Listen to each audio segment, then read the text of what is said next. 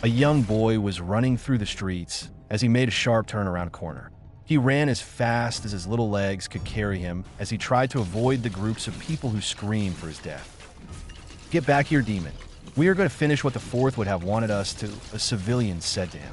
The young blonde boy continued to run until he came to a dead end. The boy looked in fear as he backed up into the wall. Please don't hurt me. What did I do to you?" he asked them as some of the people scoffed. One man came up as he slammed the poor child into the wall. "What did you do? You killed all of our loved ones and our beloved Yonde. You defile our village with your presence.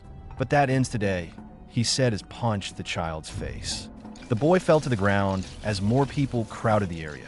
The boy was given a merciless beating as people cut, burned, and maimed his body. The cries of the blonde were only ignored as people looked and did nothing. Even some shinobi who were chosen to protect him only watched as the scene unfolded. After the moment of torture, the blonde fell to the ground as people smiled and smirked at their handiwork. "Now die like the demon that you are," one person said as everyone nodded. Soon the people left as the clouds started to darken. Soon the rain poured as the blonde was left in the alleyway. Soon one person shined next to him as they looked at his near lifeless body. "It seems that they're getting rougher every day that they target him," the person said as they picked up the child and shined out of sight. Hokage Mansion. Sarutobi was currently in his office, handling his paperwork as the night went by.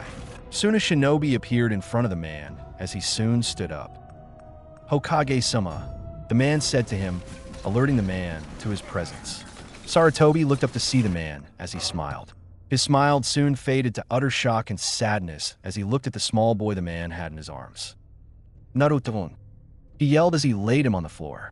His eyes barred unbelievable rage as his hat covered his eyes. "Get the medical corps in here right now. And if they are even a second late, tell them that they will be spending the next 3 years in interrogation of a Biki," Sarutobi said to the shinobi. Said shinobi nodded as he moved out of the Hokage's sight.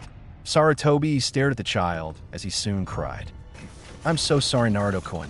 If it wasn't for that stupid council meeting, I would have been able to stop this," Sarutobi said to the unconscious boy. Naruto's mindscape. In a place that seemed similar to the sewers, a body was waking up as he stared at the large bars that were across from him. Naruto looked to see a piece of paper in the center that said seal. He slightly whimpered, but soon heard somebody crying. Naruto looked around as he tried to find the source of the noise. Naruto soon got up as he heard the sound originating from inside the cage.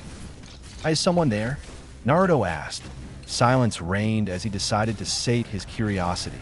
Naruto passed the bars as he ventured further into the unknown. Naruto soon saw a red-haired woman that was on her knees, crying in her soft-looking hands as he neared her. "Yume, are you alright?" Naruto asked her. Soon the woman looked behind her to see her tenant looking at her. Her eyes grew more watery as she clutched him. Naruto was taken aback by the action, but soon recovered as he listened to her soft words. "I'm sorry," she said to him. Naruto clutched her into a hug as her tears continued to fall. I'm sorry. I am so sorry," she continued. Naruto felt sad for her as he continued to hug her. It's okay. What is the matter? Why are you crying?" Naruto asked her. The woman seemed to calm down after a while as she rubbed the tears from her puffy red eyes. "I'm the reason you are hated. I'm the reason those damn villagers did such horrible things to you. I am so sorry," she continued. Naruto looked at her as he seemed too kind to be angry at her. "It's all right. Why did they attack me, though?" Naruto asked her. The woman looked at him. I didn't want to do it, but I was manipulated. I'm a Kyubi no Yoko. I attacked Konoha, but I didn't mean to. I am the queen of the demons who your father sealed inside me," she said to him. Naruto narrowed his eyes as he looked at her. "What do you mean you were manipulated?" he asked her. Kyubi sighed as she looked at him. "I don't even really remember. I was just sleeping peacefully in my den. The next thing I know, I see a red-looking eye. Then I heard the screams of people in your village. Then I end up here," she said to him. Naruto looked at her and gave her another hug, surprising the queen of demons. "It isn't your fault, Kyubi-chan. You didn't know what you were doing. I don't blame you for this. I can only blame this village and the bastard who did this to you," the young blonde said with a steely gaze. Kyubi looked at him and hid a barely visible blush as she looked at him. So you aren't mad at me? She asked him. Naruto smiled as he sat next to her. No way, Kyubi-chan. I can't hate you for things that are out of your control, and I won't. I heard many stories that you were a violent beast, but it seems that not everything is as it seems, Naruto told her. Kyubi nodded as her breathing seemed to slow down. Kyubi was emotionally exhausted as she leaned on his small shoulder. Naruto managed to force back a blush as he looked over her body. She was a beautiful woman with an hourglass figure. She wore a black kimono with red stripes running through it. Her hair was quite long as it went past her shoulders. Her breasts were D-cup size. All in all, she was the type of woman all guys would drop dead for. Kyubi-chan, do you think that you could help me? Naruto asked her. Kyubi's ears perked up as she looked at him. Are you kidding? You are forgiving me so easily, and you just met me. What can I help you with? She asked him. Naruto smiled as he breathed. I want you to help me be a great shinobi. I want to be able to protect you and me from any harm that anyone tries to give us, Naruto said to her with a solid resolve. Kyubi looked at him with a blank face, but soon laughed as her slitted eyes captured his view. All right, Naruto-kun, you can have my help. I will turn you into a great shinobi, one that is even more powerful than the fourth. But you're going to have to work hard at it, and no complaining, she said to him. Naruto turned to her shocked. Naruto soon smiled as he crashed in her chest. Thank you, Kyubi-chan. I am happy to have such a great friend. I will work hard for you and me. I promise, Naruto said to her. Kyubi nodded as she rubbed his blonde hair. All right, we will get started tomorrow, but you should wake up right now. We will stay in telepathic contact, she said to him. Naruto nodded as he closed his eyes. Naruto soon woke up as he looked to see himself on a hospital bed. Naruto looked to the side as he took in a man's stature. He was quite old, but he was a timeless friend. Hello, Naruto-kun, he said to the blonde. Naruto smiled as he got up. Hello, Gigi, Naruto said with a smile.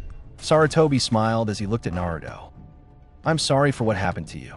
If it wasn't for those damn council members giving me that stupid fake meeting, I would have known about it, Sarutobi said to him. Naruto's smile wavered as he sighed. It isn't your fault, Gigi.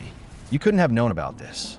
I hold no hatred towards you, Naruto said to him. Sarutobi brightened up as he sat on the hospital bed. Naruto, do you remember any of the people who did this to you? Sarutobi asked him. Naruto shook his head as he was too busy screaming with his eyes closed. Sarutobi sighed as he got up. I will stay here with you for tonight, so get some rest. Kami, only know what would happen to you if I left you alone, Sarutobi said to him. Naruto chuckled with a nod as he straightened the covers on his bed. Gigi, can I have a favor? Naruto asked him. Sarutobi turned to Naruto in confusion as to what he could want. What is it, Naruto-kun? He asked the body. Naruto smiled as he looked to his grandfather figure. See, kid, I trained to be a ninja. I want to protect myself from people and protect those precious to me, Naruto said to him. Sarutobi quirked up an eyebrow, but soon laughed. All right, Naruto-kun, I don't see why not. If it will help, and I think it will. All right, you can train, he said to him. Naruto smiled with a nod. When I leave tomorrow, can you come shopping with me? Naruto asked him. Sarutobi looked at him as he nodded. Sure, but why? He asked him. Naruto chuckled sheepishly as he looked down at the covers. People are unfair to me. They don't let me buy from them or overcharge me with ineffective things, Naruto said to him. Sarutobi narrowed his eyes as looked out the window. Hatred is never easy to dissolve, is it? Sarutobi thought as he turned to Naruto. Sure, Naruto, we will head out tomorrow and give you the necessary things for your growth as a shinobi, Sarutobi said to him. Naruto smiled as he laid in his bed. Thank you, Gigi. I can't wait to start, Naruto said as he slipped into sleep. Sarutobi chuckled as he went through Naruto blonde hair. He is just like his mother and father. I wonder how much he will grow as a shinobi, Sarutobi thought as he pulled up a chair and went to sleep, but had his senses on high alert in case of any unwelcome visitors. Next morning, Naruto was released from the hospital as he and Sarutobi exited the building. Unknown to either, there was a scowl on the faces of the doctors and nurses of the building who couldn't carry out their plans for the demon brat. So, where do we go, Naruto-kun? Sarutobi asked him. Naruto smiled as he went into a clothes store. Naruto soon looked at the store clerk, who instantly scowled. I thought I said that you couldn't come in here, you demon. Now get out before I dash. Before you what? Said a voice. The man turned to the left to see the cold gaze of the Hokage on him. It's Hokage-sama. I didn't mean it. He is always allowed in here, the man said in a quick fashion. Sarutobi narrowed his eyes as he turned to the clerk. Well then, Naruto will be purchasing some clothes from you, lovely establishment. That isn't a problem, is it? Hiruzen asked the man with a glare that said, and I better get the right answer. The man instantly shook his head that it wasn't a problem as Sarutobi stood near the door. Pick whatever you want, Naruto-kun, Sarutobi said to him. Naruto gleefully went through the store as he looked at the different clothes. Naruto smiled as he grabbed a black shirt with a swirl design on the back. He soon looked at a red shirt of the same design with a black swirl on it. Naruto grabbed another 2 pair of the shirts as he walked over to the pants. Naruto smiled as he got some standard black and blue pants. Naruto also looked to see some blue jeans as he grabbed those also. Seeing the blonde run around the store with a smile made Sarutobi's heart lighten as he softly looked at the boy's happiness. Naruto soon spotted an orange jumpsuit, but shook his head in a big no. He was going to be a shinobi, and as such he would have to be stealthy and not wear something that could make him a practice target. Naruto soon looked at the shoes as he grabbed the standard blue shoes. Naruto brought everything to the counter as he smiled. I have everything, Gigi, Naruto said to him. Sarutobi nodded as he turned to the cashier. Ring it up, Sarutobi said to him. The man nodded as he priced the items fairly for once. The total for everything is 5,927 yen, the man said to him. Naruto nodded as he paid the amount and took the stuff. Sarutobi helped him carry the things home as they unloaded. Naruto smiled as he soon went out. Sarutobi chuckled as he felt the exercise kick in. Naruto soon stopped in front of a shinobi store as he walked in with Sarutobi. Like the last store, the person could do nothing to the boy as they stood in the Hokage's presence. Naruto skipped through the store as he looked at the various weapons. So what do you think I should get, Kyubi-chan? Naruto asked his tenant. Kyubi chuckled behind the cage as she saw around the store. Let's see. You should get about 500 kunai along with 350 shuriken. Maybe some seal tags and a sword. You should just get smoke bombs. Never gonna know when those come in handy. Also, just for a simple purpose, you should get some storage seals. I'm going to teach you the few jutsu that I know also, Kyubi said with a smile. Naruto nodded as he looked at the kunai and grabbed the selected amount. Naruto then ran to the shuriken and grabbed the amount Kyubi told him. Naruto was happy to finally have a friend as nice as Kyubi. Naruto didn't feel lonely anymore as he came up to the seal tags. Naruto took 35 seals tags and 45 smoke bombs. Now for a sword, Naruto said as he looked around. None of the sword particularly called him, but he soon looked at one in black leather sheath. Naruto looked in awe as he unsheathed the blade to look at the shiny steel that it was forged in. Naruto sheathed the blade as he grabbed it also. Naruto then went to pick up some storage seals as he walked to the counter. I have everything, Gigi, Naruto said to him. Sarutobi nodded as the cashier reluctantly rang up the price. The total cost is 77,990 yen, sir, the man said with a slight piece of disdain in his voice. Luckily for him, the Hokage missed it as he was too focused on Naruto's happiness. Naruto quickly paid for the stuff as Sarutobi quirked up an eyebrow. Naruto-kun, how do you have so much money? Sarutobi asked him. Naruto sighed as he looked at his Gigi. I've had to go hungry a few times to save money for myself. It isn't all bad. I can now get the things that I want, Naruto said to him. Sarutobi narrowed his eyes as he walked up to Naruto. Naruto-kun, lift up your shirt, Sarutobi said to him. Naruto nodded as he lifted his shirt for the Hokage to see. Sarutobi seethed as he saw the unfit and unhealthy body that Naruto had. Sarutobi could almost see his bones as he was seriously lacking in malnutrition. Sarutobi got up as he grabbed Naruto's arm. Where are we going, Gigi? Naruto asked him. Sarutobi sighed as he pulled Naruto in his direction. We're going to buy you some healthy food so we can put some food in your stomach. I won't stand for this, Sarutobi said as he entered a food market. People suddenly bowed as they saw their Hokage. People soon gasped as Naruto showed up behind him. Some people scowled, but stopped as Hiruzen's Ki went through the entire building. I think you can find some healthy food in here, Naruto-kun, with no objections from people in the area, right? Sarutobi said to him with a smile. Naruto nodded as he went through the store. Sarutobi walked with him as Naruto got some vegetables for his food. Naruto also got the occasional cup ramen, but he stocked up on meat, fish, greens, and a few drinks for himself. Naruto smiled as he took them to the register and had everything paid for. As they walked home, Naruto smiled at Sarutobi. Thank you for spending most of the day with me, Gigi, Naruto said to him. Sarutobi nodded with a smile, but soon looked up. Naruto-kun, look out, Sarutobi said too late as Naruto bumped into a woman as they fell to the ground. Naruto rubbed his head as he opened his eyes. Sorry, miss. I didn't mean to bump into you, Naruto said in all sincerity. The woman soon looked at him and smiled. Think nothing of it, kid, the woman said to him. Naruto looked up and analyzed the woman. She had red marks on the side of her face. Her hair is a lot more spiky looking than his, but suited her. She was wearing a navy blue shirt with some blue jeans. She was in her late 20s, but had a very nice figure going for her. The woman got up and soon helped Naruto to his feet.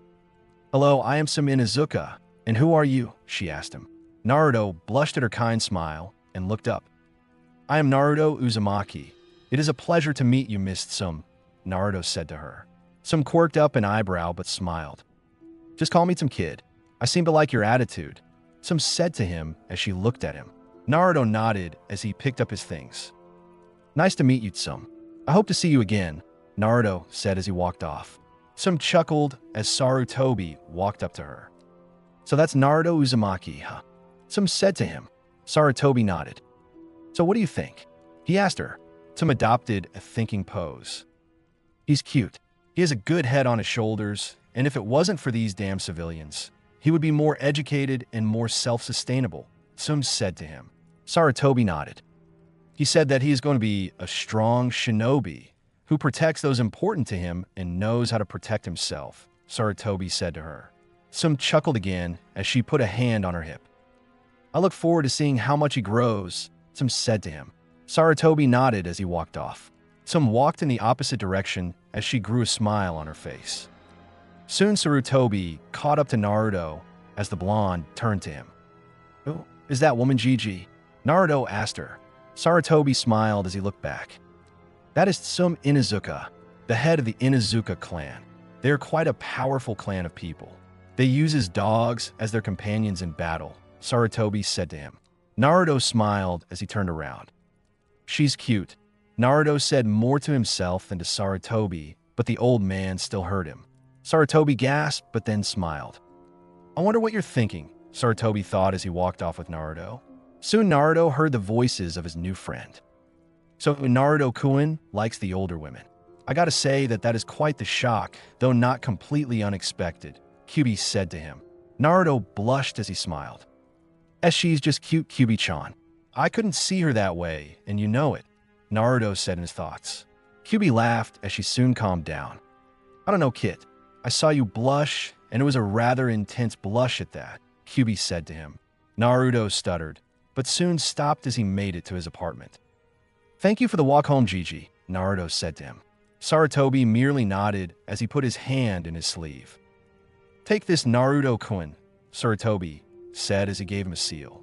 Naruto stared at the seal and then at his Gigi. That is a security seal. Put it somewhere in the complex and you will be safe from break-ins and other unpleasant things, Sarutobi said to him. Naruto nodded in thanks as he walked into his apartment. Thank you, Gigi, and I will become the best shinobi in Konoha. I will become the Hokage Gigi, Naruto said with a pumped fist. Sarutobi smiled as he ruffled Naruto's hair. I look forward to the result, Sarutobi said as he walked off. Naruto smiled as he closed the door to his room. Naruto soon fell to the floor exhausted, but with a smile on his face as he slowly went to sleep, thankful for the good day he had. Next morning, Naruto woke up in his bed as he took in the rays of sunshine that penetrated his apartment.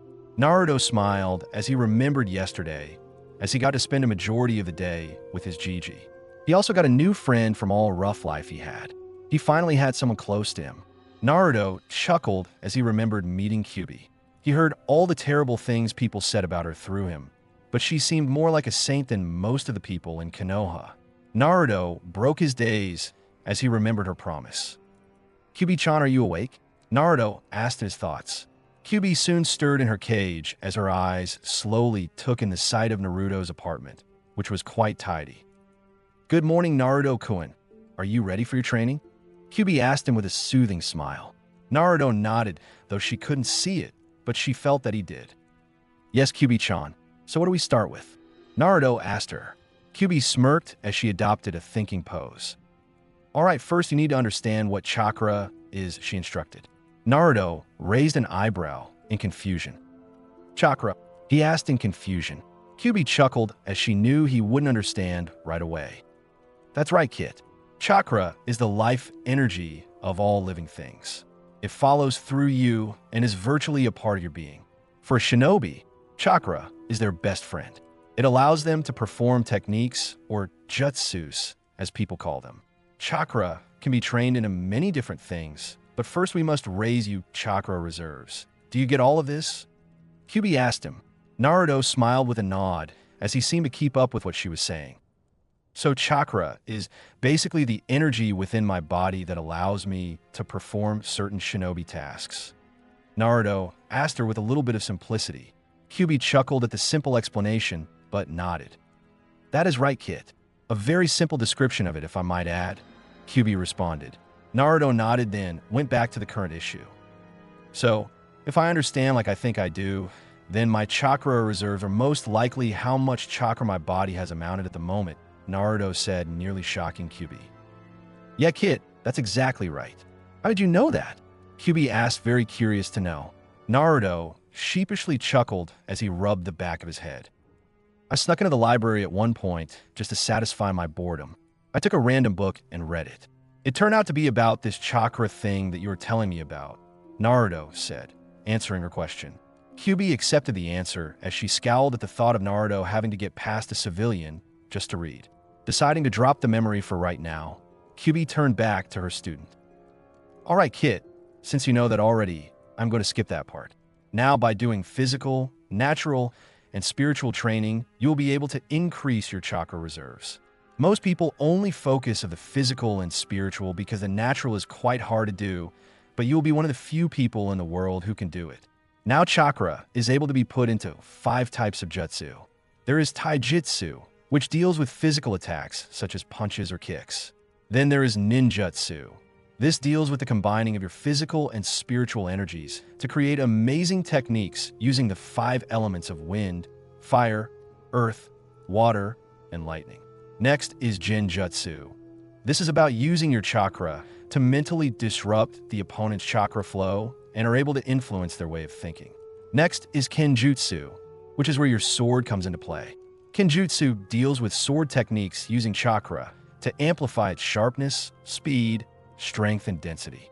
And last is Dojutsu, or natural bloodline limits, which are essentially the type of jutsu that one receives through genetic inheritance. You will be getting your own, but not till a bit later. Do you understand everything? Kiba asked as she took a breath of air. Naruto smiled with a nod as he had a piece of paper out along with a pencil. Kiba chuckled as she knew he was listening to every word she said. "Understand, Kiba-chan. Oh, I only now that the Uchiha have a dojutsu in this village. Am I going to have one similar to that?" Naruto asked her. Kiba smiled with a nod. "That's right, kid. I can give you a dojutsu. I just need to look at your genetic map and make some corrections to it. Just tell me what you want and I will add it," Kiba told him. Naruto jumped up and down in his room at the thought of having a dojutsu. Kiba chuckled at his happiness, but soon brought him out of his celebration. "Now, kid, first we're going to train you physically. Now, put on some clothes and let's get to work," Kiba said to him. Naruto jumped from his bed and ran to the bathroom to wash up. Naruto brushed his teeth and combed his hair. He took a quick shower and put on his new clothes. He wore his black shirt with the red swirl on the back of it. He also wore his black umbu pants and grabbed his sword and put on his shoes. Naruto ran out the door as he ignored the obvious glares of hate at him. Some people were puzzled about his happiness and new getup, but brushed it off as demonic insanity or something like that. Training grounds. Naruto, having left the crowd of people soon, made it to one of the training grounds as he looked to see that it was very vacant. Naruto smiled as he awaited Kyuubi's instructions. "All right, kid, welcome to your training. I will turn you into a shinobi that surpasses the fourth in greatness." Soon Kyuubi stopped as she went back to her previous conversation. "Hey, kid," Kyuubi said, gaining his attention. "Yes, Kyuubi-chan," Naruto said to her. "I remember that I told you that your father sealed me inside you. I also mentioned the fourth. By any chance did you know that the fourth was your father?" Kyuubi asked him with a bit of concern in her voice for fear of saddening him. She, however, got the opposite reaction when he responded. "I put 2 and 2 together and found it. I mean, take away the whisker marks, and you got a mini yondaime. It wasn't hard to figure out, but I would have wanted my Gigi to tell me, though I won't be mad at him if he didn't. I am sure that he had his reasons," Naruto told her. Kyuubi gasped at his big heart and his intelligence in the situation. "Wow, nice head on your shoulders, kid," Kyuubi told him. Naruto blushed at her praise, but both soon got back to business. "All right, kid, we will now begin your training. Your body needs training in order to survive, so we will start with some push-ups and sit-ups. After that, you will do some laps around the training fields to increase your leg strength. After that, I want you to go to the library and get a book on taijutsu and kinjutsu. Also get a book on the introduction to ninjutsu. Because of your large chakra capacity, I don't think that you could do genjutsu, but learning to dispel them is a skill that you should know. Now that is the training for the day, then you can go to school," Kyuubi told him. Naruto nodded as he realized that he had no time to waste here. Naruto instantly got on the ground as he did his push-ups. Naruto then worked on his sit-ups. After that, Naruto did his laps around the lack of the training field, which was quite big. Having finished his laps, Naruto picked up his stuff and ran back to town, still ignoring the glares from the people. Naruto soon arrived at the library as he snuck to the side of the wall. Naruto spotted his special place that he managed to carve out in the building. Naruto couldn't get in by the entrance, so he made another entrance. Naruto soon came into the library as he moved through the library with a nice level of stealth. Naruto quickly scanned the bookshelves for kinjutsu, taijutsu, and ninjutsu. Naruto soon got the book and made his clean escape. "All right, Kyuubi-chan, what now?" Naruto asked her. Kyuubi smirked as she decided to teach him his first jutsu. "All right, kid, to help you do this faster, I'm going to teach you your first jutsu. Because of your large chakra capacity, this is the perfect jutsu for you. This is called the Kage Bunshin no Jutsu. It is an upgrade from the Bunshin technique. Do the required hand signs that I will send to you, and it will be easy," she told him. Naruto nodded as his mind saw the required hand sign for his first jutsu. Naruto did the hand sign as he tried it out. "Kage Bunshin no Jutsu." Naruto yelled as smoke appeared around them. Soon 30 clones appeared as Naruto and Kyuubi nearly gasped. "Nice job, kid." Now the benefit of the Kage Bunshin no Jutsu is that it is able to help the user learn things faster. Whatever the clone learns then dispels, the user will learn also. It is a good infiltration jutsu also. Now they only do physical things, so the work they do won't come back to you. But the memories will, Kyuubi explained. Naruto nodded as he turned to the group. "All right, divide yourselves into 3 groups. Group 1 will read the introduction to ninjutsu book and practice it. Group 2 will read the kinjutsu book. And Group 3 will read the taijutsu book and practice," Naruto ordered. All the clones nodded as they went to their respective positions.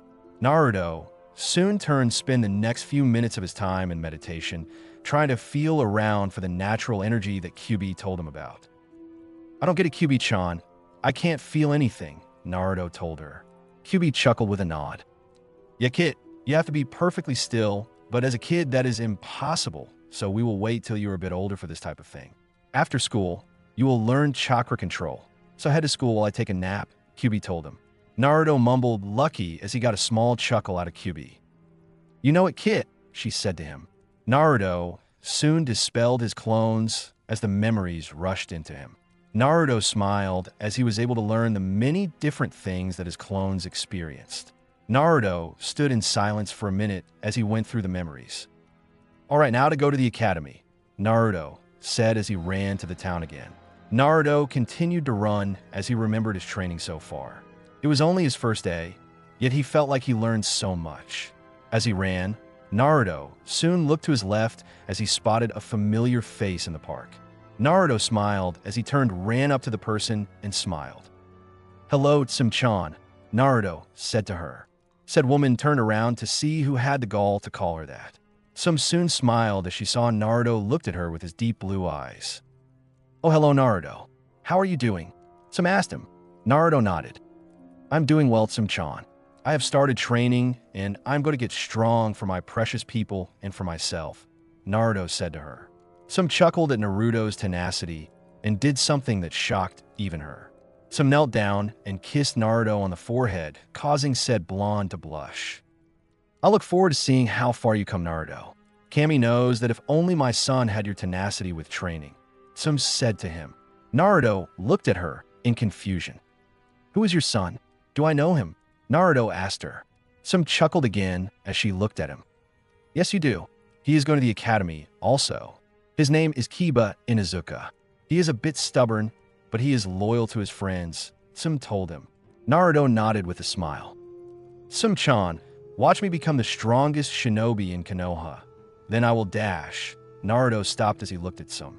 Naruto suddenly blushed as he looked down, causing Tsum to raise an eyebrow at him. "You will what?" she asked him with the word curious written across her face. Naruto's blush deepened as he tried to get his emotions under control. "And never mind. Anyway, I have to go now," Naruto said as he ran off, leaving Tsum in the dark. Tsum chuckled as she did notice his blush that he tried to hide from her. "If he grows up strong, even I might fall for him," Tsum thought as she continued her stroll through the park thinking over her words. Academy. Naruto soon made it the academy with time to spare as he entered his registered class. Naruto looked to see the kids talking to each other as most of the boys talked to the other boys. Naruto also saw the girls fawn over a duck-haired looking boy who brooded in the corner.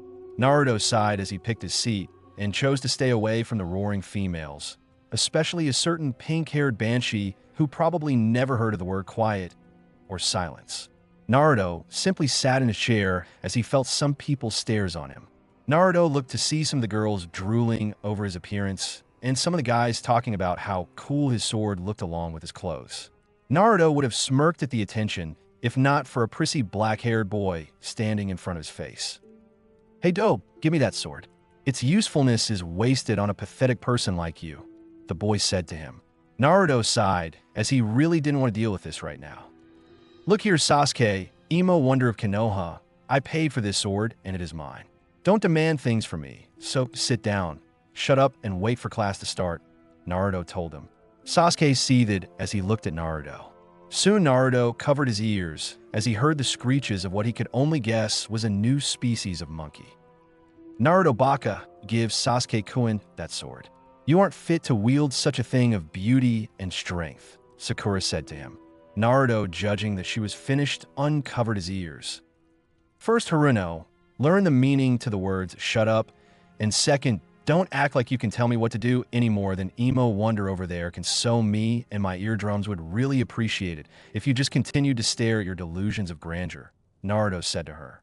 Sakura seethed also as she huffed and continued to fawn over a brooding Uchiha. Naruto smiled as he heard Kyubi crying in her cage. "I'm so proud of you, Kit. I have seen how that ass acts, and I am so happy that my Kit gave him a piece of his mind," Kyubi said as she fake cried.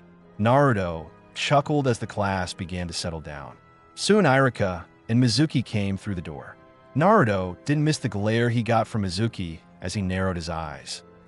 "All right, everyone. We will be learning about the history of the Kage of Konoha today.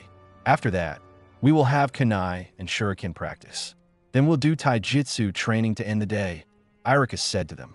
Everyone nodded as the lecture on the history of the Hokage was explained. Naruto paid attention to the information, but did find it difficult to stay awake from the boredom. Naruto could even hear Kyubi groan from the slow class period. Soon the bell rang as everyone exited the classroom. All the children stood outside in the field as they all looked at the practice dummies that had been placed out for them. Naruto soon came to view as he walked up to a boy with a dog on his head. "Hey, are you Kiba Inuzuka?" Naruto asked, being kind to him. Kiba turned around to see the blonde talking to him and smiled. "Yeah, that's right, I am Kiba. Nice to meet you, Naruto, right?" he asked. Naruto nodded as he looked up. "And who is he?" Naruto asked him. Kiba chuckled as he took his dog off his head. "This is Akamaru. He is my dog. Say hi, Akamaru," Kiba said to him. Akamaru barked as he licked Naruto's cheek. "Nice to meet you, Akamaru," Naruto said as he patted the dog's head. Kiba and Naruto chuckled as they resumed the class. Iruka called Kiba to throw his shuriken and kunai at the dummy. Kiba smirked as he threw the shuriken and kunai with precision into the points on the dummy as Iruka clapped at his progress. "Nice work, Kiba. Next, Naruto Uzumaki," Iruka called. Naruto stood up as he looked at the dummy. Naruto hadn't practiced with his kunai as he had only gotten them yesterday, so he chose the next best thing: wing it. "All right, here it goes," Naruto said as he threw the shuriken and kunai at the dummy. Much to his surprise, the shuriken and kunai landed within the circles of the dummy, with them only being slightly off. Naruto smirked as he was afraid he would miss, but he didn't. Iruka clapped, as did a few of the other kids. Naruto smiled as he returned to his place among the students. Kiba congratulated Naruto as he smiled. Naruto acknowledged his thanks and sent them back with gratitude. Taijutsu practice was relatively painful as he got handled by Mizuki much harder than the other students. At the end of the day, Naruto was happy to finally be finished with the academy so he could get back to training. Naruto was about to run off before Kiba stopped him. "Hey Naruto, do you want to have dinner over my house tonight at 9? Kiba asked him. He had already considered Naruto his new friend from the academy. Naruto, smiling, nodded. "Thank you, Kiba. If your family doesn't mind having me then, I would really like that," Naruto said to him. Kiba nodded as he ran off to his house to tell his mother and sister about their company. Naruto smiled as he made his way to the training fields again. By this time, Kyuubi had woken up to see many Naruto clones reading and practicing the taijutsu stances in the books, along with performing the ninjutsu hand signs and kenjutsu practice. Kyuubi chuckled as she heard Naruto run across the lake doing his laps. "I miss anything important?" she asked him. Naruto smiled as he recognized his first friend. "I got another friend, Kyuubi-chan. He said that his name was Kiba Inuzuka," Naruto said to her. Kyuubi smiled, though Naruto couldn't see it. "Good for you, Kit. Now I want you to continue this exercise for the next 3 months, then we will work on something else. By that time, you will be up to snuff with your physical training," Kyuubi told him. Naruto nodded as he followed her instructions. "Oh, and Kiba invited me to dinner tonight," Naruto told her. Kyuubi raised an eyebrow before smiling. "That's nice. You get a new friend, and now you get to see the woman who makes you blush like crazy," Kyuubi told him. Naruto sputtered out nonsense as a blush came across his face. "That is completely false, Kyuubi-chan," Naruto said, defending whatever honor he had left. "I don't know, Kit. With how you acted when you saw her today, I can only wonder," Kyuubi said to him. Naruto's blush deepened again as he surrendered. The truth was, the woman did spark a sort of interest in Naruto, but he wasn't sure if it was any romantic interest since he was still too young.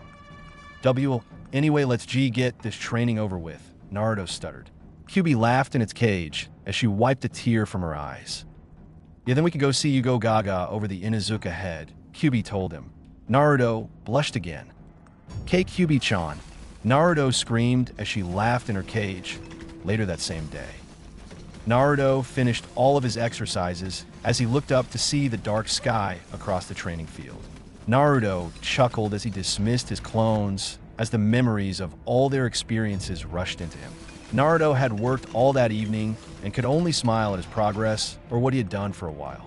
Naruto took in the memories of all the taijutsu stances and the clones' actions in his head, as he also remembered the necessary hand signs for channeling chakra and for performing some low-level ninjutsu.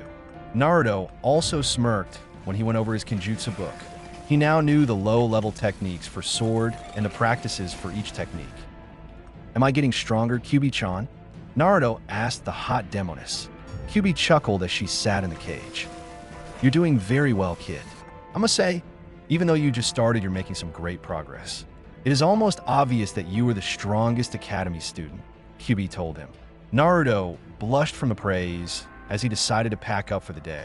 Naruto soon remembered a certain friend who had invited him to dinner for the night. Naruto smiled as he ran home to wash up and change his clothes to meet his new friend.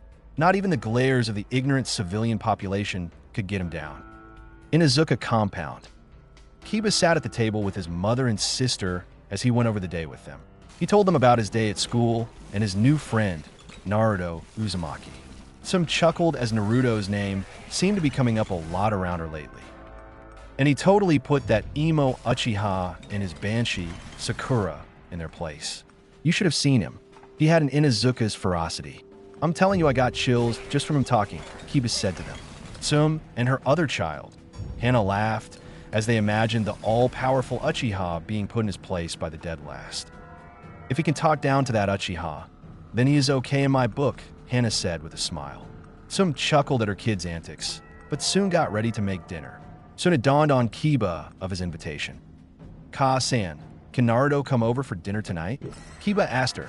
Tsum looked at Kiba with a raised eyebrow as she took in his words. Kiba had the never-ending smile on his face as he looked at his mother. Tsum turned to Hana, who seemed to be begging also to meet this friend of Kiba's. Tsum chuckled as she was going to meet Naruto for a second time today.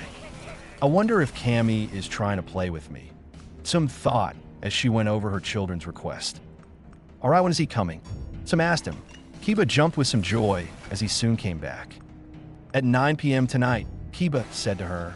Tsum nodded as she decided to take out an extra plate for their guest. This night might be interesting, Tsum thought as a smile graced her face. Kiba and Hana smiled as they looked forward to seeing the blonde boy. With Naruto, 8 p.m. Naruto soon made it home as he closed the door. Naruto smirked as he looked at the time. He had some time to spare as he took off his training clothes. Naruto soon put all his training equipment away as he smiled all the way to the bathroom. While someone is in a happy mood over a visit to someone's house, Kyubi stated. Naruto nodded, not catching the intent of the statement. Soon Naruto stepped into the bathtub as he soaked in the soothing warmth of the water. Kyubi-chan, can we talk face to face? Naruto asked her. Kyubi looked in confusion at his strange request. Sure, Kit, you don't really need to ask. I don't mind you coming to visit. I quite enjoy your company, Kyubi said to him. Naruto blushed but nodded. He soon closed his eyes as he concentrated on his mindscape. Naruto smiled as he came to the sewer-like mindscape he had. Naruto's mindscape. Note to self, fix this damn place later. Kyubi-chan shouldn't be in something like this, Naruto thought as he walked past the bars. Naruto soon came up to Kyubi as he took in her illustrious form and blushed. Kyubi smiled as she relished in the thought that she could make him blush so easily with her body. What did you want to talk to me about, kid? Kyubi asked him. Naruto nodded as he sat down. Kyubi followed suit as she knelt in a demure fashion. If you could assess my skills right now, how good are they? Naruto asked her. Kyubi raised one of her eyebrows as she adopted a thinking pose. Even though you have just started your training, I would say that you have high Kage level chakra right now. You have around high Genin chakra control of it from the exercises I had you do this morning and evening. You have Genin level taijutsu and kenjutsu from your experiences with your clones and everything. It seems that it is hard to find any genjutsu books without going too far into the shinobi section of the library. I figured that the basics of things would be grouped together, but that isn't the case. Well, in any case, I'm sure we will get to your genjutsu training over time. You can rely on me in helping you dispel any genjutsu for the time being. You don't really know any ninjutsu other than the ones the Academy teaches you and the Kagebunshin no jutsu that I showed you. We will have to find out your nature affinity for right now. Would you like to do that right now? Kyubi asked him. Naruto nodded, but soon looked slightly confused. What is a nature affinity? Naruto asked her. Kyubi showed a mixture of happiness and anger as she looked at him. She was chuckling from his innocence in the question, but mad that no one in the Academy even taught that type of thing yet. All right, listen, Kit. Your nature affinity is what determines the type on element you have. There are wind, fire, earth, water, and lighting affinities. The people in Konoha lean more to Katon affinities. Those in Suna lean towards Futon affinities. Iwa leans to Doton affinities. Kiri goes to Suiton affinities, and Kumo goes for Righton affinities. Just place your hand on top of mine. I will soon tell you what your affinity is, Kyubi said to him. Naruto nodded as he put his left hand on top of hers. Kyubi soon closed her eyes as she concentrated. Kyubi then opened her eyes and smiled. Lucky you, Kit. You have 3 affinities. You are quite special. You have a Futon affinity, a Righton affinity, and a Katon affinity, though that one might be for me. You are quite lucky as I am quite skilled at those 3. I can send you the information for some training in them all, and it won't take you too long to start training in their ninjutsu and manipulation, Kyubi told him. Naruto smirked from the information and hugged Kyubi in a thank you, being completely ignorant of her blush that came across her face. Thank you, Kyubi-chan. I am grateful to you for this, Naruto said to her. Kyubi chuckled at his appreciation and nodded. Anytime Naruto, Kyubi said, shocking Naruto at the use of his name. Why you use my name? Naruto asked her, still shocked. Kyubi blushed as she tried to avoid his gaze. Yeah, I suppose I did. I will call you that now. I can't call you Kit forever, Kyubi said to him. Naruto smiled as he hugged Kyubi a little tighter. Kyu-chan, can we work on my dojutsu right now? Naruto asked her. Kyubi smiled as she knew that he wasn't going to be silent about that for very long. Sure, I can work on it, but changing one's genetic map isn't easy, Naruto-kun, so it might be a few years before you can use it, Kyubi said to him. Naruto nodded that he was more than happy to wait. It doesn't bother me, Kyu-chan. As long as I can have one that was made by you, I am happy, Naruto told her. Kyubi blushed again at his sweet words as she smiled. Flatterer, Kyubi thought with a smile. Soon Kyubi snapped out of her blush as she returned to Naruto. So what kind of jutsu would you like? She asked him. Naruto thought for a minute as he smiled. I want a dojutsu that can copy any kind of jutsu, Naruto said, hoping that was enough. Kyubi looked at him like he had no creativity. All you want is a Sharingan. She asked him, hoping that he said no. Naruto chuckled as he looked at her. No way, Kyu-chan. It will be like the Sharingan in a sense, but totally superior to it, Naruto said to her. Kyubi looked at him as she wondered what was going on in that head of his. I want a dojutsu that will enable me to even copy the blood limits of others. The Sharingan can't do that from what they told us in the academy. When I look at people with my dojutsu, I want to be able to adapt to their stances and also have their eyes. My eyes will look at theirs and change my body or my eyes to one that suits the dojutsu that the other person has, Naruto explained. Kyubi seemed to catch on as she hoped he was actually giving her a challenge. So you want a dojutsu that allows you to not only copy the blood limits and dojutsu of others, but you also want to be able to mimic their movements as you see them, Kyubi asked in a final summary. Naruto nodded with a smile as he looked at Kyubi.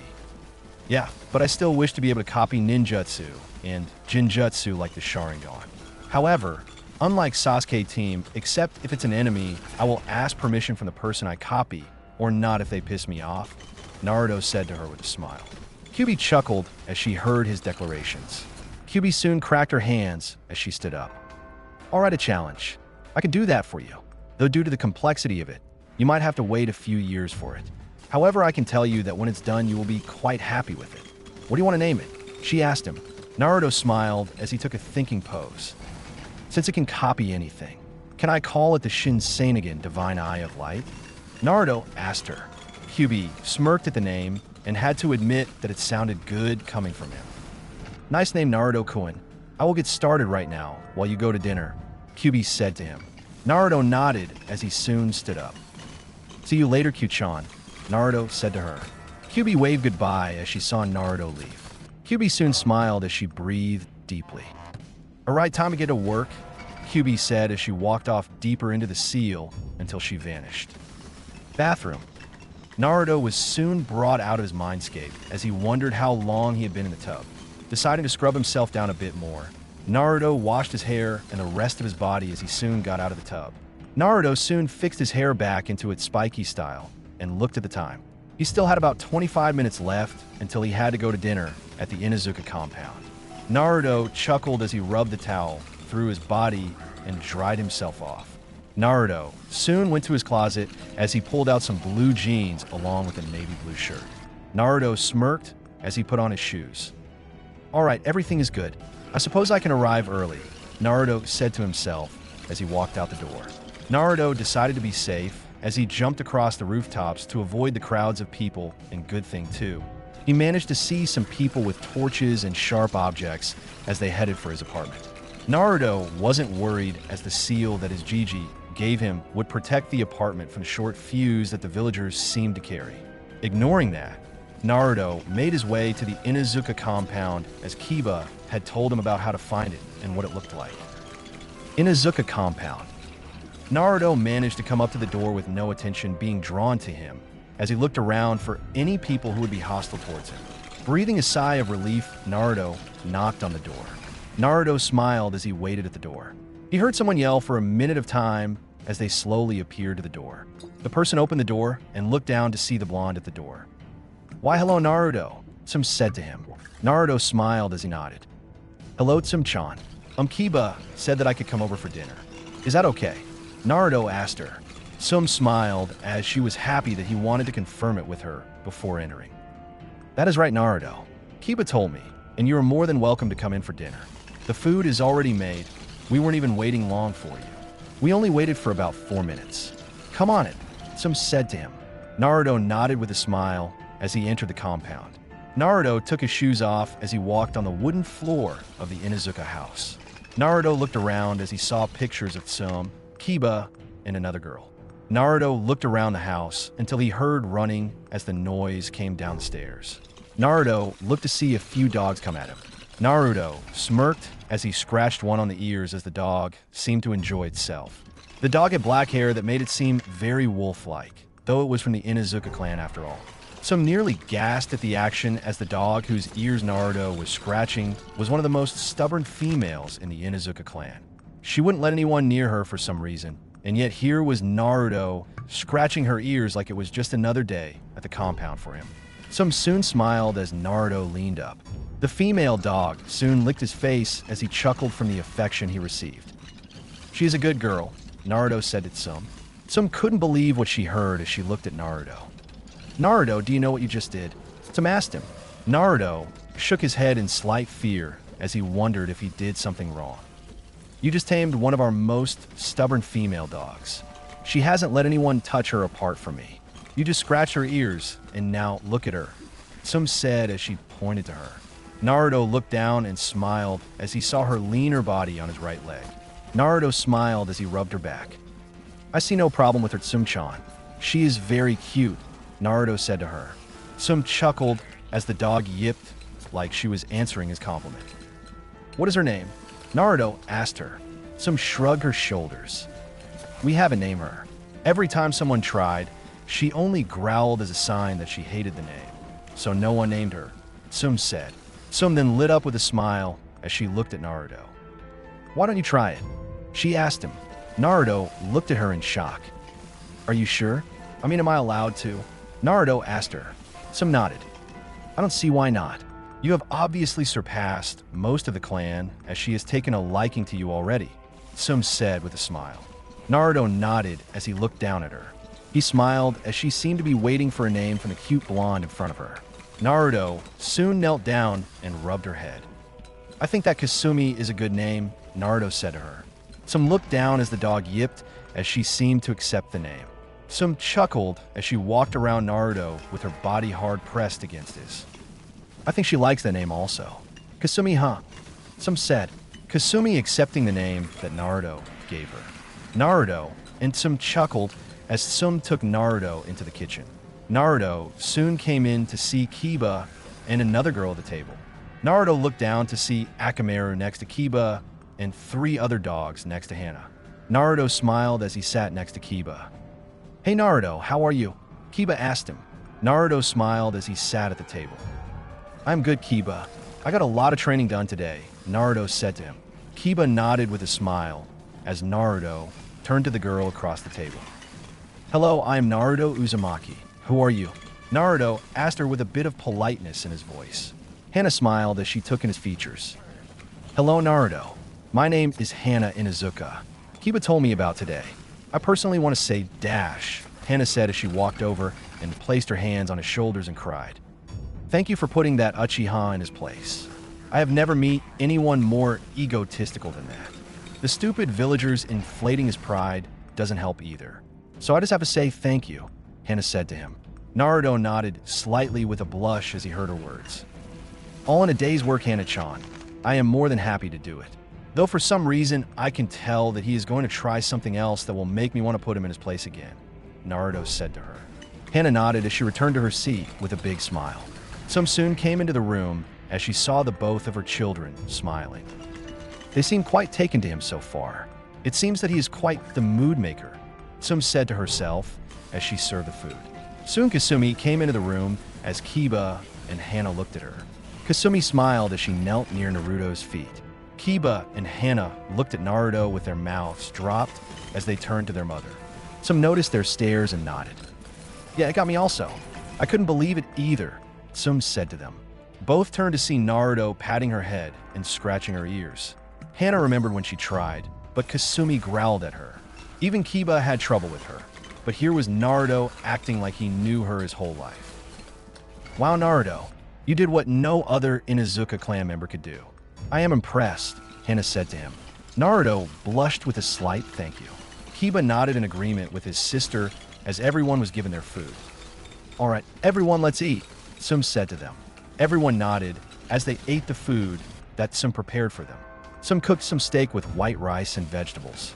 Everyone enjoyed the meal as they talked about the regular things in life. Everyone had a good time as they enjoyed Naruto's company.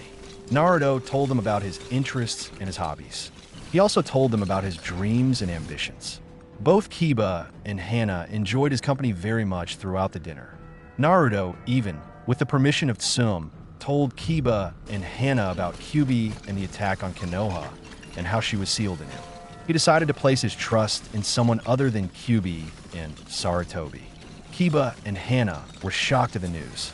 Both couldn't hate Naruto for his life, nor for the burden that he was made to carry. They in fact sympathized with him. Some gave constant growls over how he was treated throughout his life by the villagers. So the attack on Konoha wasn't intentional on Kyuubi's part, but she was controlled. Hana asked him. Naruto nodded as he finished telling them everything. Wow, Naruto, I can't imagine such a life. I feel for you, man, but I will be your friend, and anyone who tries to say otherwise will meet my fist, Kiba said with a smile. Naruto chuckled with a thank you from Kiba as he received a nod from Hana and Sum. If anything, I can't accept how this place treated you. They are trampling all over Yandame's wish simply because they can't look past their hatred. Makes me sick, Sum said, which caused the other three to nod. It isn't so bad, though. I got to meet Sum-chan, Kiba, and Hana-chan along with Kasumi-chan, Naruto said as he got whacked on the leg by Kasumi's tail, showing she was happy. Sum slightly blushed at his appreciation for just meeting them. Hana smiled along with Kiba at his declaration. You are more than welcome to come here anytime you like, Naruto, Sum said to him. Naruto nodded with a smile as he helped them wash the dishes. Sum smiled at his generosity as she assessed his qualities and features. The boy is kind and strong. He has a clear goal in mind, and he looks out for others. He doesn't take things for granted and appreciates people just being there for him. He's quite the young man. I really want to see what the future holds in store for him. Sum thought as she found herself smiling a lot more with Naruto around. Soon, all the dishes were washed, and everyone had some light dessert. Naruto enjoyed his time with the Inuzukas as he soon got up to leave. Well, it is time for me to go.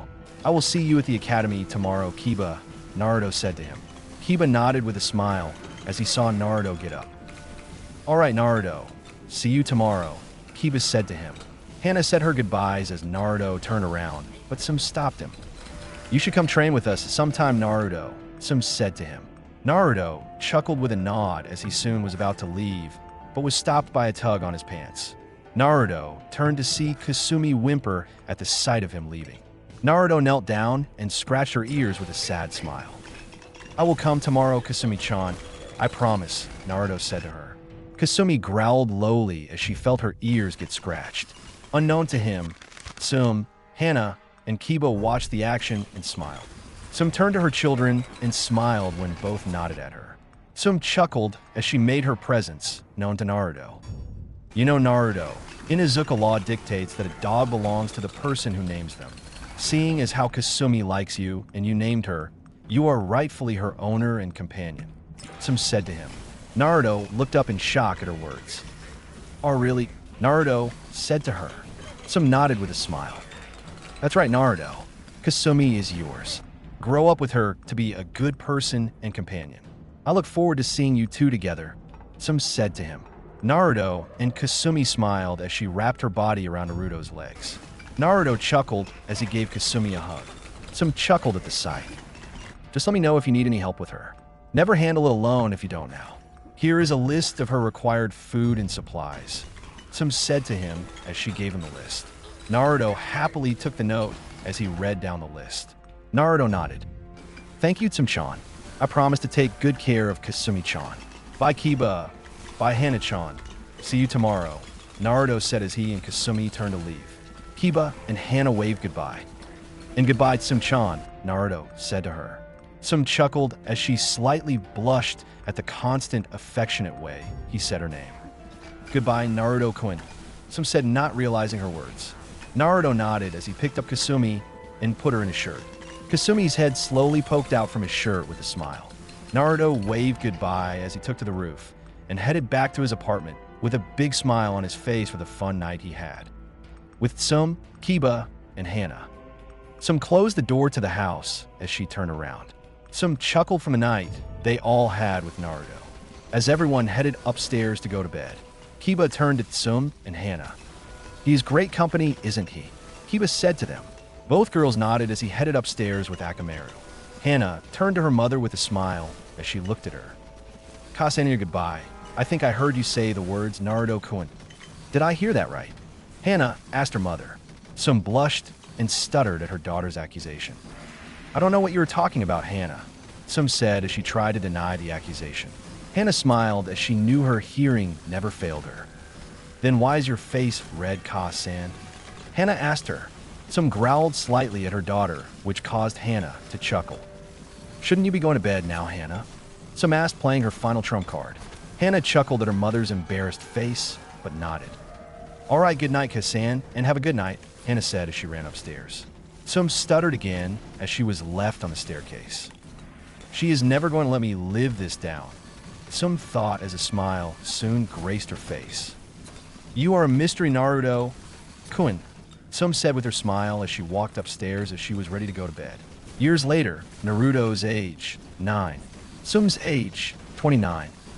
Naruto had gotten used to the training that Kyuubi had put him through as he was finally showing the signs of his development.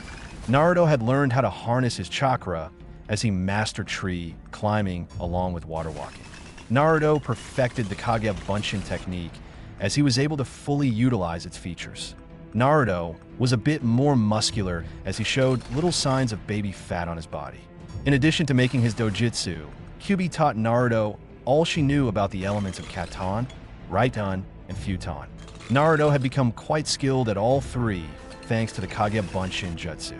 Naruto could now do element manipulation as he learned Genin to high Chunin level jutsus involving the three affinities. Naruto also managed to learn a bit from the Inuzuka clan as he trained with Kasumi. As it turned out, Kasumi was actually half-wolf and was the daughter of Kurama. Naruto always trained with Kasumi as they had even gotten the basic stances of the Inuzuka clan down. Naruto and Kiba hung out like brothers as they always seemed to have fun and train together. Hana took a liking to Naruto as he seemed to cause more family unions to happen. Sum, for her part, loved Naruto's company. He was always a fast learner and he never complained about the training she gave him. Sum could only chuckle as Naruto had some special place in her heart, though Sum had a tough time admitting it to herself. Naruto had also gotten closer to Kyuubi as he gave her a quick kiss for her efforts in training him. Kyuubi grew flattered at Naruto's company as she found out she had come to love the blonde. Naruto's studies also grew as he was now second only to Sasuke, but that was because he wanted to be. He didn't feel like having Sasuke argue with him over the stupid things, such as ranks. All in all, Naruto was becoming quite the academy student though. He still had people and their harsh treatment to deal with, but he seemed to handle it better. Naruto woke up to the sight of his room as he looked up at his chest and smiled as he saw Kasumi sleeping soundly on his stomach. Naruto chuckled as he closed his eyes. "Kyubi-chan, are you there?" Naruto asked her. Kyubi smiled as she got out of the house that Naruto made for her. Naruto had renovated his mindscape to fit Kyubi's needs as he made a small house for her along with a beautiful field of flowers. Naruto also gave her some company as multiple kids played with her. Kyubi was extremely grateful for the gift that Naruto had given her. Smiling, Kyubi made her presence known. "I am here, Naruto-kun, just enjoying the bed that you made me. These silk sheets are amazing," Kyubi told him. Naruto chuckled with a nod as he got up. Kasumi soon awoke also as she liked her blonde's face. Naruto chuckled at the affection, but soon got up as he let Kasumi get to the floor. Naruto soon knelt down as Kasumi climbed up to his head and curled into his hair. Naruto chuckled at the act and went to wash up. Naruto entered the bathroom as he took a quick shower and brushed his teeth as he soon exited the bathroom.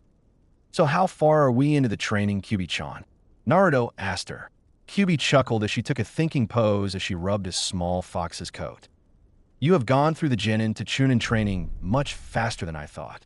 Your Kenjutsu skill are around the high Chunin level, and your Chakra control is low Jonin now. Your Taijutsu is high Chunin. Jinjutsu is still pretty low, but with me here you'll be fine for now. As for your training with the Inuzuka clan, I would say that you are high Genin low Chunin. You know the starters for their jutsus and stances for right now. All in all, you are the ideal academy student, Naruto-kun," Kyubi told him. Naruto smirked as he nodded. Naruto soon put on his black swirl shirt along with his black umbu pants. Naruto strapped his sword on his back. Naruto decided to take a few shuriken and kunai for practice as he and Kasumi exited the apartment. "So how is the dojutsu coming?" Naruto asked her. Kyubi chuckled at his question, but gave him her honest answer. "It's coming along quite well. I have half the process of it done. Trust me, trying to make an eye that can copy anything it sees is frustrating, but it is a very fun challenge. The only thing that I can't change is how you receive it," Kyubi said to him. Naruto quirked up an eyebrow as he was too busy listening to Kyubi talk to notice the intense glares he got. "What do you mean, Kyubi-chan?" Naruto asked her. Kyubi sighed as she straightened herself on the bed. "All dojutsu are activated by either some form of stress or a life-death situation. So you will have to have a situation like that to unlock this eye. I can't find a way around that, sorry, Naruto-kun," Kyubi told him. Naruto merely shrugged as he ran towards the academy. "There is no way around it, Kyubi-chan. I don't mind. I have had life-death situations too many times already, what's one more?" Naruto said to her. Kyubi caught the joke, but didn't laugh as she cared too much about him to think about such a situation. Naruto noticed that she went quiet and panicked. "Oh, sorry, Kyubi-chan. I promise to be careful. I wouldn't do that to you," Naruto said with a quick apology. Kyubi smiled with a nod though Naruto couldn't see it. "All right, Naruto-kun. I don't want to lose you, so do be careful," Kyubi told him. Naruto nodded as he arrived at the academy grounds. "And now is the time when I train my concentration to stay awake," Naruto said as he got a laugh from Kyubi. Naruto also chuckled as he entered the classroom. Naruto was instantly met with glares that ranged from jealousy to hate and strangely lust. Naruto sighed as he saw only one true smile out of the group of students as he looked at his closest friend. "Hey Kiba, how are you doing?" Naruto asked him. Kiba smirked as Akamaru and Kasumi barked their hellos. Naruto sat next to Kiba as he smiled. "Doing good here, Naruto. Are you still up for training in my house later?" Kiba asked him. Naruto nodded with a smile as Kasumi leapt to his lap and curled into a ball as she closed her eyes. "I still can't believe my eyes when I see that. You got the most stubborn female in the clan. That is still quite the feat, Naruto, but I am happy for you," Kiba said to him. Naruto chuckled sheepishly with a slight thank you. Soon the class settled down as Irika and Mizuki entered the room. Naruto didn't miss the glare he got from Mizuki as he sighed. This was going to be a long day. Council room. While Naruto and Kiba were in the academy, Sarutobi and some were attending a council meeting, which both were sure about that it was about Naruto. Some had told Sarutobi about the dinner and conversation Naruto had with her family. Sarutobi was shocked that Naruto could talk to Kiba, but was also shocked when he was told that the Kiba attack wasn't intentional on her part. Sarutobi learned that she was manipulated by someone into attacking the village. Sarutobi got the confirmation from Naruto as they spoke at one point. Sarutobi was quite relieved at the news, but figured that he shouldn't tell the council about things. They obviously wouldn't buy it, and they would think that the demon took over Naruto. Some agreed with him to the secret as both entered the room. Some sat in her seat, as did Sarutobi. Soon all members of the council filed in. There was the civilian part and the shinobi part. Soon followed Sarutobi's old teammates Koharu and Hamura. Soon everyone sat down as Sarutobi decided to get the headache over with. All right, the council is now assembled.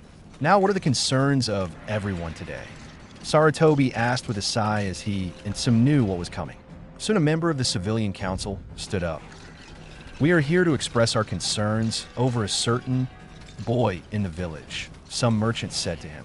Sarutobi sighed again as he turned to the civilian side of the council. He knew they were talking about Naruto, or else they would have said his name.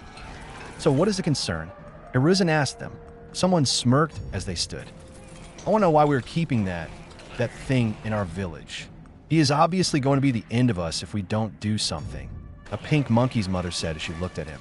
Some muttered something about excessive screaming and bloodlines as she turned her head, clearly uninterested in the conversation. That thing has a name, Sukuna, and I suggest that you say his name, or else I will assume that there is hostility in your speak, Sarutobi said to her with a glare that made her flinch. Sukuna sat down with a grumble, but someone else stood. What Miss Haruno means is that we should take some precautions to make sure that Naruto Uzumaki doesn't use the demon's power to exact his revenge on us, another man said to him. Some slightly chuckled at his statement as she drew some people to her. Some whispered to herself, but didn't know everyone else was listening. Maybe if you didn't try to beat him within an inch of his life nearly every day, then you wouldn't have anything to fucking worry about. Some said to herself, but everyone caught it. Some on the council smirked at her statement, but nodded. Hey, that boy is at fault here. I don't know about you, but my family was killed because of that damned demon brat, the man said to her. Some growled as she unleashed some Ki that made the man shiver. Oh, Kemi, shut up. If anyone is a demon here, it is you damn people along with a large majority of the village for beating on a little boy who did nothing to you at all. Some yelled as her growling increased. Everyone gasped at her as some on the council seethed. He is a demon. How do you know that you aren't being corrupted by its power right now? Sukuna yelled. Some narrowed her eyes as she unconsciously became more feral. I know because I have actually talked to him. I have spent time with him, and I have invited him to my house for dinner. He's the sweetest boy I know. The fact that he doesn't even hate you people shows how kind and forgiving he is.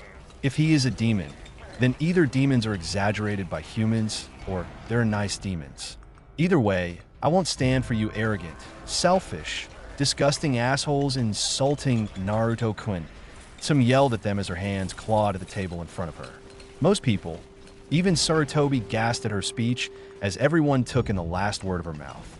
Shikaku, Shibi, and Hayashi gasped at the word Naruto-kun that some said to everyone. Sarutobi smiled with a nod as he brought everyone's attention to him. What some says is quite true.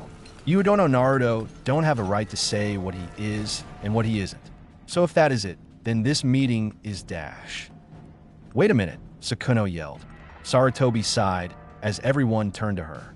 Sukuna turned to Tsum and pointed her finger at her. It is more than obvious that he is playing you. No demon is kind and nice. You might be able to risk your kid's safety, but I am not. I say that we banish him, Sukuna uttered. Some of the civilian council smirked, but the shinobi side narrowed their eyes. Shikaku, Shibi, and Hayashi held no malice towards Naruto, as they were always neutral in their affairs. Chuza, Tsum, and Inoichi had more sympathy with Naruto than anyone else. They felt that his life was very unfair. Some soon stood up as she cracked her knuckles. Sarutobi, along with the shinobi part of the council, sweated as everyone on the civilian side was oblivious to the insane amount of Ki in the air. Some chuckled as she looked at Sukuna. I dare you to try it, and see what the hell I won't do to your ass or no. You seem to be forgetting your place in this council. You have no real power here. All you do is advise the Hokage in his job. You don't make decisions, you don't change laws, and you sure as hell don't decide who stays in this village and who doesn't. So shut up, sit down, and for the sake of all our eardrums, shut up. Some said as she sat back down. Everyone breathed a sigh of relief as the problem didn't escalate any further.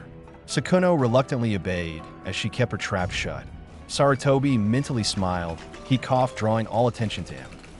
Some is correct in all aspects. Now this meeting was clearly a waste of time. Now this meeting is adjourned, Sarutobi said in a tone that left no room for a debate. Everyone followed out before the clan heads. Soon the clan heads left also as everyone walked up to Tsum. You were rather fierce in there, Inoichi said to her. Tsum huffed, as she didn't feel like talking. Come on, Tsum, what is wrong with you? Hayashi asked her. Tsum stopped as did everyone else. I just hate them for belittling him for something out of his control. It makes me wonder who the true demons are, Tsum said to them as she walked back to the compound for some much-needed rest. Everyone followed her lead as they went back to their respective compounds so they could rest from the day they all had. With Naruto and Kiba 5 hours later. School had ended as both boys left the academy grounds. Both looked to see Sasuke, surrounded by countless girls as they all had hearts in their eyes. I don't know what's worse, the girls or prick they worship, Kiba said to him. Naruto chuckled with a nod as that was a rather perplexing decision to make for both of them. Both boys walked through the streets as they ignored the glares that seemed to be more intense than usual. Well, Naruto, let's hurry up and get to my house so we can train, Kiba said to him. Naruto nodded as both ran off as they soon made it to the compound. Inuzuka compound. Tsum slept on the couch as she rested her nerves from dealing with the annoying council members. Tsum didn't really let it bother her, but what Inoichi said to her did. Despite what people thought, Tsum was quite level-headed and rational. Seeing her yell was quite a shock. Tsum blushed as she had never really yelled at anyone. Yet the thought of people insulting Naruto took her over the edge as she wasn't going to allow that to happen. Tsum didn't know why she protected Naruto the way she did. Maybe it was interest, or maybe it was the way he smiled at her. She wasn't sure of either option. She just knew that she really cared for Naruto. I wonder why I yelled like that. I never really did, but I hate the way they treat him, Tsum said as she positioned herself for a more comfortable position on the couch. Tsum soon fell asleep as the door opened. Naruto and Kiba walked through the door with Akamaru and Kasumi right behind them. Naruto looked to see Tsum laying in the couch, fast asleep. Naruto chuckled, but soon stopped as he noticed the frown on her sleeping face. That looked unnerved Naruto slightly as he narrowed his eyes. He was going to find out what happened to her today after his training. Naruto pushed the thought aside as he saw Hana in the kitchen reading. Hello, Hana-chan. What are you reading? Naruto asked her. Hana looked up to see the blonde boy behind her as she smiled. Just reading some literature, Naruto-kun, Hana said with a smile. Naruto nodded with a smile as he and Kiba took a training ground and practiced the training they had with Tsum. Hana smiled at their interaction as she decided to watch the two and read at the same time. Hana saw her mother sleeping and soon smirked as she got up. Hana walked over to her mother and saw the frown on her face. Hana smiled as she wanted to test this theory of hers out. Hana knelt down on her knees and whispered in her mother's ear. Naruto-kun, Hana said to her. Instantly, the frown on Tsum's face disappeared with a smile as she went through her dream. Hana gasped at the action, but soon smiled. Note to self, Kasen might have a thing for Naruto, Hana said as she put that mental note away for later. Hana sat on the floor as she saw Naruto and Kiba spar along with Akamaru and Kasumi. Naruto seemed to fit right in with the Inuzukas as no one had any problems with him. He was in fact a better Inuzuka than most of the other members. Hana smiled as she wished Naruto could really be a part of her family. Naruto-kun, if you could move Kasen this way, then I wonder what would happen if Dash, Hana thought as the idea went through her head. Hana smiled as she wondered if she should even go along with the plan that she put together. Later that day, Naruto and Kiba smirked as they had finished training and were now eating quietly at the table. Tsum soon woke up as she looked at Hana reading her book.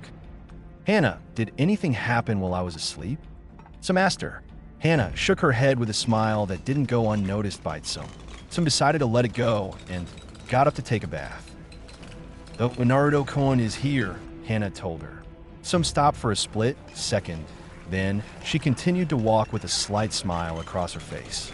Some saw Naruto and Kiba eating as she took in his new features. She had seen Naruto nearly every day, that she never really saw the changes in his body. She could see he was a bit more ripped in his appearance, and his hair grew more spiky, but not as spiky as hers. He exuded strength, power, and overall confidence. Some blushed as she decided to go take her bath. Some soon went upstairs as Naruto and Kiba finished their food. Kiba, do you mind if I use your shower? Naruto asked him. Kiba nodded as Naruto soon went upstairs. Naruto soon came up to the bathroom as he slid open the door. As Naruto walked in, time slowed down as Naruto took in the form of a naked Sum. Naruto blushed as his eyes roamed her entire body. Sum was a completely hot woman as far as Naruto could tell. Naruto heard Kyubi roll around in her bed as she saw the sight. Also, unknown to Naruto, his body was showing strong signs of affection towards the woman as Sum looked down to see his member reacting to her. Sum quirked up an eyebrow as she stared at his package. Sum only had one word as it come to mind. Huge. Sum thought as Naruto's mind overloaded. Naruto soon collapsed as Sum smiled. Sum soon grabbed a towel as she quickly wrapped up her body. Sum looked to see the small trickle of blood that came from Naruto's nose. Sum smiled as she picked up Naruto and carried him to her room. Sum laid him on the bed as she left. Sum soon returned to the bathroom as she washed her body. Sum could only smile as she found Naruto's reaction to her flattering. With Naruto, 25 minutes later. Naruto soon groaned as he woke up to the sight of a room he had never been in. Naruto scanned the room as he looked to see the door. Naruto got up as he recalled the event that came to his mind. Naruto blushed as he had seen what very few men ever get to see. I hope she doesn't kill me, Naruto said to himself. Soon a visitor came as it made its presence known. On Naruto-kun, if you want to see a woman naked, you just had to ask me, Kyubi said to him. Naruto blushed as he was assaulted with visions of a naked and playful Kyubi. Kyubi-chan, I am not like that. I mean, I do like you, but I... Naruto kept stuttering, which only served to add to Kyubi's entertainment. We'll know what to look forward to when you get to an appropriate age, Kyubi told him.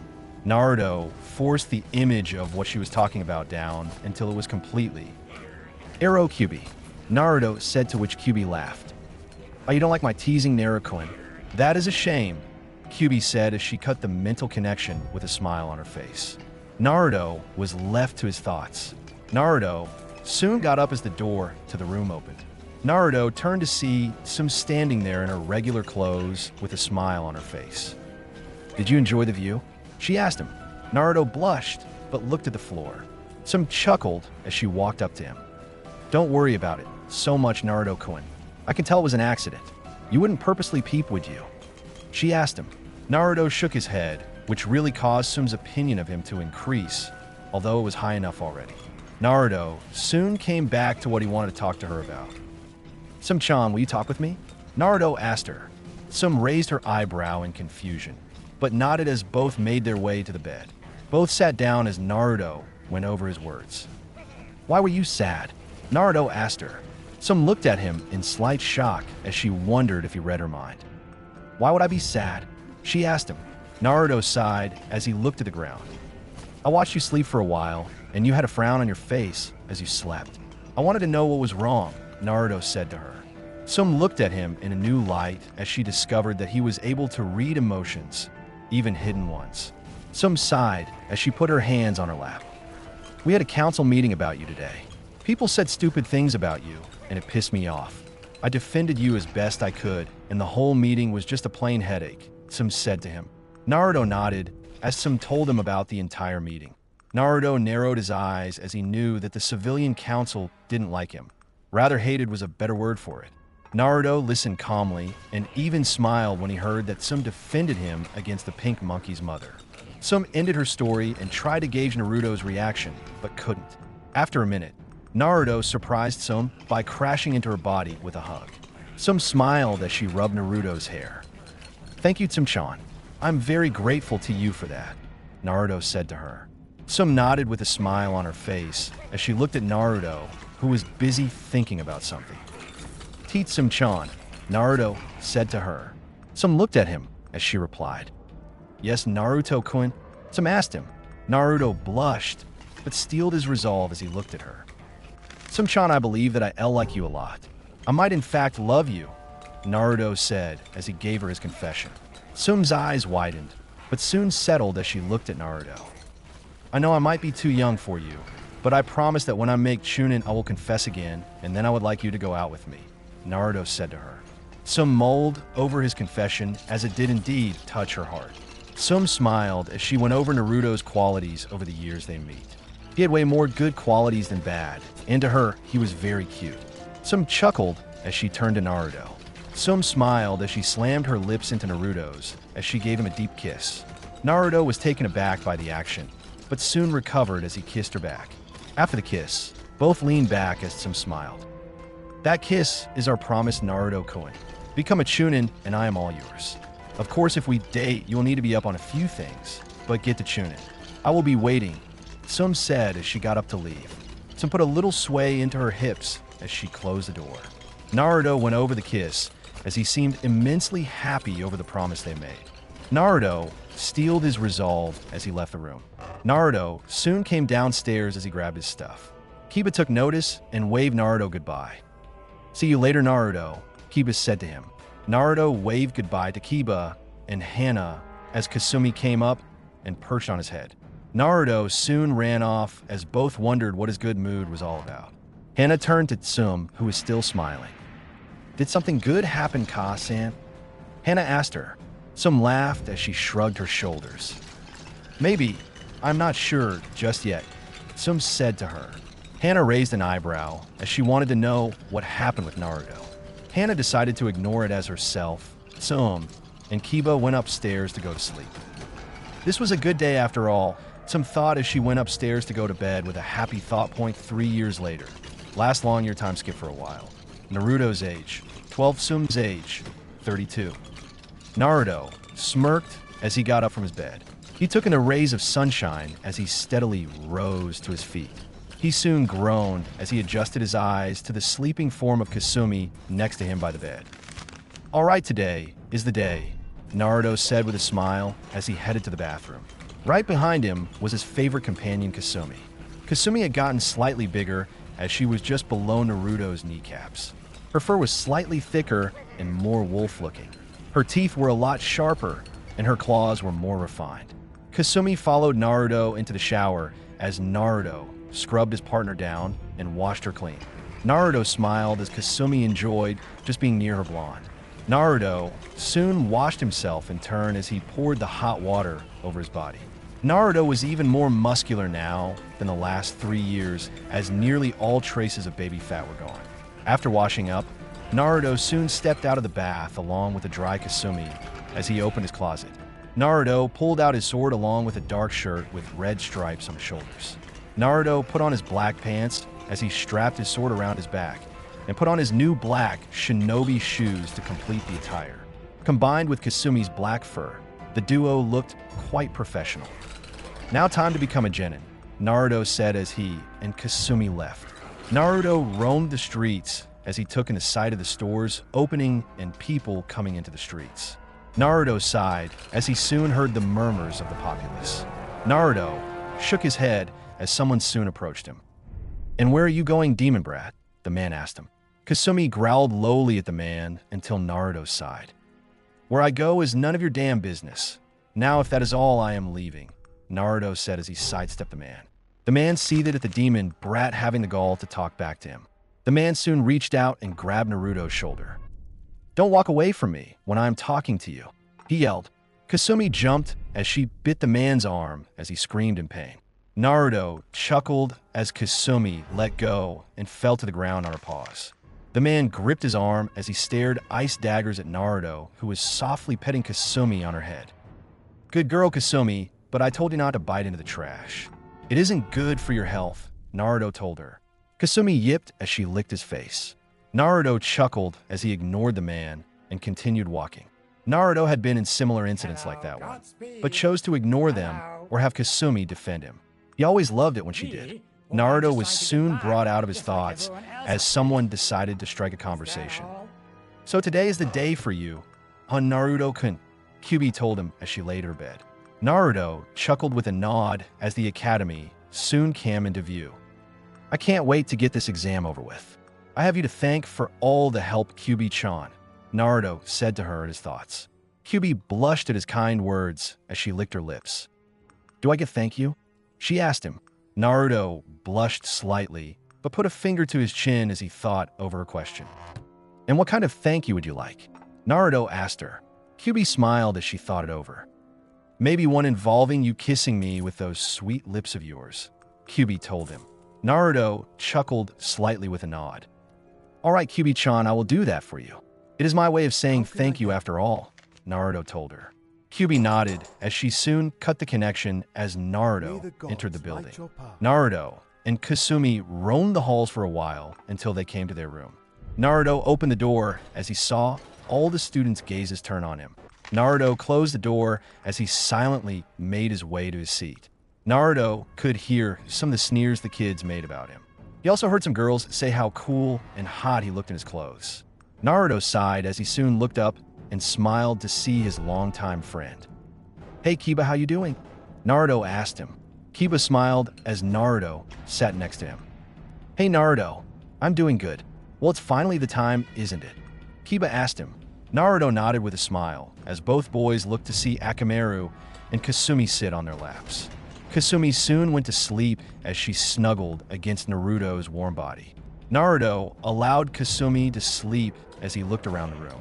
Most of the boys were talking to their friends while the girls fawned over the still brooding Uchiha. "That's right, Kiba. Today is the day we become Genin," Naruto told him.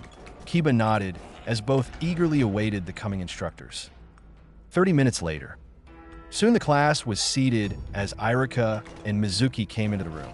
Naruto met a cold stare from Mizuki as he sighed. "Great, just what I need right now," Naruto said to himself. Irika soon looked at the entire class as he gave Naruto a knowing smile. "All right, everyone. The academy days are over and you will now be tested over your abilities through the years here. We will be judging you on 3 things. The hinge, the Kurama jutsu, and the bunshin jutsu," Irika said to them.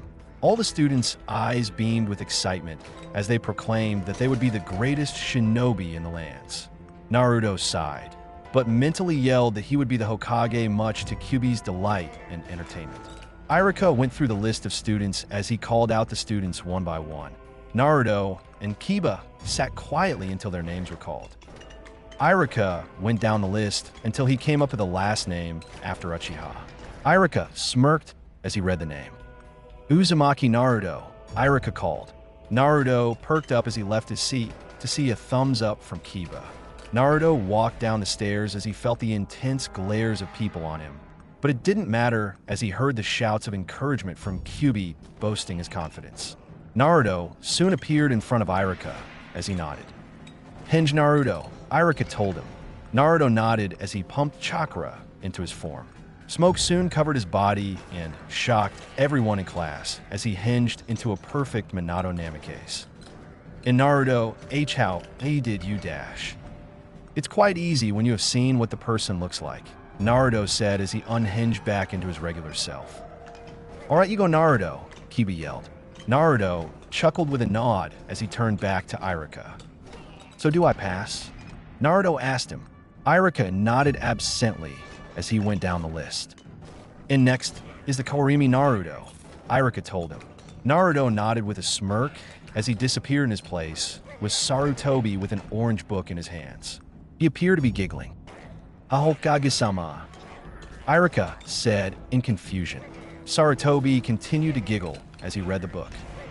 "Narumi, you naughty, naughty girl. I can't believe you dash." "Hokage-sama," Irika yelled. Sarutobi looked up to see that he wasn't at his desk and the faces of the children along with the instructors who were looking at him. Sarutobi gasped as he quickly hid his book. He soon disappeared as Naruto reappeared in his place. "Learn anything today, Iruka-sensei?" Naruto asked him. Iruka and Mizuki sighed as they looked at the blonde in the spot where the Hokage was. "I learned that my Hokage is a pervert. You passed that, Naruto. Now, Bunshin." Iruka told him with a slight headache. Naruto nodded as Kiba drained his chakra down to the bare minimum he needed. "Bunshin no jutsu." Naruto yelled as 10 clones came into existence. Iruka nodded though Naruto saw a look of surprise on Mizuki's face. "You passed, Naruto. Here is your headband." "Congratulations, Naruto Uzumaki," Iruka said to him. Naruto nodded as he gratefully took the headband from his sensei. Naruto smiled as he returned to his seat. Kiba congratulated Naruto along with Shikamaru and Choji. Hinata slightly blushed, but was happy for his achievement. Naruto smiled with a nod as everyone was soon done with the exams. "All right, go outside to see your scores and see who is the Rookie of the Year," Mizuki said to them. Everyone nodded as they filed out of the classroom. Iruka sighed as he looked over the papers. "I guess I'll have to speak to my Hokage about today," Iruka told him. Mizuki gave a fake smile along with a nod. "Well, Iruka, I have business to do. I will see you later," Mizuki told him. Iruka nodded as he waved his friend goodbye. "Damn it, he graduated. Looks like I will have to handle this myself," Mizuki thought as he exited the classroom. With Naruto and Kiba, both boys along with their dogs walked through the crowd as they looked at their scores. Everyone seemed happy with their overall performance, but everyone looked to see who the Rookie of the Year was. Everyone gasped as the girls turned to Sasuke, who was seething. Naruto looked at his name and smiled along with Kiba. "Naruto, I got a 76, what did you get?" Kiba asked him. Naruto smirked as he looked at the board. "I am number 1, Kiba, with a solid score of 100, Naruto told him. Kiba looked at the name and smiled. "Looks like you're the Rookie of the Year," Kiba told him. Naruto chuckled, but didn't let it go to his head. He knew that some people weren't going to be happy with this. "Please, I bet the Doge cheated. He couldn't beat me fairly, so it's only logical that he would cheat," Sasuke said, bringing everyone's attention to him. Naruto sighed as he managed to slip away along with Kasumi. "Please, Sasuke, Naruto is the honest and fair kid I know. How do we know you didn't cheat?" Kiba asked him. Sasuke cursed as he looked at the next Inuzuka head. "Shut your mouth, Kiba Baka. Sasuke-kun would never cheat on this test. He is more powerful than either you or Naruto Baka. It's obvious that the instructors graded the results wrong. Naruto Baka isn't stronger than Sasuke-kun," Sakura said to him. Kiba seethed, but soon stopped as he felt a hand on his shoulder. "Thank you for sticking up for me, Kiba, but it isn't necessary. Come on, we have to celebrate today about us graduating and me becoming the Rookie of the Year," Naruto said to him. Kiba smiled with a nod as both soon left the academy with many angry faces at them both. Hokage Mansion. Sarutobi sighed as he went through his paperwork after the day he had. Soon Iruka came through the door with a smile on his face. "You learn something new every day, don't you, Hokage-sama?"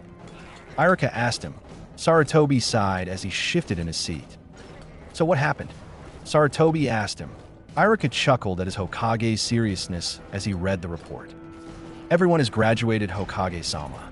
Naruto even graduated at the top of his class," Iruka told him. Sarutobi breathed easily as a smile soon came across his face. "That's good. He's going to go far. I just know it," Sarutobi said to him. Iruka nodded with a smile as he soon left. Sarutobi stared out of the window as he looked at the Yondame's head. "Your son is a natural. You will be proud, Minato," Sarutobi thought as he continued his work. With Naruto and Kiba, both boys walked through Konoha as they proudly showed their headbands, though they didn't have to wear them until tomorrow. Naruto and Kiba ignored the hateful glares from people who were now worried about the demon and his follower getting stronger, but now saw that they couldn't do anything to them as they were now shinobi and technically adults. /N. I'm going with the old enough to drink and everything, but no sex or that stuff until Chunin and stuff like that, as they walked back to Kiba's house. Both wouldn't let the villagers ruin their day. Inuzuka compound. Sum and Hana were home as they relaxed after a mission together. Both were tired as they laid on the floor. Finally, it's over. That mission was quite brutal, Hana said, which only caused Sum to laugh as she enjoyed the comfort of the soft floor. Sum and Hana soon smirked as they remembered what today was. You think they graduated? Hana asked her mother. Sum smirked as she recalled her little promise to Naruto. Sum soon blushed at the thought of him showing her his Chunin vest, but that was quite a while off for both of them. Sum soon sat up as she looked at her daughter. I think they will do just fine, Sum said to her. Hana laughed with a nod as both heard the door open. Sum and Hana got up as they looked to see who it was. Sum and Hana smiled as they saw Naruto and Kiba sporting their leaf headbands. Hello, Ka-san. We graduated and Naruto is the rookie of the year, Kiba said to her. Sum smirked along with Hana as they congratulated Naruto and Kiba. You should have seen how Mr. Stuck-Up reacted. It was totally hilarious, Kiba said to her. Sum nodded as Hana and Kiba went to the kitchen to celebrate. Sum began to walk until Naruto stood beside her. Naruto chuckled as he brought Sum down to his shoulder. Naruto soon whispered in her ear with a smile. One more rank to go, Naruto told her as he walked past her with a slight blush. Sum desperately tried to hide the blush that came across her face as a smile soon appeared from her lips. He's gotten good at his use of words, Sum said as she walked into the kitchen to see Naruto and her children celebrating. Everyone decided to go all out and have fun just for today. Later that night, everyone was still having fun as they celebrate the rising of two of Konoha's new shinobi. Everyone partied until Naruto heard a knock at the door. Naruto sighed as he ran to the door, with Kasumi soon following him. Naruto opened the door to see Mizuki at the door. Great, the team is here, Naruto thought as he managed to stir Kyubi. Kyubi narrowed her eyes as she knew something wasn't right. Naruto, be careful. I think this guy is going to try to trick you into something, Kyubi told him. Naruto nodded in agreement as he looked at Mizuki. What can I help you with, Mizuki-sensei? Naruto asked him. Mizuki smirked as it turned into a friendly smile. I want to tell you about the reward you get as the Rookie of the Year. It is a test. If you can get the Forbidden Scroll and learn a technique, then you're able to get a personal tutor, Mizuki told him. Naruto narrowed his eyes at Mizuki. He knew he was lying and that this was a problem. Naruto decided to have some fun and go along with this idea. Really, Mizuki-sensei? What are we waiting for? Naruto said to him. Mizuki nodded as he soon ran off telling Naruto to follow. Naruto nodded, but turned his head as he closed the door. Naruto suddenly winked at the person who was listening to the conversation as a smile graced the person's face. Sum chuckled as this was getting interesting. Sum, along with Hana and Kiba, followed behind Naruto and Mizuki as they wondered where Mizuki was taking Naruto. Sum, Hana, and Kiba hid as they watched Naruto get through all the security in the Hokage mansion and he came out with the scroll. Naruto soon ran to the designated point as he hid in the forest. Naruto didn't open the scroll as he already had a personal trainer and a great woman who could teach him the things in the scroll already. Naruto just waited as he smirked, knowing that Sum, Hana, and Kiba were watching him. Irika soon came into the clearing as he narrowed his eyes at Naruto. Naruto, why did you steal the Forbidden Scroll? Irika yelled to him. Naruto decided to try his hand at acting as he looked at Irika with a grin. Irika-sensei, when do I get my personal trainer? Naruto asked him. Irika quirked up an eyebrow. What do you mean? He asked. And Mizuki-sensei said that if I got this scroll, and learn a technique from it, I would get a personal sensei on my missions as the Rookie of the Year, Naruto told him. Sum, Hana, and Kiba stifled a laugh as they heard his acting. Everyone knew the seriousness of the situation, but couldn't help laughing. Irika narrowed his eyes as he pushed Naruto out of the way. Soon a windmill shuriken passed, both as everyone saw Mizuki in the tree. Mizuki, why did you tell Naruto such a thing? Irika yelled. Mizuki laughed as Sum, Hana, and Kiba got ready to move in. Irika, he is a demon child. It's only natural that he take the fall for this. People will hate him, and I will be one of Orochimaru's henchmen. Naruto, do you know why the village hates you? Mizuki asked him, hoping to tell him the bad news. However, his hopes were dashed as he saw Naruto smile. Of course I know, Mizuki team. I am the Rookie of the Year. I know about the Kyubi and what it did to Konoha. I also know that it wasn't her fault, and if you and the other half-brain dead people in Konoha stopped to think, then maybe you would see it also, Naruto told him. Mizuki seethed at his words while Irika, Tsum, Hana, and Kiba couldn't help but be impressed by him. Then Nine-Tailed Fox, I will do this village a favor and end you, Mizuki said as he threw the windmill shuriken at him. Naruto sighed as he smirked. Naruto soon ducked under the shuriken as he grabbed the blade, causing everyone who watched him to gasp. You have no Mizuki team. You should check your surroundings better. You never know who is watching, Naruto said with a smile. On cue, Tsum, Hana, and Kiba came down from hiding and stood beside Naruto and Irika. Tsum smiled as she became more feral. You know, Mizuki, I can tolerate a lot, but one of the things that I will never tolerate is you deceiving my future mate, Tsum said to him. Hana, Kiba, and Irika were shocked over her proclamation, but Naruto smiled at her words. Tsum shot forward as she tried to slash Mizuki. Mizuki managed to dodge the claws as he cursed. He didn't plan on this much. So the bitch loves the demon. How original, Mizuki said to her. Tsum narrowed her eyes at him and was about to charge, but stopped when she saw Naruto in front of her. It's fine if it's me, Mizuki team, but you insult Tsum-chan and I will get angry, Naruto told him. Mizuki laughed as Naruto kept up a smirk. I'm a Chunin, what can you do? He asked Naruto. Naruto showed his hand sign as he smirked. You are about to find out, Naruto told him. Kage Bunshin no Jutsu, Naruto yelled as over 500 clones appeared in the fields. Mizuki gasped at the sheer number of Narutos along with everyone else. Get ready, Mizuki team, Naruto said as they all charged at him. Mizuki didn't have a chance to fight back as he was soon overwhelmed by Naruto. Everyone smirked at the beating until Naruto dispersed the clones. Irika tied up Mizuki and smiled. Nice work, Naruto. But how did you learn the Kage Bunshin Jutsu? It's a forbidden technique, Irika asked him. Naruto thought it over as he smiled. I guess I took a peek at the scroll, Naruto told him sheepishly. Irika seemed to accept the answer and decided not to tell the Hokage about it till later. Irika left the Inuzukas and Naruto in the field as everyone decided to go home.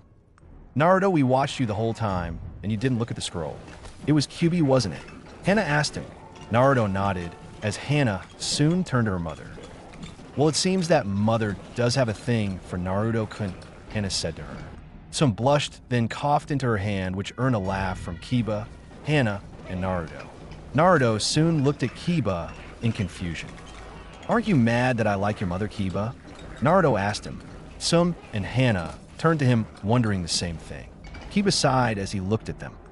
Normally I would be if you were anyone else, but I guess I can trust you.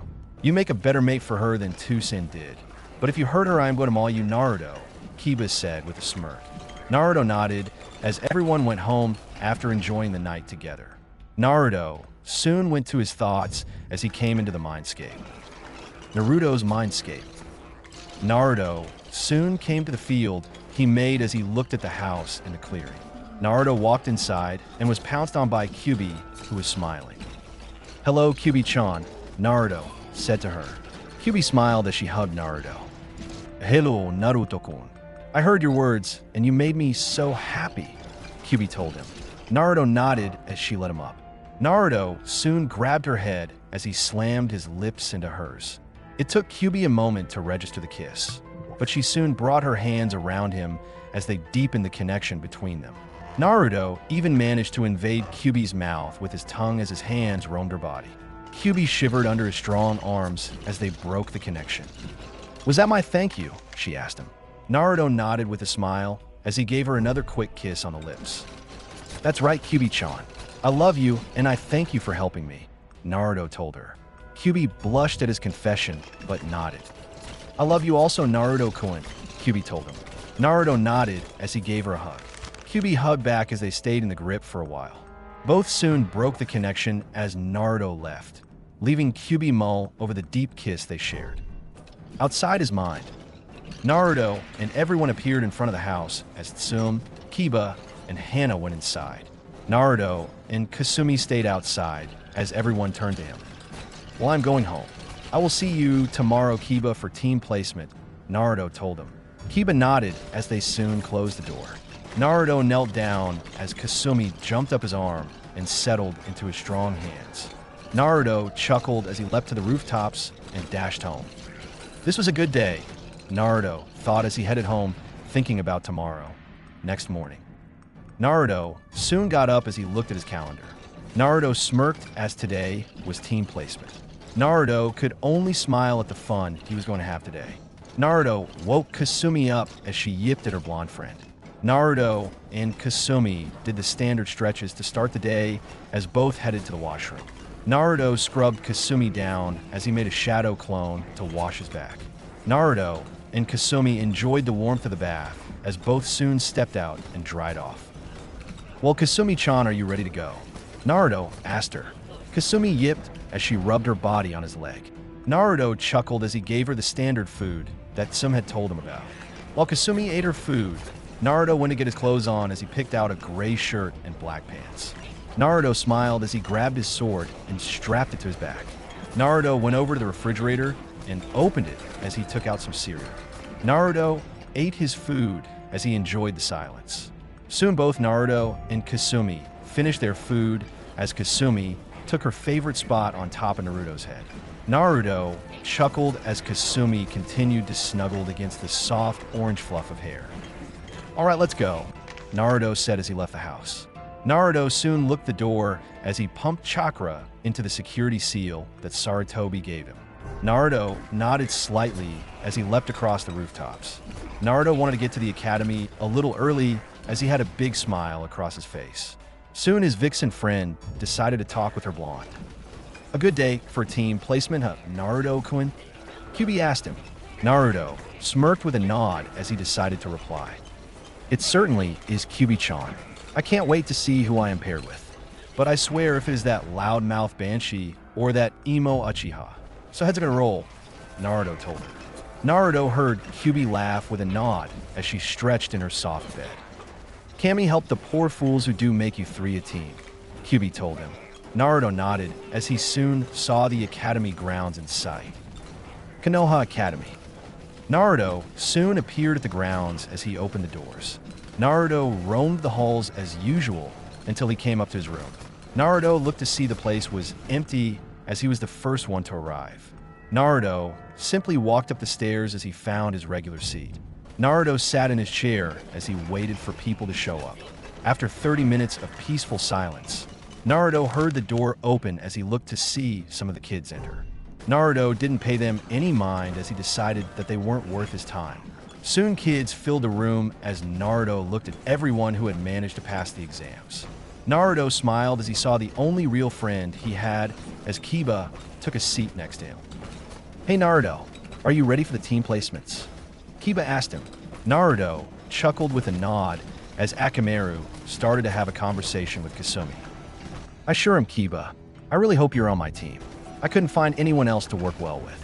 I sure hope I don't have to work with two annoying people," Naruto told him. Kiba laughed as he looked at the girls fawn over Sasuke.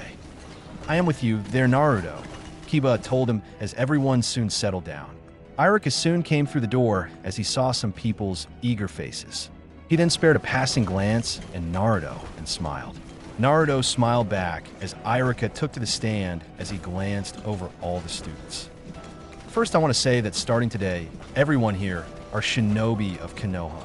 You're going to have more responsibilities as you grow and develop with your friends and your teachers. I am proud of everyone here," Iruka told them. Everyone enjoyed his little speech as Iruka looked at his board. "I will now announce the teams. Team 1, /in. No 1 until 7 is important." Iruka continued down the list as he came up to the next team. Team 7 Naruto Uzumaki. Naruto perked up as he heard his name. Iruka continued on. Kiba Inuzuka. Kiba smiled along with Naruto as they high-fived each other. "Looks like it's you and me and someone," Naruto told him. Kiba nodded as they listened to the last name. "And Sasuke Uchiha. Your sensei is Kakashi Hitaki," Iruka told them. Time stopped for Naruto and Kiba as they dropped their jaws. Sasuke huffed in annoyance as he continued to brood. Naruto and Kiba soon hit the table they were sitting at as they drew everyone's attention to them. It seems that Kami is quite the prankster, Kiba told Naruto. Naruto huffed as he rubbed the lump on his head. It was going so well. Why Kami? Why do I have to be paired up with a person who probably cuts himself on a daily basis? Naruto cried as Irika read the rest of the list. Team 8 is Shino Aburame, Hinata Hyuga, Sakura Haruno. Your sensei is Kurinai Yuhi, Irika said to them. Everyone nodded as Sakura heavily sighed from not being paired with her Sasuke-kun. Irika continued down as he read the names. Team 9, unimportant. Irika continued as he went through the people. Team 10 is Shikomunura, Ino Yamanaka, and Choji Akamichi. Your sensei is Asuma Saratobi. Irika finished. Everyone nodded as they waited for their sensei to arrive to the room. Soon the room was filled with Jonin-level people as everyone filed out. Naruto took note of some people's sensei as he saw a good-looking woman and a man with a cigarette in his mouth.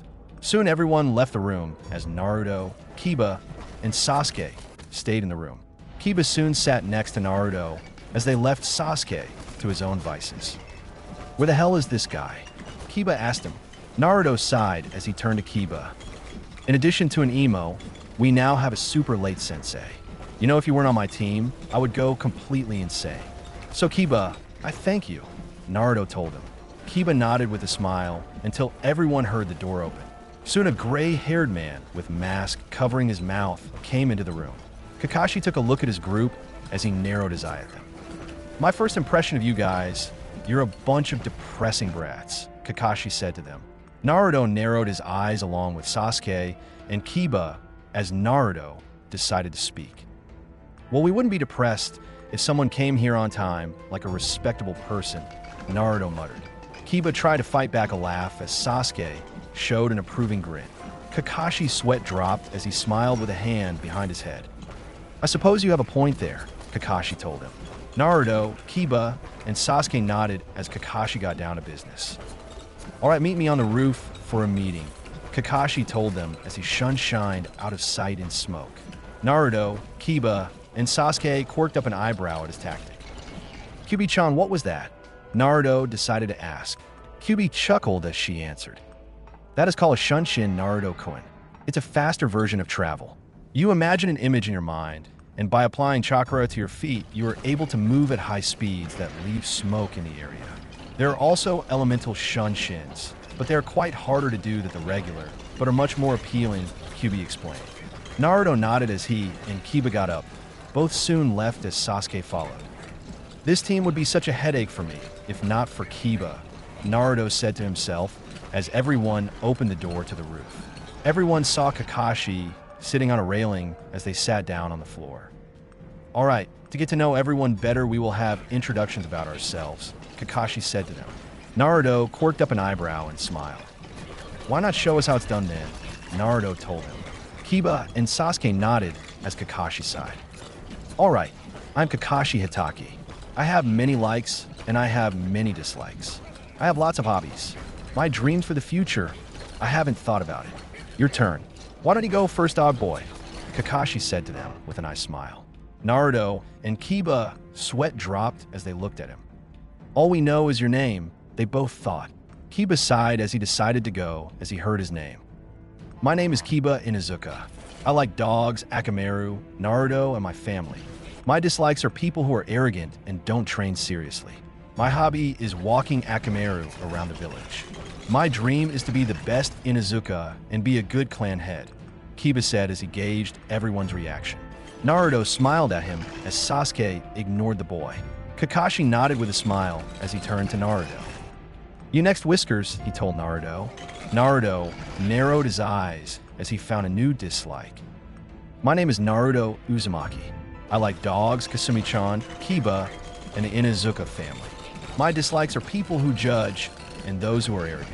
I also dislike those who call me Whiskers, Naruto told him. Kakashi took a mental note of that as Naruto continued. My hobby is training myself and Kasumi-chan. My dream is to marry a certain woman and fulfill my promise to her by becoming Hokage, Naruto said with a slight blush. Kiba chuckled as Sasuke quirked up an eyebrow at that dream of Naruto's. Kakashi was also interested in this dream woman that Naruto was talking about. Kakashi nodded as he turned to Sasuke. "You next, Emo," Kakashi said to him. Sasuke huffed as he turned his head to the group with a look of severe annoyance. "My name is Sasuke Uchiha. I have few likes and many dislikes. My major dislike is the damn fangirls who don't train seriously and fawn over me. My hobby is mere training and getting stronger. My dream, no, my ambition is to restore the honor of the Uchiha and destroy a certain someone," Sasuke said with an extra scowl to his face. Naruto rolled his eyes along with Kiba as Kakashi sighed. "All right, I got a dog lover, an ambitious blonde, and an avenger. Just perfect," Kakashi thought as he soon smiled. "Great introductions. Now we can begin the exam," Kakashi told them. Everyone looked at him with a confused face as Kiba decided to speak. "But Sensei, we passed the exam. Why are we taking another one?" Kiba asked him. Kakashi turned to Kiba and smiled. "That wasn't the actual test. That was just to show who would most likely become Genin. I'm going to test you to see if you pass those requirements. And if you don't, well, you go back to the academy," Kakashi said to them with a smile. Naruto sighed as Kiba dropped his jaw. Sasuke scowled at Kakashi as the Jonin soon stood up. "Well, we will begin tomorrow at 8 a.m. Oh, and don't eat your breakfast. You will puke," Kakashi said as he left them on the roof. Everyone sat there for a minute, but soon Naruto got up. "Well, I'm going to take that as a suggestion. There is no way I'm missing breakfast," Naruto told Kiba. Kiba smiled with a nod as Sasuke turned to leave. "Oh, and Uchiha," Naruto called out to him. Sasuke turned around to face the blonde. "I really hate to say it, but we will have to work together to beat this guy. I can tell this won't be easy," Naruto told him. Sasuke soon smirked as he turned to leave. "It may be hard for you, but for an elite like me, it is a cakewalk," Sasuke said to Naruto. Kiba soon mumbled out as only Naruto could hear him. "It must be so troublesome having to walk with such a large stick up your ass," Kiba mumbled. Naruto chuckled with a nod as he grabbed Kiba's arm. "Well, let me try this out," Naruto told him. Naruto soon envisioned the Inuzuka compound as he applied Chakra to his feet. Naruto soon disappeared off the roof with Kiba as Sasuke left being none the wiser of the act, but someone saw them. All right, it is obvious that Naruto knows how to lead a group should I be out of commission. He also figured out the aspect of the exercise before it even started. Kiba seems undyingly loyal to Naruto. The only problem is the loner Uchiha. "Oh, well, I can't wait to see what happens tomorrow," Kakashi said as he really left this time. With Naruto and Kiba, both soon appeared in front of the Inuzuka compound as Kiba dropped to the floor. "Naruto, what was that?" Kiba asked him. Naruto smirked as he turned to Kiba. "That is called a shunshin, Kiba. I just learned it," Naruto told him. Kiba nodded with a smile as he opened the door. "I'm home and I have company," Kiba yelled. Hannah soon appeared with her head poking out with a smile. "Why, hello, little brother." "Hello, Naruto-kun," Hannah said with a smile. Naruto nodded as he looked around the house, but didn't see one person. "Kasan had a mission, so she left a while ago," Hannah said, answering his question. Naruto nodded with a thank you, and he and Kiba appeared in the living room. "So how did team placement go?" Hannah asked them. Naruto and Kiba turned to her with a smile. "Me and Naruto are in the same squad," Kiba told her. Hannah nodded with a smile, then saw the frown appear on their faces. Along with Sasuke Uchiha, Naruto finished. Hannah stopped smiling as she sighed. "Man, that's rough. I hope you get along. No, wait. I hope you try to get no correction again. I hope you can tolerate him," Hannah said to them. Both nodded as Naruto turned to Kiba. "All right, Kiba, we need to make a strategy against Kakashi, and I know how to by using our teamwork along with Akamaru and Kasumi-chan," Naruto said, turning to the dogs who were laying on their laps. Kiba nodded with a smile as Naruto went over his plan with Kiba. Hannah smirked as she saw Naruto immediately take charge and begin the planning. "I wonder if I should be jealousy that Kasan gets a mate like that," Hannah thought as she continued to read her book. Naruto and Kiba strategized for a majority of the day until the sun went down. Naruto yawned along with Kiba as Naruto and Kasumi turned to leave. "All right, Kiba. See you tomorrow," and eat your breakfast tomorrow. You will need it, Naruto told him. Kiba nodded with a smile as he was going to follow Naruto's orders. To him, Naruto was already like the head dog around the clan, although he wasn't an Inuzuka. Got it, Naruto. See you tomorrow, Kiba told him. Naruto nodded as he and Kasumi disappeared. Kiba closed his door as he walked upstairs. I can't wait for tomorrow, Kiba said to himself as he went upstairs. Hannah smirked at her brother's enthusiasm as she went upstairs also. Both soon went to sleep as the night passed. Next morning, 8 a.m., training field. Naruto, Kiba, and Sasuke yawned as they arrived at the designated training grounds. Everyone was quite pissed that Kakashi wasn't there yet, but Sasuke was more pissed as he felt his stomach rumble. Great, the Uchiha didn't eat. Now he's going to drag us down, Naruto said to himself, which Kiba caught. Everyone sat at the gate as they waited for Kakashi. 3 hours later, Sasuke groaned as Naruto and Kiba decided to catch some more sleep as they waited for Kakashi. Soon Kakashi appeared on top of the gate as he dodged a kunai aimed at him. Kakashi looked to his left to see a Naruto with his eyes closed and his hand out. If you want to waste your own time, well, that's fine, but don't waste ours, Kakashi-sensei, Naruto told him. Kakashi sighed as he wondered if he should play with Naruto like that anymore. Kakashi thought as he gathered the group of Genin. All right, we will administer the test, Kakashi said as he pulled out the bells. The objective is for you to get these 2 bells for me. The 2 who manage to get them are allowed to eat, but the one who doesn't gets nothing. Just to let you know, if you fail, then you will be dropped from the program completely, Kakashi said to them. Naruto and Kiba weren't really fazed, but Sasuke did have a look of anxiety on his face. All right, come at me with the intent to kill, or you won't get these bells, Kakashi told them. Everyone nodded as they waited for their test to begin.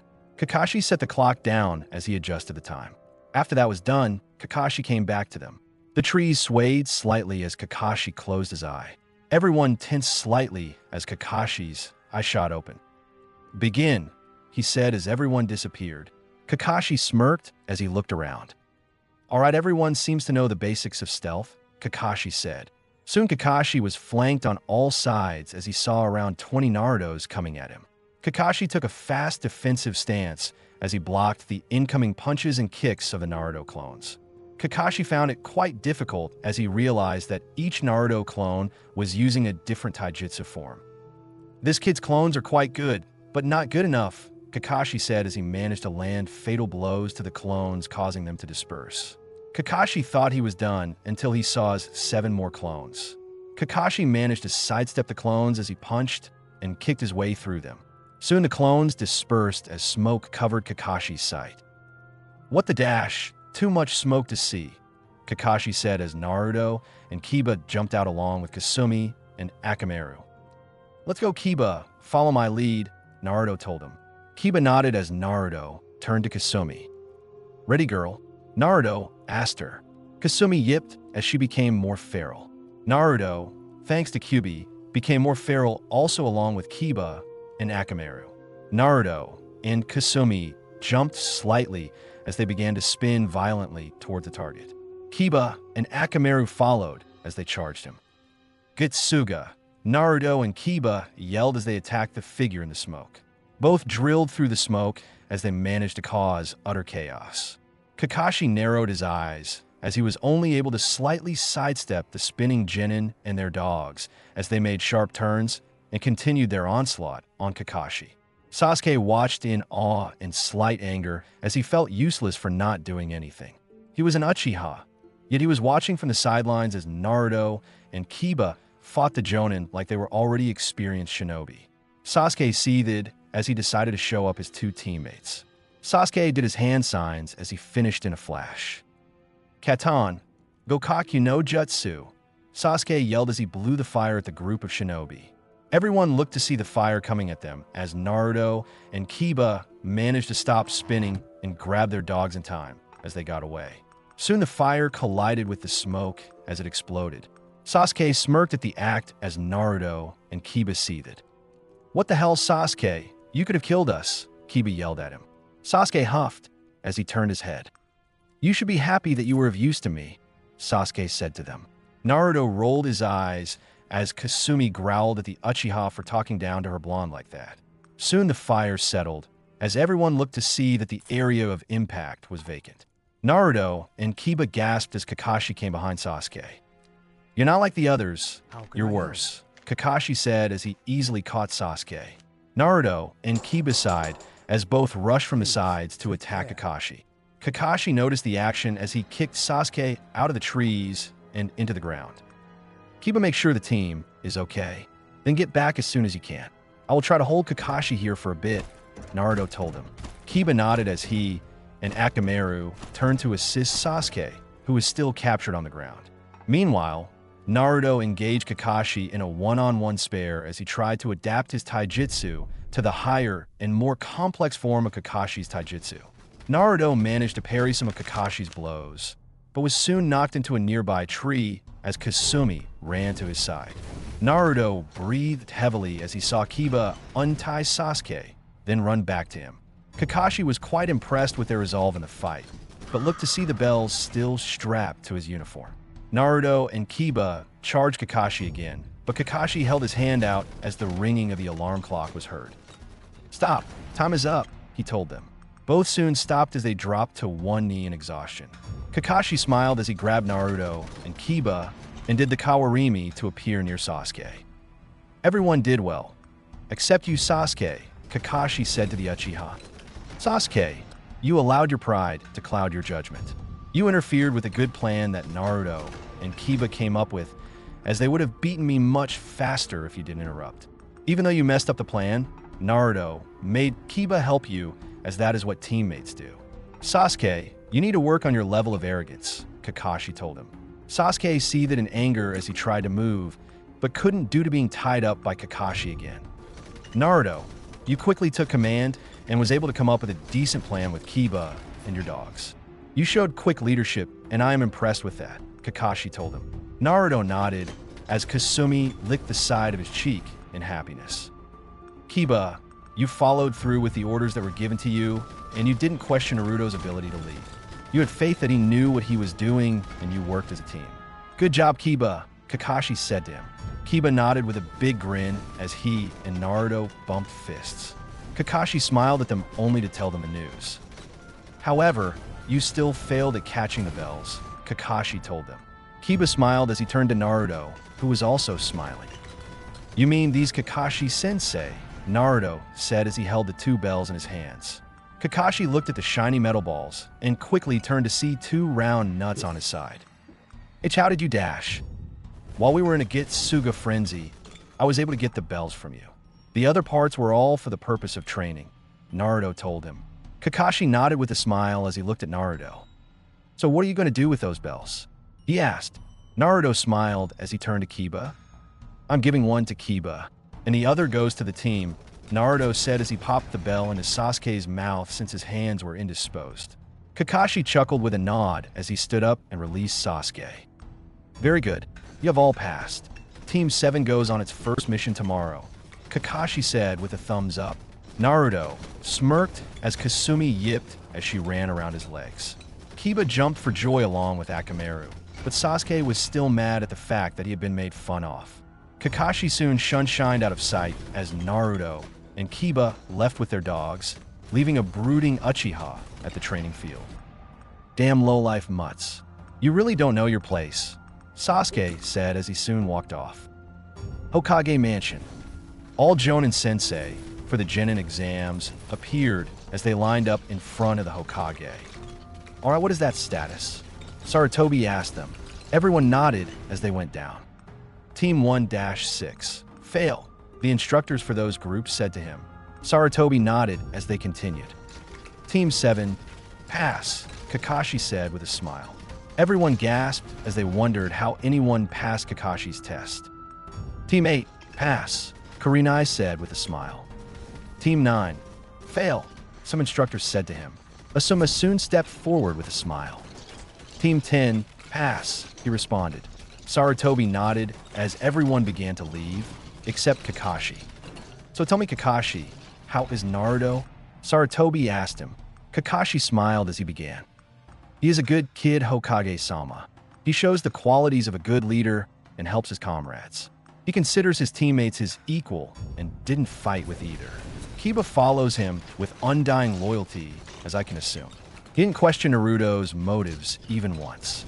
Sasuke could have done better, but he was useful in his own way.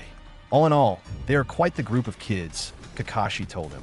A smile graced Sarutobi's face as he calmed down. "Thank you, Kakashi. You may go now," Sarutobi said as Kakashi soon left.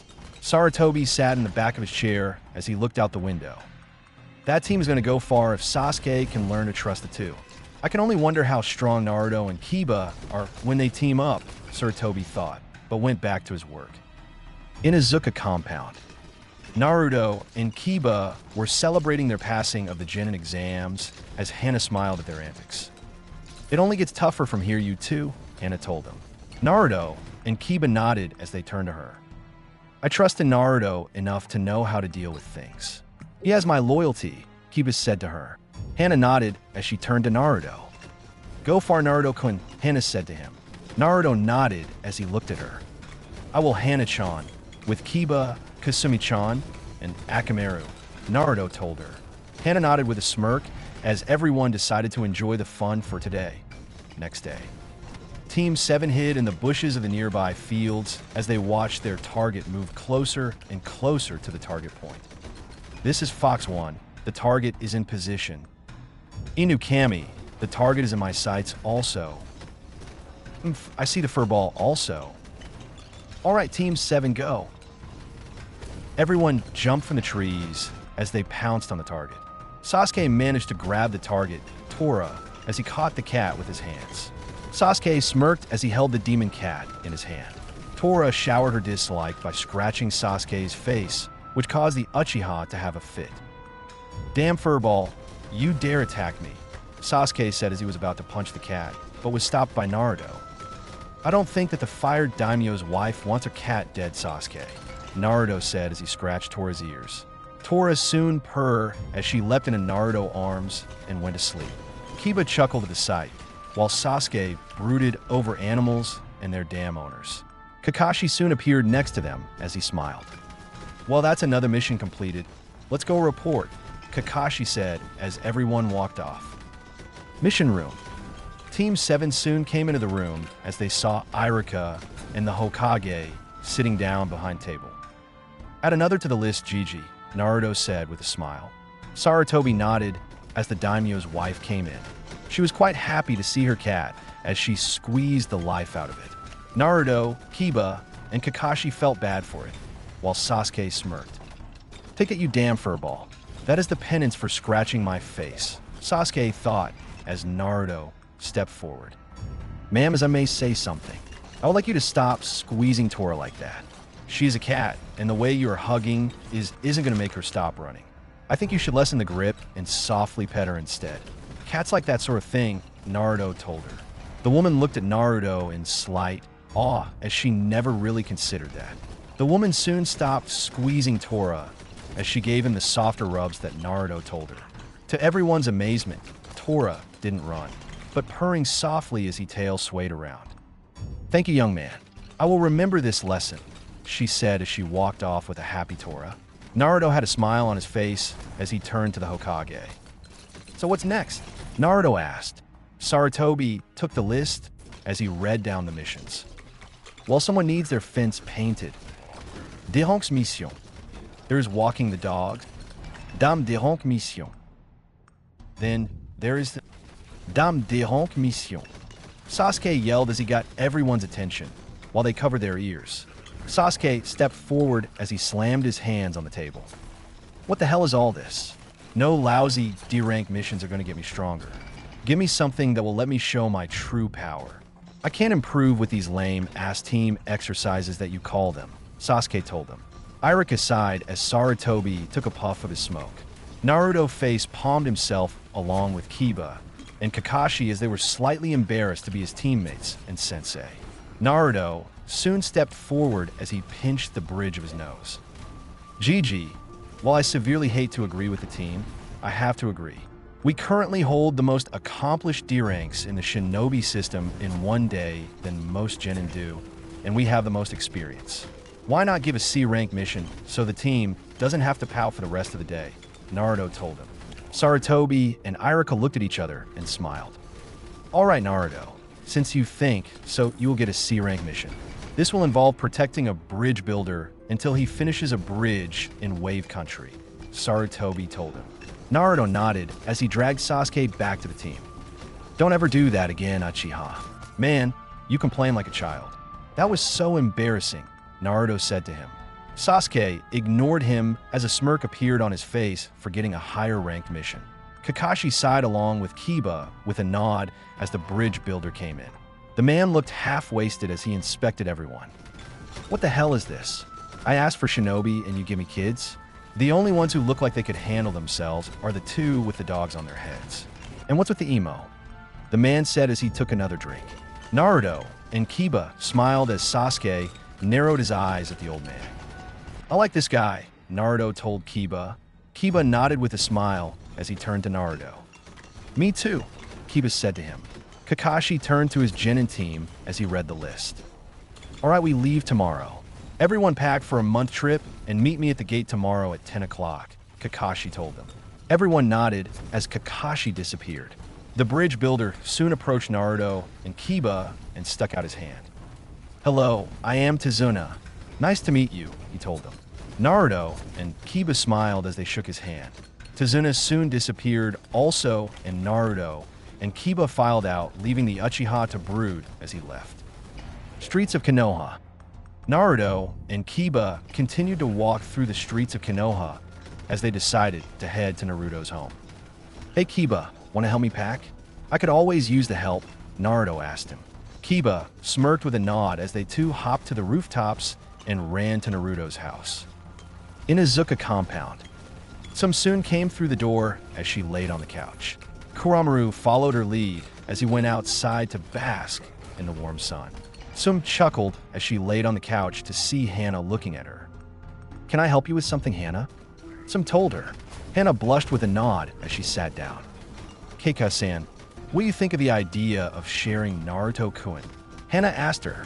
Sum quirked up an eyebrow at her daughter and soon smiled.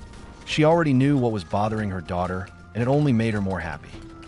Well, I don't really mind it, as long as Naruto-kun agrees and I stay the alpha female, Sum told her. Hana's blush deepened as she turned to her mother.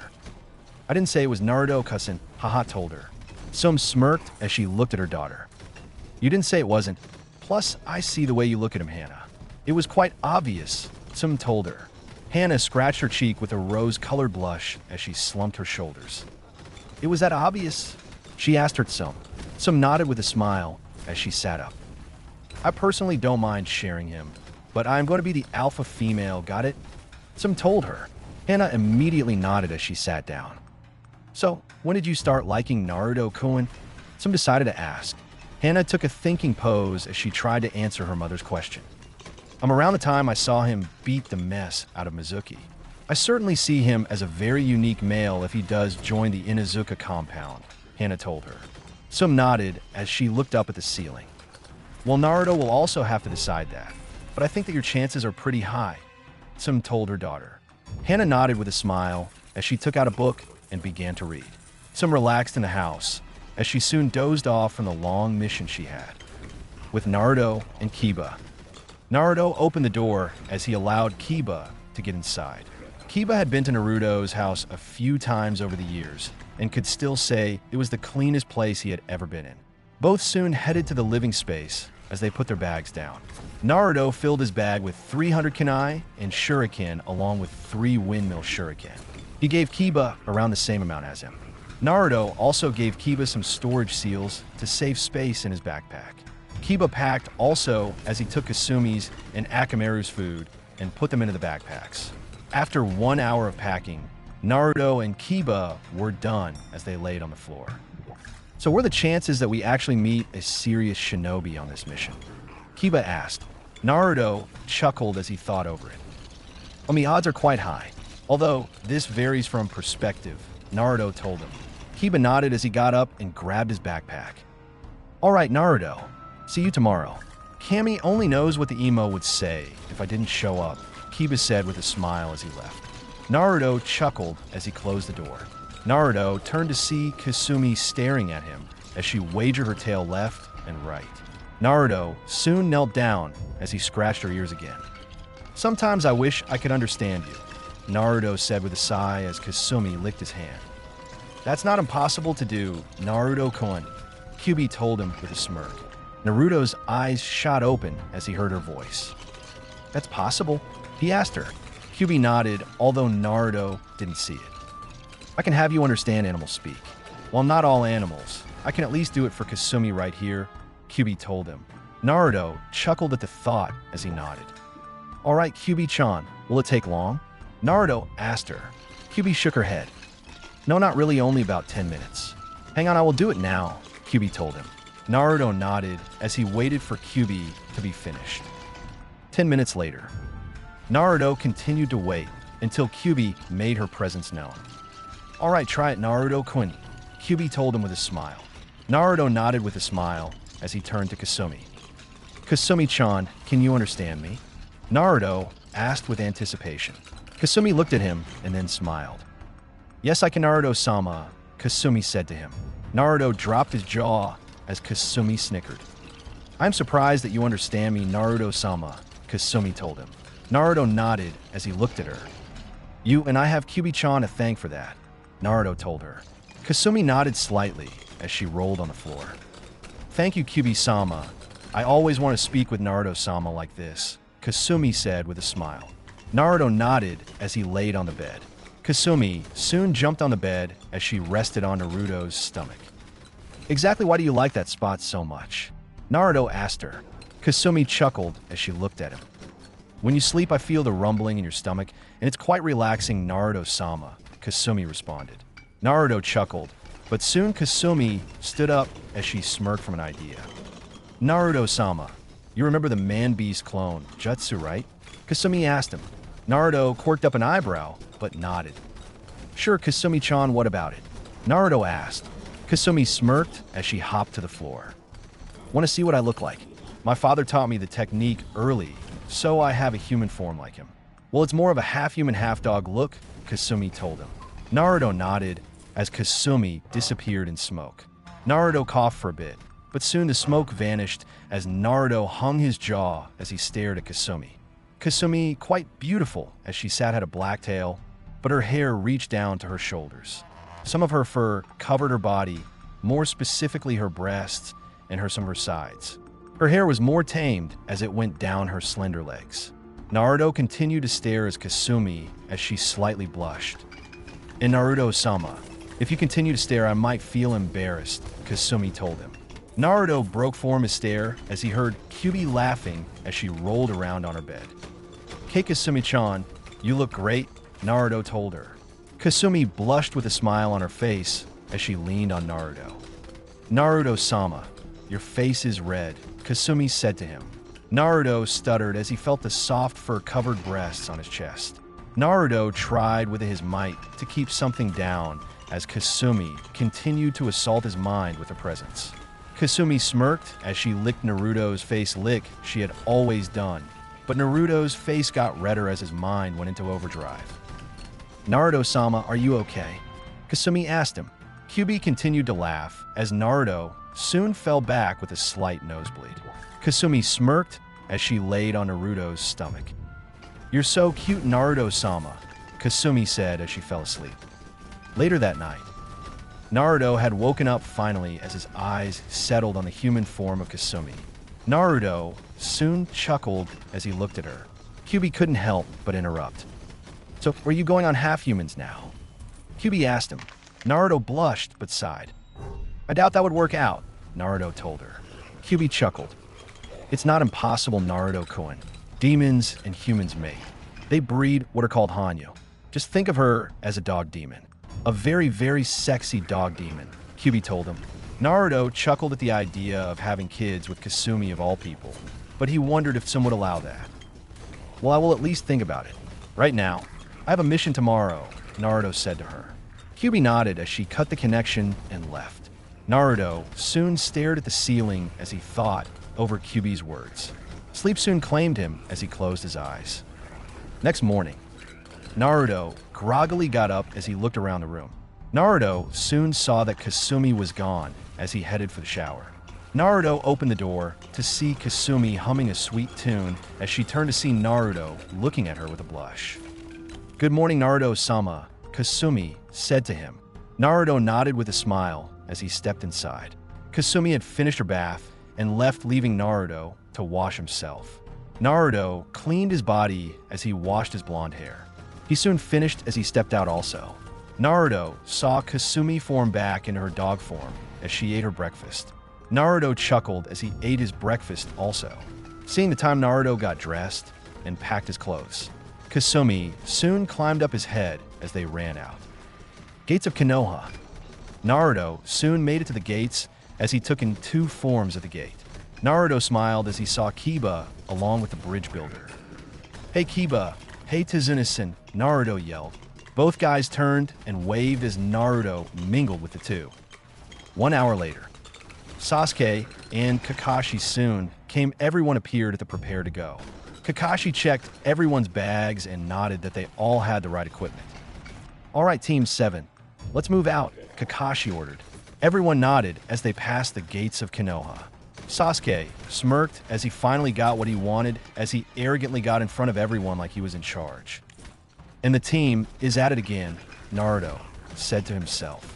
The sun was beaming out in sky as everyone soon passed a puddle of water.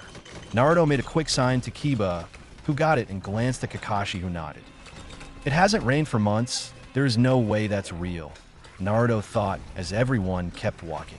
After a few more minutes of walking, 2 chains suddenly came and trapped Kakashi as the 2 shinobi dashed forward. Kakashi was soon cut in half as the 2 shinobi smirked. "Get the bridge builder," one of them said as the 2 dashed forward. Naruto smirked as he cracked his knuckles. Sasuke guard the bridge builder. Kiba, you, and Akamaru intercept the second one. Kasumi-chan and I will take the first go, Naruto yelled as everyone took their positions. Sasuke, reluctantly, guarded Tazuna as Naruto and Kiba fought the enemy. Kiba and Akamaru were able to confuse the second man as they planted smoke bombs over the area.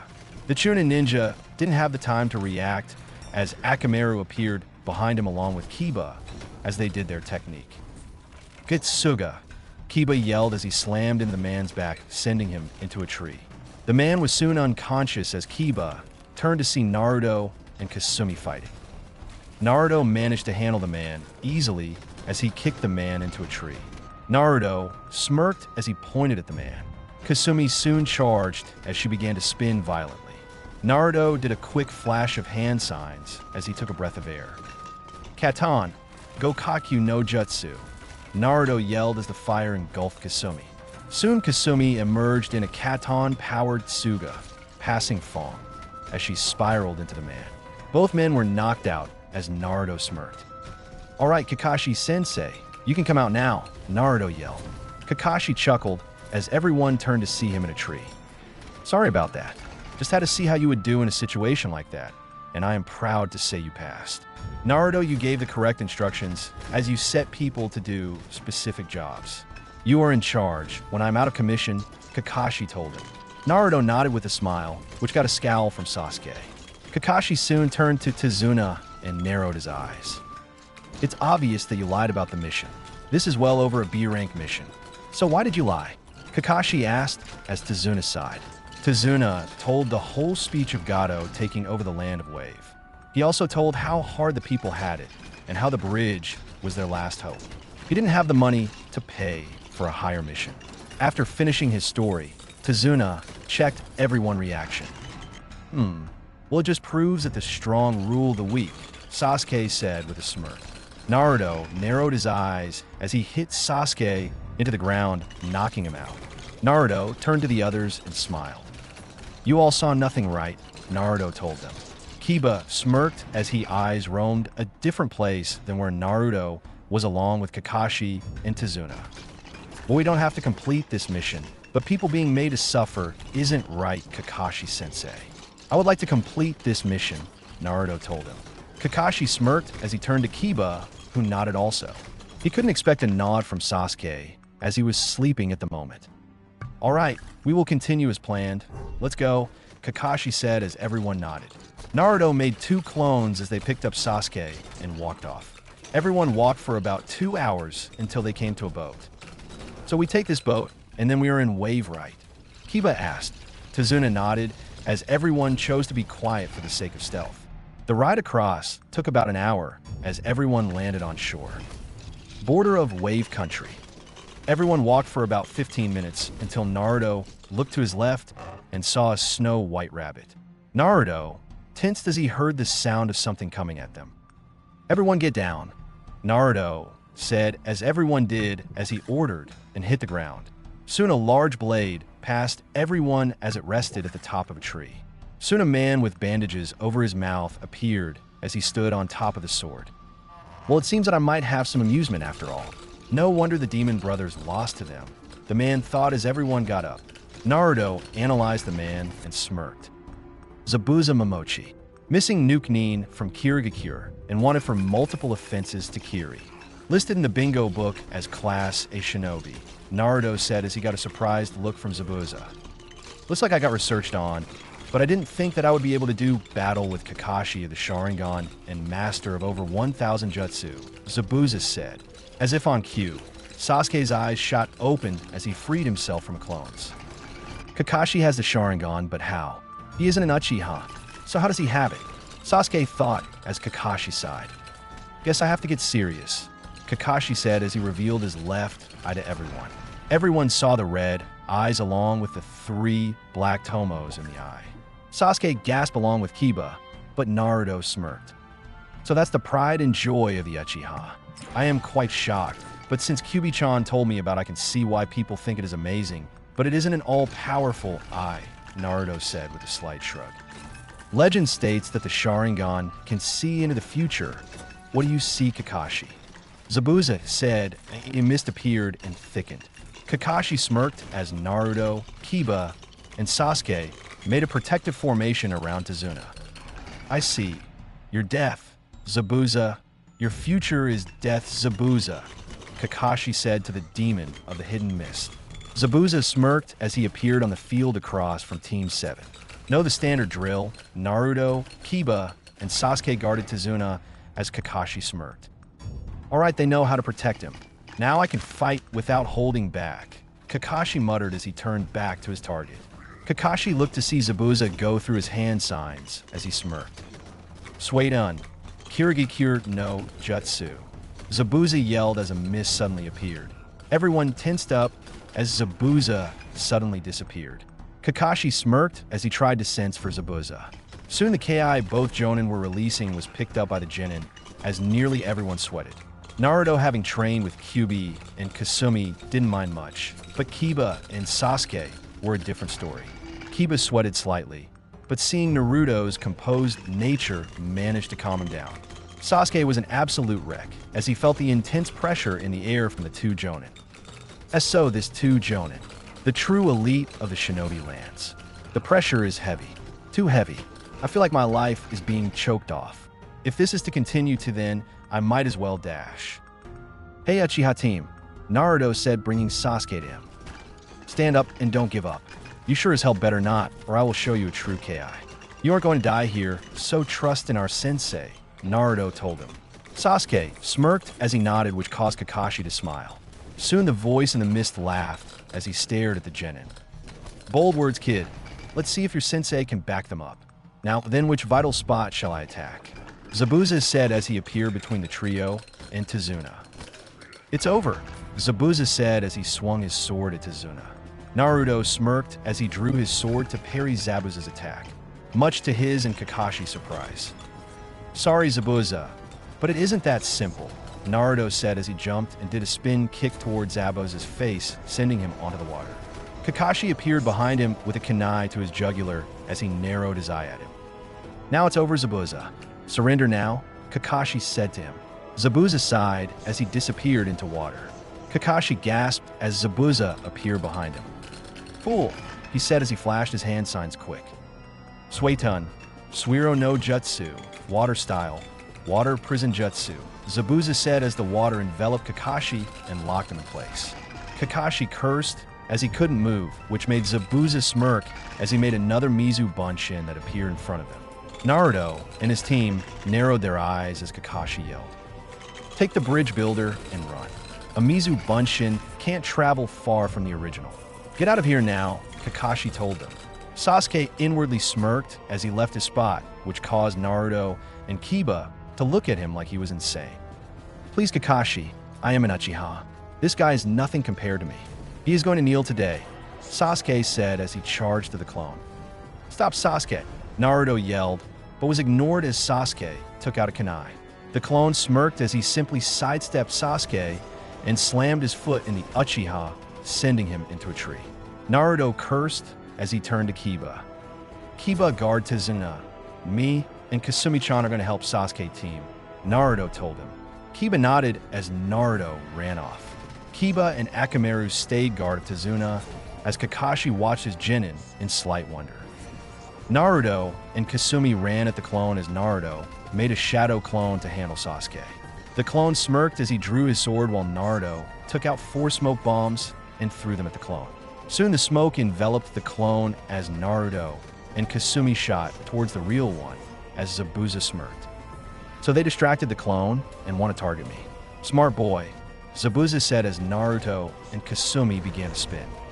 "Kitsuga," Naruto yelled as both attacked Zabuza.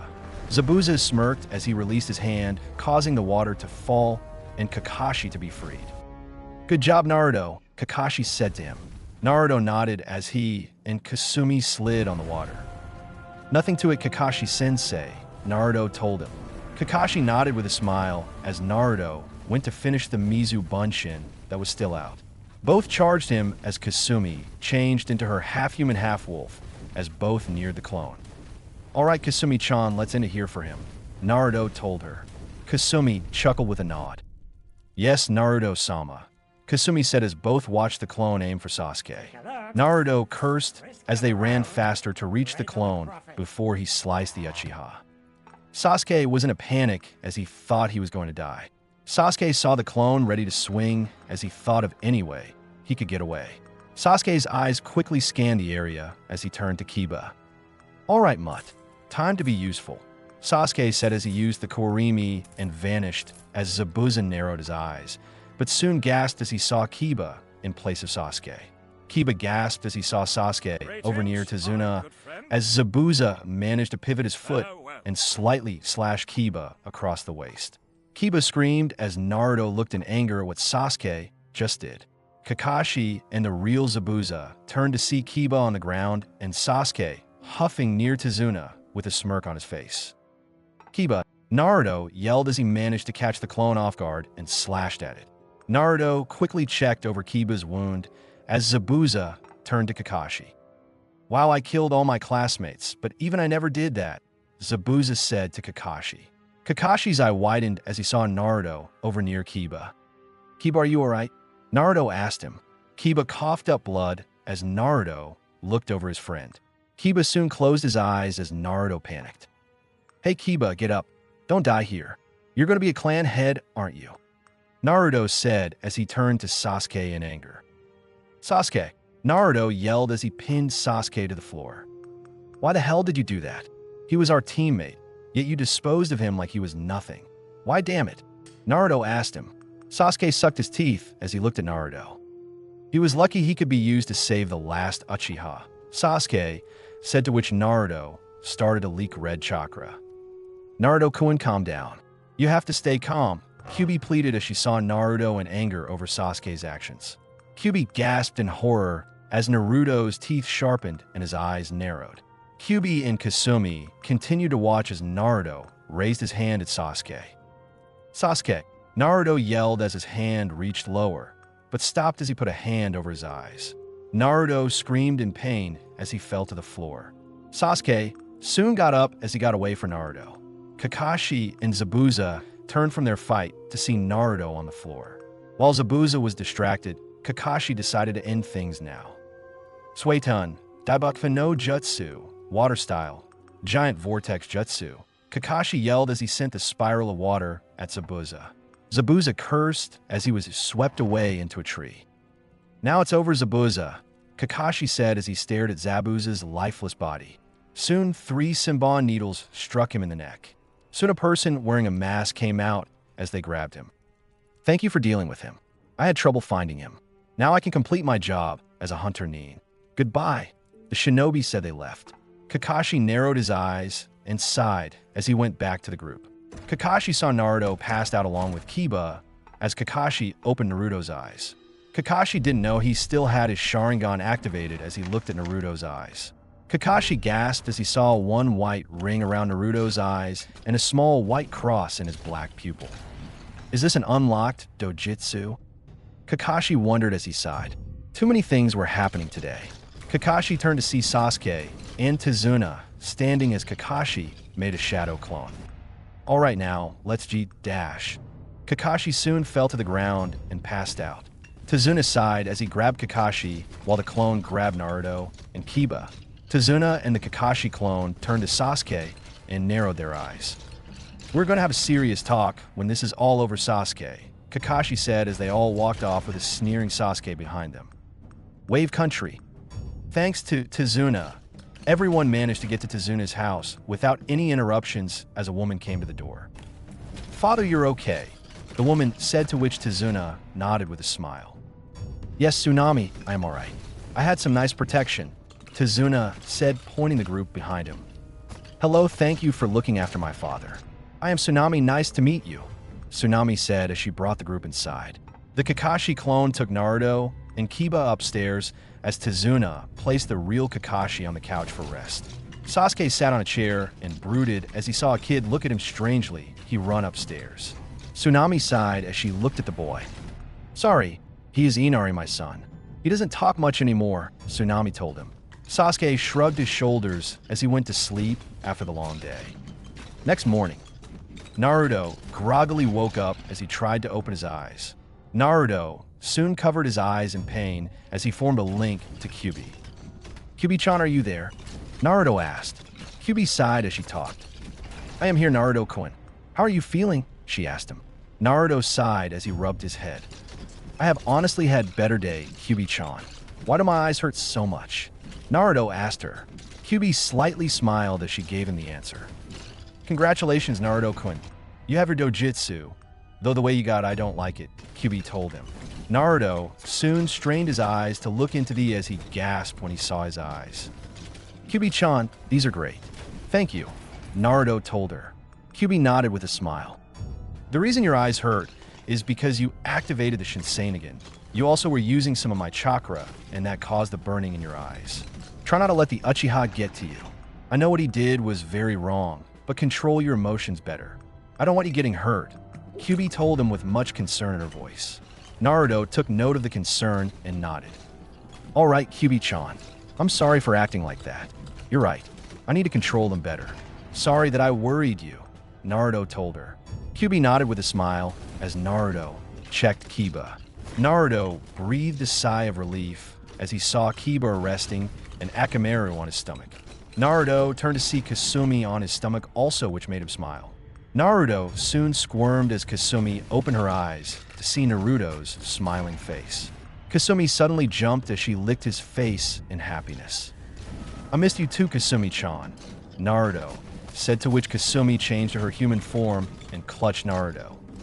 I thought I would lose you, Naruto-sama. Don't scare me like that, Naruto-sama, Kasumi told him. Naruto nodded as he kissed her nose. Kasumi blushed at the action until she saw Naruto smile. Do you accept my apology? Naruto asked her. Kasumi continued to blush, but nodded as she changed back to her dog form. Naruto soon got up as he let Kiba rest. Naruto soon went to the washroom with Kasumi as they did the standard wash-up with Naruto, cleaning Kasumi and himself. Soon both exited the shower to see Kakashi staring at Naruto. Hey, Kakashi-sensei, how are you? And what's with the crutches? Naruto asked him. Kakashi chuckled as he rubbed the back of his head. Oh, you know, chakra exhaustion and all, Kakashi told him. Naruto nodded with a slight chuckle. Kiba is all right. He is resting right now. He will be fine in a few hours, Naruto told him. Kakashi nodded with a smile as Naruto and Kasumi headed downstairs. Oh, Naruto, Kakashi said, bringing him back. I want to talk to you about something later, Kakashi told him. Naruto had a feeling about what it was, but nodded as he went downstairs. As Naruto and Kasumi appeared, both smiled as Tsunami greeted them. Hello, I'm Naruto Uzumaki. Thank you for taking care of us, Naruto told her. Tsunami nodded with a smile as she shook his hand. Hello, I am Tsunami. Nice to meet you, she said to him. Naruto soon went to the table to eat until he saw Sasuke eating also. Naruto narrowed his eyes as he sat in his seat. He and Sasuke didn't utter any words as both slightly glanced at each other. Naruto ate his bowl of rice and soup as he sipped some tea. Sasuke did the same as Naruto fed Kasumi also. Naruto said a quick hello to Tazuna, who smiled and nodded. Naruto soon finished his breakfast along with Kasumi as both left. Tazuna soon breathed easily as the tension in the air lessened. Sasuke finished his food also as he was about to leave, but was stopped by Kakashi. Now, then Sasuke, about that talk, Kakashi said, to which Sasuke groaned. With Naruto and Kasumi. Naruto soon walked to a secluded area with Kasumi as she changed back to her human form. Naruto soon quirked up an eyebrow at her. Why do you only change when no one is around except me? Naruto asked her. Kasumi chuckled as she stretched. I didn't think it was something to necessarily do. Should I show this form in public? She asked him. Naruto looked at her for a moment, then thought for a second. Naruto went through all the possibilities of Kasumi walking around in public. No, just keep doing what you're doing. I would rather not want that. Naruto told her with a hint of jealousy and possession that made Kasumi blush as she picked up on it. All right, then Naruto-sama. I will only show you this form, Kasumi said to him.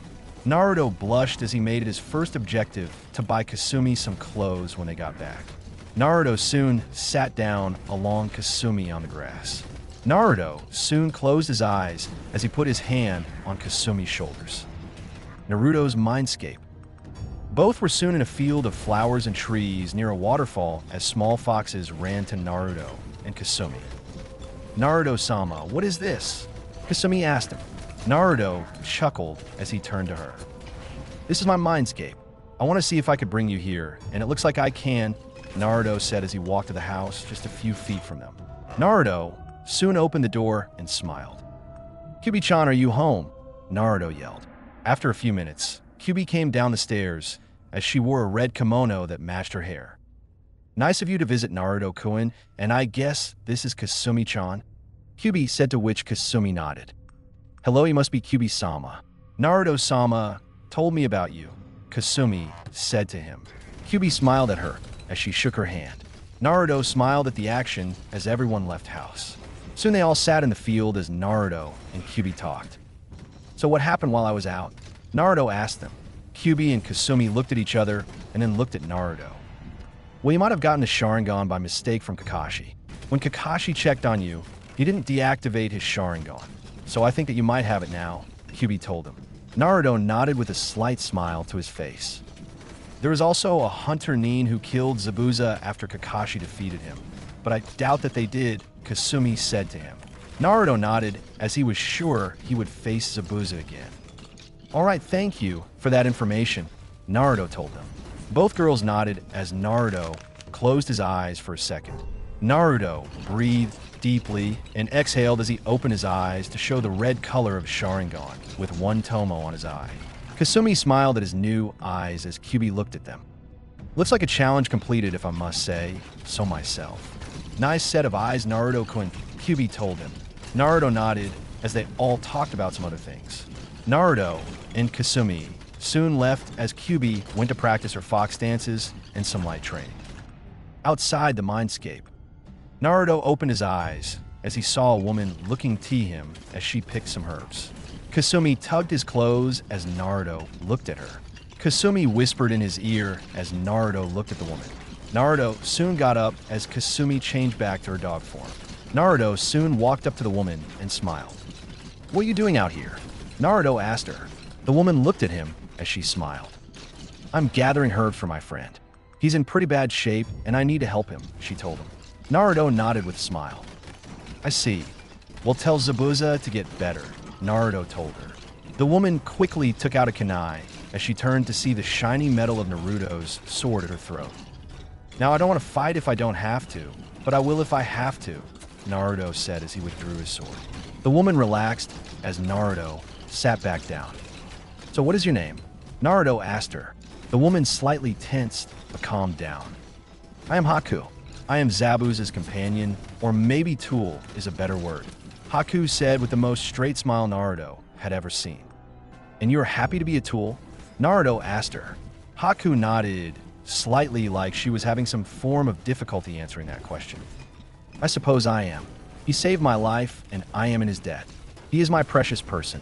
For him I am strong," Haku told him. "So you get stronger for the sake of your precious person?" Naruto asked her. Haku nodded with a smile on her face. "That's right. Do you have someone who you consider precious?" she asked him. Naruto chuckled as he thought over her question. "Yes, I do. I have many precious people. I will fight to protect them," Naruto told her. Haku chuckled as she finished her picking her herbs. "I can tell you will get stronger," Haku said as she continued to walk away. Naruto and Kasumi continued to sit in the grass as Haku turned around. "Oh, and by the way, I'm a boy," Haku said, to which Naruto shrugged his shoulders. "Then maybe you should dress like one and not wear a girl's kimono," Naruto told him. Haku grew a tick mark as he continued to walk away. Naruto soon stood up as he turned around. "Though I don't think that a person's precious people should use them as tools," Naruto said as he and Kasumi walked away. Haku stopped in mid-step, then continued. "Maybe he's right," Haku thought as he walked away with his herbs in his basket. With Naruto and Kasumi soon showed up at the house as they saw Kakashi with Sasuke and surprisingly Kiba out near the trees. Kakashi soon turned as he looked to see Naruto coming. "Oh, Naruto, so nice of you to show up. I was just about to get you," Kakashi said with a nice smile. Naruto chuckled as he turned to Kiba. "How are you up already?" Naruto asked him. Kiba chuckled with a smile. "Please, my mother has done worse to me. A slash like that does hurt, but I wouldn't die from it," Kiba told him. Naruto chuckled with a nod as he had received Sum's training also. Kakashi soon brought everyone together. "All right, that enough talking. I believe that Zabuza is still alive, so we're going to start training," Kakashi told them. Everyone nodded as Kakashi smiled. "All right, we will begin with chakra control. You will be walking this tree, Kakashi." Naruto smirked along with Kiba while Sasuke quirked an eyebrow. "Without the use of your hands," Kakashi told them. Sasuke narrowed his eyes in a disbelieving grin as Kakashi channeled chakra to his feet. Kakashi soon climbed up the tree with his crutches as he soon walked up to a branch and soon hung upside down. "This is how it's done. Now, until you learn to do this, I will stay in guard of Tizuna," Kakashi said with a nice smile as he waited for everyone. Soon 3 kunai hit the ground beneath them as they looked up. "Use those as markers. You slash the tree and mark your progress and try to go higher. Remember, to little chakra and you will fall. Too much and you will damage the tree," Kakashi said to them. Everyone nodded as they took a kunai. "All right, Gio," Kakashi yelled as everyone ran. Sasuke soon went up the tree as he got up for 15 seconds then fell back down.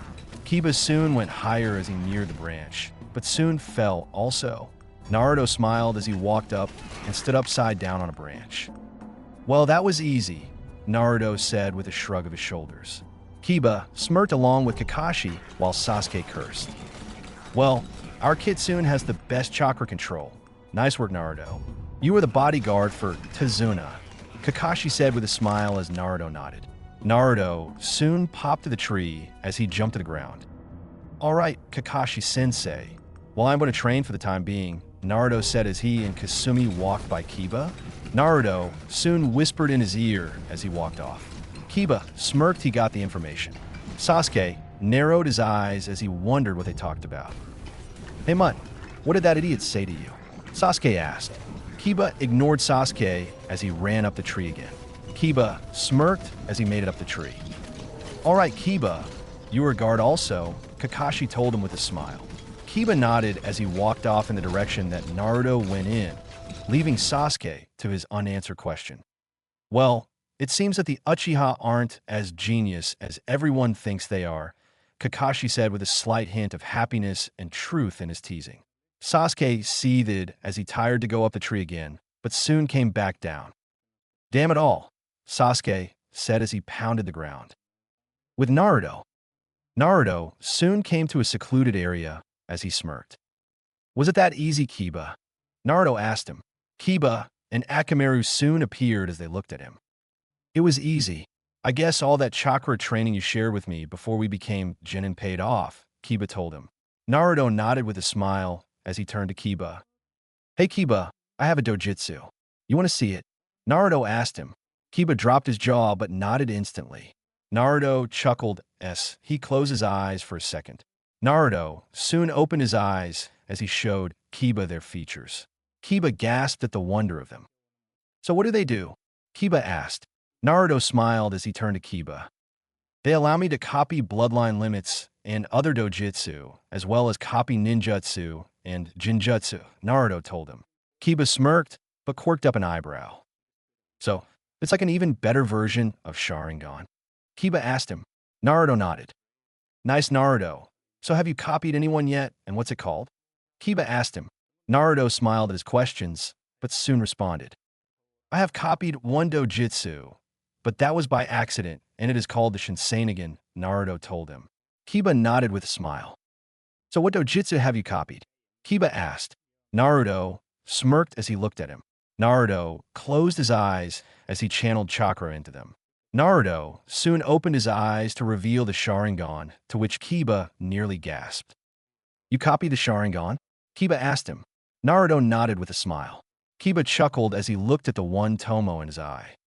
I wonder how Sasuke is going to react when he sees that. I hope to have a clean look at it, Kiba said, to which Naruto chuckled. Naruto soon deactivated the eye as they turned back to cerulean blue. I still have to perfect it. I wish I didn't have to, but no way around it. It might be fun though, Naruto told him. Kiba soon smirked as Naruto narrowed his eyes. What are you thinking? Naruto asked him. Kiba turned to him. Let me help you. This injury isn't anything serious, so let's train. You get to perfect the Shinseinigan along with the Sharingan, and I get to have some training. We both win, Kiba told him. Naruto chuckled at his idea. All right, but take it easy after we are done, Naruto told him, to which Kiba nodded. Naruto smirked as he opened his eyes and revealed the Sharingan. Kiba and Akamaru got into the Inuzuka stance. Kasumi became more feral as Naruto and Kasumi sparred with Kiba and Akamaru for a few hours. Naruto smirked as he looked at the tired form of Kiba, Akamaru, and Kasumi as he sighed. All right, everyone. Thanks for today. We should head back now. We have guard duty tomorrow, Naruto told them. Everyone nodded as they walked back to the training site, as they looked to see Sasuke still going at the tree with a look of annoyance. Naruto looked to see the sun going down as they passed him. Sasuke soon turned as he saw them and narrowed his eyes, ready to speak. Hey Dobe, tell me how to make it up this tree, Sasuke told him. Naruto and Kiba kept walking as they talked loud enough for Sasuke to hear. I guess the Uchiha need help for everything. Kami knows that all they can do is copy what people do, Naruto said with a sigh. Kiba smirked as both boys and their dogs went inside, leaving the Uchiha to seethe in anger. Just you wait, Dope. When we get back, I will get that idiot council on you, Sasuke said with a smirk as he continued to run up the tree. With Naruto and Kiba, both soon entered the house as they spotted Kakashi reading an orange book as Naruto sighed. Another pervert, huh? Naruto thought as he felt Kakashi's gaze turn to him. Kakashi soon put down his book as he looked at Naruto.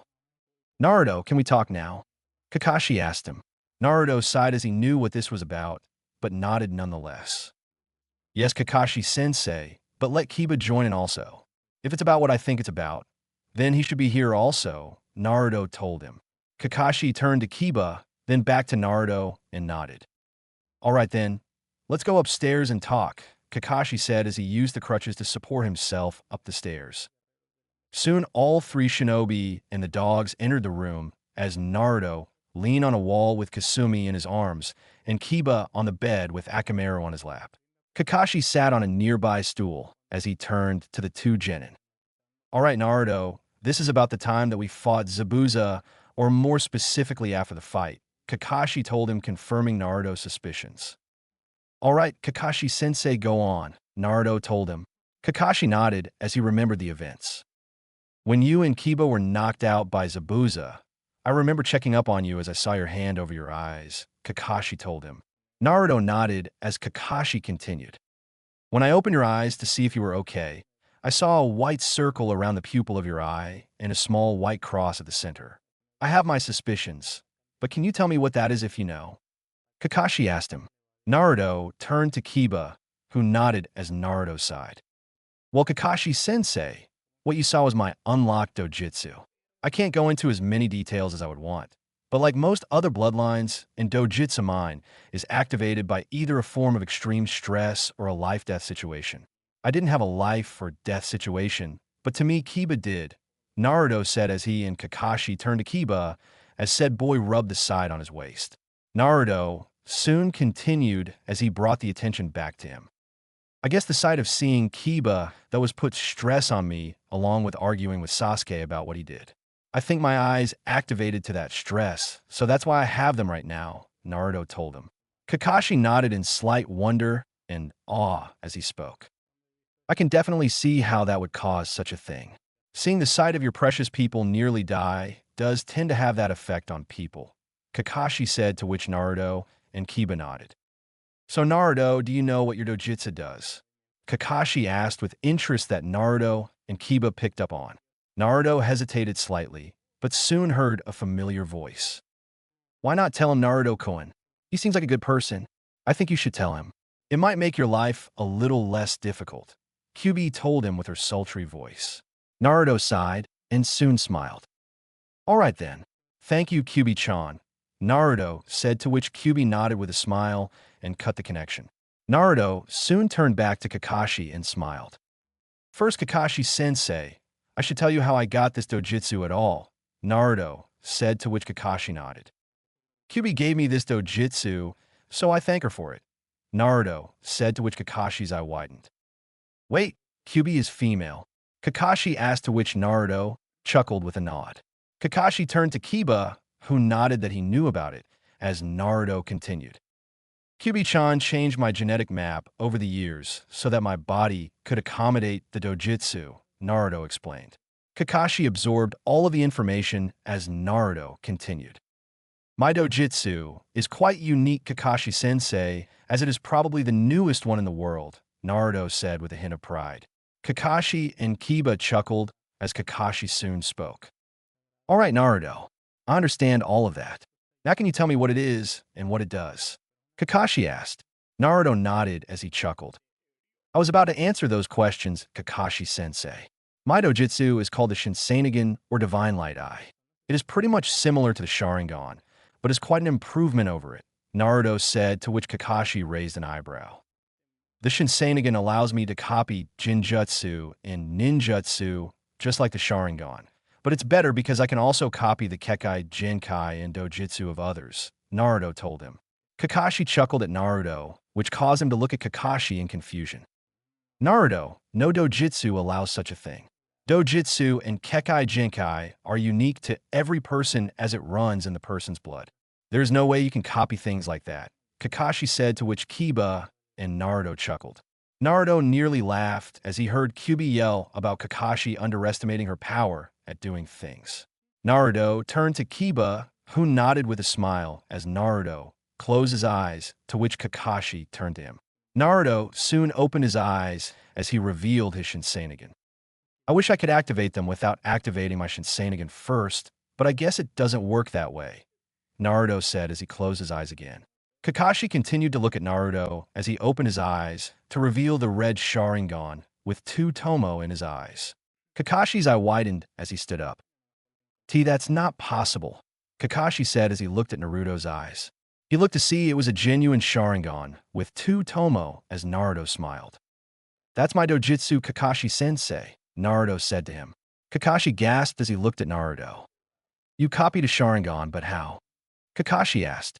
Naruto smirked as he pointed at his sensei. When you opened my eyes, apparently my dojutsu was active and you didn't deactivate your Sharingan, so I now have it. And before you ask, yes, transplanted dojutsu count also. That isn't really your eye, I can tell.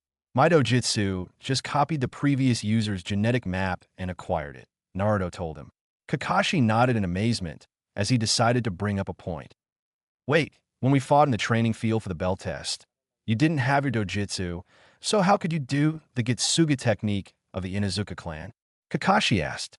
Naruto sighed at the never-ending questions as he smiled. Well, I've been friends with Kiba and his family for years. Sum trained me along Kiba, and I was able to acquire the Inuzuka techniques, Naruto said to him. Kakashi turned to Kiba, who nodded as Kakashi turned to another question. So if you just copied my Sharingan, why do you only have 2 where I have 3? Kakashi asked him. Naruto smirked at the question, but explained. Originally, I had 1 today, but having trained with Kiba, Kasumi-chan, Akamaru, and a multitude of shadow clones, I was able to get the second one. I still have to master a dojutsu that I copy. I just can't get it right away after copying it, Naruto told him. Kakashi nodded as he seemed to be finished. Alright, that's all for today, Naruto, but I have to tell Hokage-sama about this when we return, Kakashi said to him. Naruto sighed with a nod as everyone sat in the room. Unknown to them, an Uchiha had heard the conversation, and the fact that Naruto had the Sharingan pissed him off. Naruto had, seemingly, stole the Sharingan, the rightful birthright to an Uchiha, and he got it even before Sasuke got his. So the dope thinks that he is important now. Well, let's just see what the council thinks when this is over, Sasuke said with a smirk of arrogance as he left. With Zabuza and Haku. Zabuza laid in the bed as Haku tended to his wounds. Haku, we will attack again in a week. Be ready, Zabuza told him, to which Haku nodded. Yes, Zabuza, Haku said, though he had a lot on his mind after what Naruto said to him. Soon a small man in a suit came in as he smiled. Well, it seems that the demon of the hidden mist can't even take care of a couple of kids, said the man. Zabuza sighed as he turned to him. Shut it, Gato. I will take care of them soon. Don't worry about it, Zabuza said as Gato neared him. You better. I am paying you top dollar for this mission. So get it done, Gato said. Zabuza smirked as a tick mark grew on Gato's head as he lunged at Zabuza. Haku soon grabbed his wrist and squeezed it as he looked at Gato. Don't try it, Gato. Now, leave us alone, Haku said as he released Gato with a small amount of Ki, making the man shiver. Fine, Gato said as he left. Zabuza turned to Haku and sighed. You didn't have to do that, he said as he revealed a hidden kunai. Haku smiled as he looked at Zabuza. You can't kill him, Zabuza-san. We still need him for a little while, Haku said as he continued to treat Zabuza's wounds. Next week, Naruto and Kiba continued guard duty with Tazuna as he and his workers did the bridge. Soon most people quit due to being too scared, but Naruto and his shadow clones made quick replacements as Tazuna was able to move ahead. Sasuke had managed to get up the tree and perfect the method as he was put on guard duty, though he constantly told Kakashi to teach him something better. Naruto in his free time was taught by Kakashi to handle the Sharingan, to which he was grateful, but asked Kakashi not to play favorites with them. Kakashi taught Kiba some more chakra control exercises as he tried his hand at kunai spinning. Kiba seemed frustrated with the exercise, but proved to be quite good at it after a while. Soon the week passed as Kakashi, Sasuke, and Kiba went to the bridge. Naruto decided to stay behind for a few hours in case something happened to Inari and Tsunami as he saw his group leave. Naruto soon walked around as he looked at Inari. What? He asked. Naruto turned to him, confused. Why what? Naruto asked him. Inari soon looked at Naruto, dead set into his eyes. Why do you try too hard? You can't stand up to Gato. He would just kill everyone. Just cause you're shinobi, you think that you're all powerful. Well, guess what, you aren't. I bet you haven't had a single bad day in your life, Inari said to him. Naruto narrowed his eyes at Inari and sighed. I know about you, Inari. Your mother told me what happened to you and the man you admired. I am sorry, but I do know a terrible life. I have probably have more lives than a cat. What story would you like to hear? I have one about having my body burned. I have one about being nearly slashed apart. Oh, I have one about nearly being slashed while I was being burned. Don't give me your depression crap story, kid. I know that life. The only reason I didn't lose to it is because I had my precious people, and I know that you and this village still do. So gotta you no one knows my trouble's ass, and do something about this situation, Naruto told him. Inari soon cried as Naruto felt the presence of two people outside. Look, Inari, it's easy to give up and fall into depression, but it's hard to survive and fight for what you believe in. Inari, trust me to end this Gato person and save your village. Inari, will you trust me? Naruto asked him. Inari soon locked eyes with Naruto as he felt an unbridled warmth from them. How do I know you won't die? Inari asked him. Naruto smiled as he opened the door. Because I won't dare die. If I did, then my precious people would be sad, and I don't want that, Naruto said to him. Inari stared in shock as Naruto closed the door behind him. Naruto smiled as he looked to see two samurai in front of him. Well, it seems that the decision to remain behind for a bit was a good one, Naruto said as both laughed at him. Look, kid, give us the woman and kid in the house and get lost before you die, one of them told him. Naruto chuckled as he offered a thinking pose. Now see, that doesn't work out for me. I have an obligation to protect them. So here's what we do. Either you two leave and live, or act stupid and attack me only to be beaten senseless, Naruto told them. Both turned to each other and nodded as they drew their swords and charged at him. Naruto smirked as he did his signature hand sign. Kakebunsin no jutsu, koma Naruto yelv. Inari soon heard multiple punches and screams as he remembered Naruto's words. Inari soon ran outside with his eyes closed and yelled, Naruto, I trust you. Please free this village and put an end to Gato. Inari yelled as he opened his eyes in shock. He saw Naruto staring at him with a smile as he saw two thoroughly beaten up men as they were tied up. Naruto soon walked up to Inari and put his hand on his hand. Very well, Inari. I won't let you down. You are a good kid, Naruto said to him as he ran off, but not before leaving a shadow clone with Inari and Tsunami. Naruto soon raced through the trees and saw the bridge as he smirked. Naruto soon opened his black jacket as Kasumi poked her head out of the clothing and smiled. Ready to fight, Kasumi-chan? Naruto asked her. Kasumi smirked as she licked the top of his chin. Anytime you're Naruto-sama, Kasumi said as Naruto looked to see Kakashi and Zabuza fighting. Sasuke looked battered as he was in a dome of ice mirrors along with Kiba. Naruto smirked as he decided to join the fun with Kakashi and the others. Kakashi and Zabuza fought each other on equal ground as Tazuna stayed out of the way. Meanwhile, Haku was busy dealing with Sasuke and Kiba as they tried to get out of the dome of ice mirrors. Sasuke smirked as he finally got his Sharingan as he was able to dodge Haku movements with precision. Kiba did a simple tsuga as he drilled into a mirror of ice, but was repelled back. Damn it, this ice is harder than steel, Kiba said as he rubbed his head. You need more power than that to beat me. I'm sorry, I don't want to kill you, but I must, Haku said as he charged Kiba. Sasuke tried to take the chance to attack, but missed Haku as he neared Kiba. Haku soon gasped as he was flung out into the field as smoke appeared. Everyone turned to see Naruto with a smirk on his face as Kakashi smiled. Well, Naruto, is everything okay with Tazuna's family? Kakashi asked him. Naruto smirked with a nod as he turned to Haku. Looks like I got here in time, Naruto said as Haku got up. Naruto turned to Kiba and Sasuke. Well, looks like the team has his gifted eyes now. Kiba, guard Tazuna. Let me deal with this, Naruto told him. Kiba nodded in a quick fashion as he and Akamaru got up and ran to leave the ice dome. Haku soon gasped as he quickened his speed to reach Kiba to keep him from leaving. Useless, Haku said as he moved to strike. Kiba gasped, but Naruto managed to grab Haku's wrist as he looked eyes with the boy. I said you're my opponent. I will not be ignored, Naruto said as his eyes glowed with the Shinsenagon. Haku nearly gasped, but steeled his gaze as he saw Kiba leave and run to Tazuna.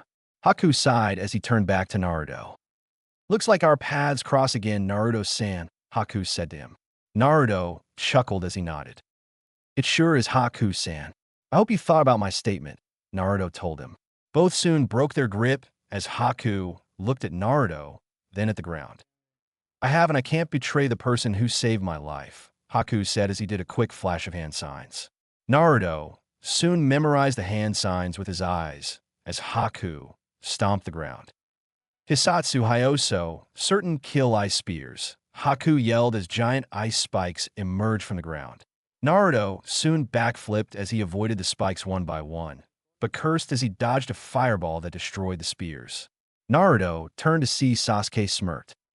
"Damn it, Sasuke. Stop trying to kill me along with the enemy," Naruto told him. Sasuke ignored him as he lunged at Haku, but soon the familiar mirrors formed as Naruto and Sasuke were encased inside. Makio Hyosho, demonic mirroring ice crystals, Haku said as he stepped inside the ice. Naruto smirked as he looked around. "Well, looks like that is two jutsu I have copied," Naruto said as he deactivated his Shinsenin. Naruto soon closed his eyes as he revealed the Sharingan, to which Haku gasped and Sasuke seethed. Him too, Haku thought. "Damn dope, taking my clan's sacred dojutsu," Sasuke thought. Naruto smirked as he looked at Haku. "Haku, tools break eventually, and if you were a tool as you say, then you wouldn't care whether Zabuza lived or died. You wouldn't value life the way you do either," Naruto told him.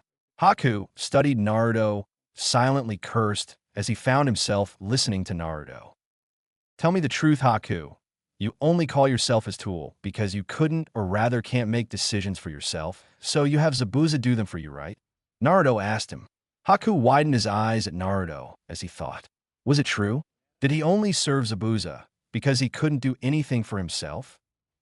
"I wouldn't do that to Zabuza-sama," Haku said, to which Naruto narrowed his eyes. "Then make the decision now. Leave Zabuza and come to Konoha with us. Have a life, have friends, don't keep killing," Naruto told him. Haku clenched his fists as he charged at Naruto. Sasuke gasped, but soon Naruto managed to grab Haku's hand as his other hand grabbed the mask Haku was wearing. Naruto soon broke the mask as he looked to see Haku with tears in his eyes. "What am I supposed to do? He saved my life. I owe Zabuza-sama my life," Haku said to him. Naruto sighed as he looked at Haku. "When I was a kid, I had my life saved countless times by very few people. I am very grateful to a lot of people. But if I suddenly felt that I owed them my entire life, then I would restrict myself to my future. No one can decide in future for me, only I can. Haku, I am sure you will always be grateful to Zabuza, but you don't owe him anything except your thanks," Naruto said, to which Haku fell to the ground. Soon the mirrors fell as Sasuke saw his opportunity. Sasuke lunged at Haku, but was soon stopped as he met Naruto's gaze. "Back off Sasuke right now," Naruto said to him. Sasuke seethed as a Sharingan locked with Naruto's as he backed off. Sasuke soon backed up as Naruto turned to see Kakashi with a ball of lighting in his hand. Zabuza was captured as he whistled for Haku. Haku soon got up from muscle memory and almost ran to Zabuza, but was stopped by Naruto. "Haku, if you respect Zabuza at all, then live your life. Say your thanks to him and leave it at that," Naruto told him. Haku seemed to struggle with Naruto, but complied as he fell to the ground with his knees and his hands on the ground and his head bowed.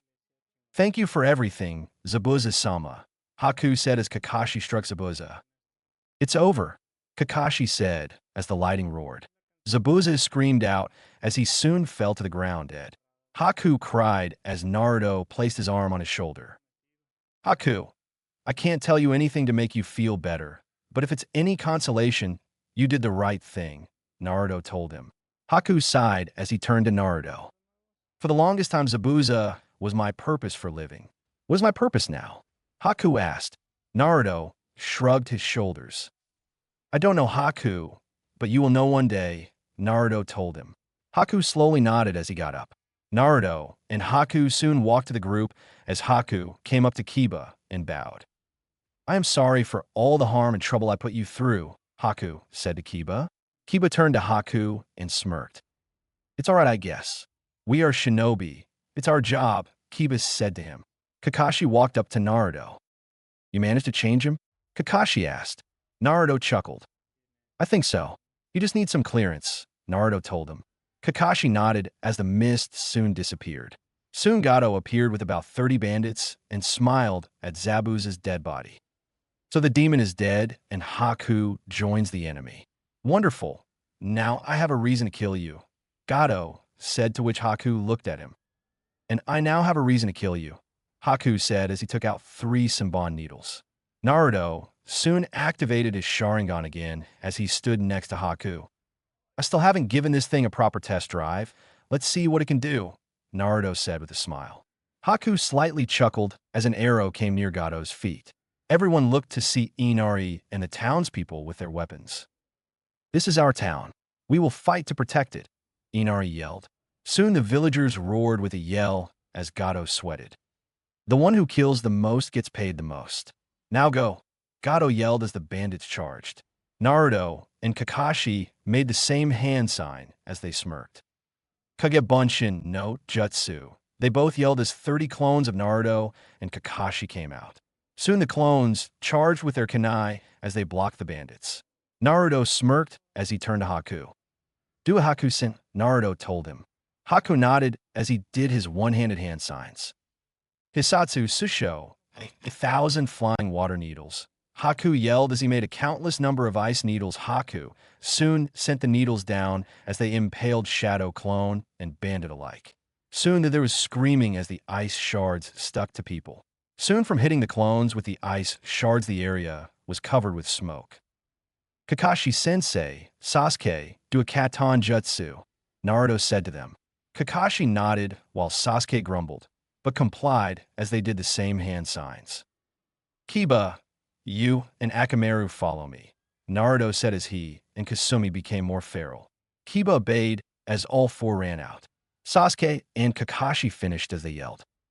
Katon, no Kakino Jutsu, fire style, twin great fireball jutsu. They yelled as the flames reached Naruto, Kasumi, Kiba, and Akamaru. Do it now, Naruto yelled as all 4 began to spin. Futego Hakai Gitsuga, twin barrel Gitsuga. Naruto and Kiba yelled at their new collaboration jutsu as they were engulfed by the flames. Soon the flames shot into the crowd of bandits as people screamed more. Naruto and Kiba, along with Kasumi and Akamaru, shot out in flaming spirals as they charged the rest of the group. People were soon shredded and burned as the entire field exploded. Haku smirked at the result along with Kakashi and Sasuke, and the other crowd of townspeople gasped. So, these are shinobi, Inari said in awe as Naruto appeared in front of Gado. Gado soon squirmed away as Naruto neared him. Wait, spare me. I can give you what your heart desires. I can give you money, women, anything. Just name it, Gado said to him. Naruto smirked as he looked at Gado. I have a pretty good life. So take that offer to Haku and the townspeople, Naruto said as he knocked Gado out. Naruto soon smirked as he handed to village a bound Gado. Do what you want with him. He isn't in our mission description, Naruto told them. Everyone cheered as they dragged Gado back to the town. Naruto soon walked back to his group as everyone smiled. Well, we only have to finish the bridge now. Can we please go home now? Naruto said to them. Everyone nodded as they walked home. Kakashi carried Zabuza's body, and Haku carried his sword as they made a grave for him.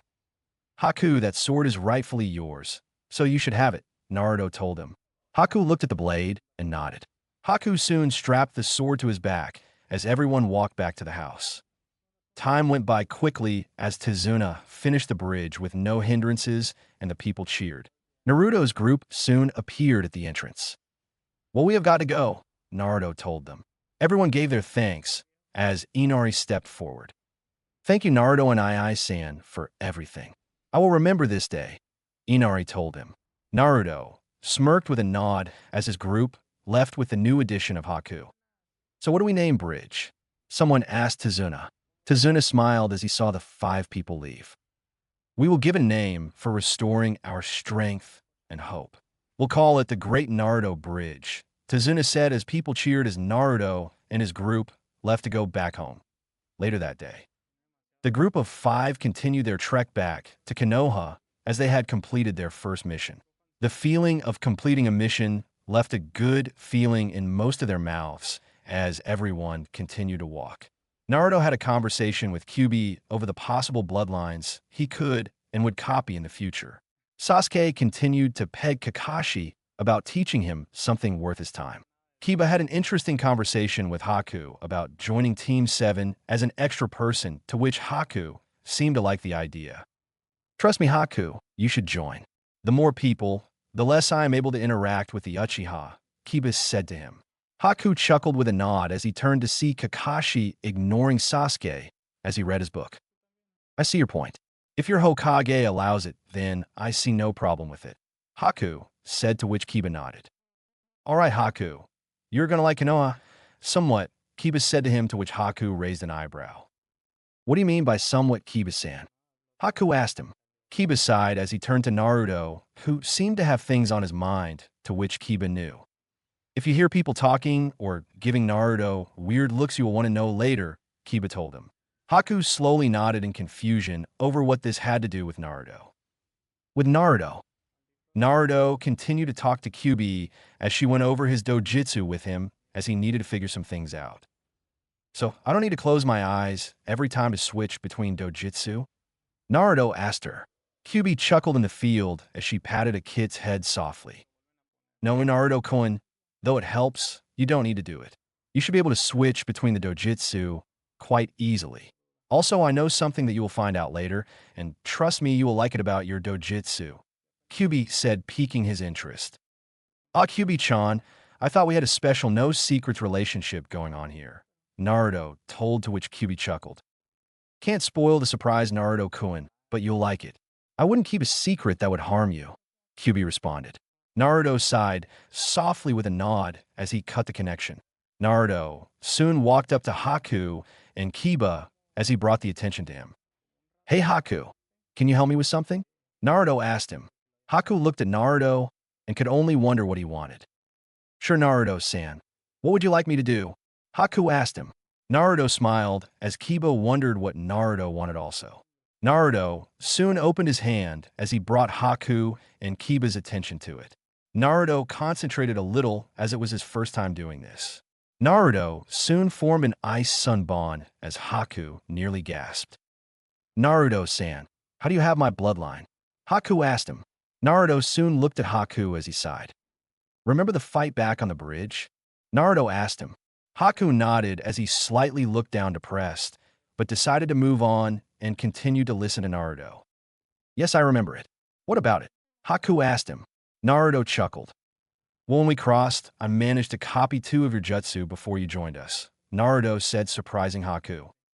But how? My Hooten is in my blood. You can't have it unless we are related in some way, Haku told him. Naruto nodded as he closed his eyes. Naruto soon revealed the Shinsenin as Haku gasped. This is dojutsu. It allows me to copy any jutsu, even blood limit jutsu. That's how I have your Hooten. I'm sorry if I stole this, but I wondered if you would teach me to use it. Naruto asked him. Haku looked at Naruto, then thought for a few minutes over his question. Haku was the only ice user, and seeing Naruto use it was slightly comforting in some way for him. Haku soon smiled as he turned to Naruto. I don't know if I'm good at teaching, but I will try my best, Naruto-san, Haku told him. Naruto smiled with a nod as everyone reached the gates of Konoha. Haku took in the sight and smiled at the thought of being accepted into such a place. Everyone soon went through the gates as Kakashi turned to his Genin. All right, we are back now. Let's do our mission briefing with Hokage-sama, Kakashi said as everyone nodded. Soon the 5 walked off to the Hokage mansion as Naruto and Kiba decided to have a conversation on going to the Inuzuka compound. Naruto smiled at the thought of seeing Tsum after nearly a month away from the village. Haku looked around, and sure enough, what Kiba told him was happening. Haku could see some people look at Naruto with hate in their eyes and sneer at him. Haku could also see some of the people smile at Sasuke, who arrogantly soaked up the silent praise. Haku soon walked up to Kiba and Naruto as he leaned in slightly. What is with these people, and why are they looking at Naruto-san like this? Haku asked them. Naruto sighed along with Kiba as they knew it was coming, especially Naruto. I might tell you later, Haku-san. The group of people I trust and know this is small, and I kind of prefer that for right now, Naruto told him. Haku nodded as he wondered about Naruto's past. Everyone soon made it to the Hokage mansion as they walked past the mansion guards. Hokage mansion. Everyone walked up the stairs as they reached the main office. Kakashi knocked on the door as he waited for a reply. Come in, said the voice as Kakashi opened the door. Kakashi and his group soon filed in as Sarutobi took in all of their faces along with a new face. "I see we have guests," Sarutobi said, to which Haku bowed.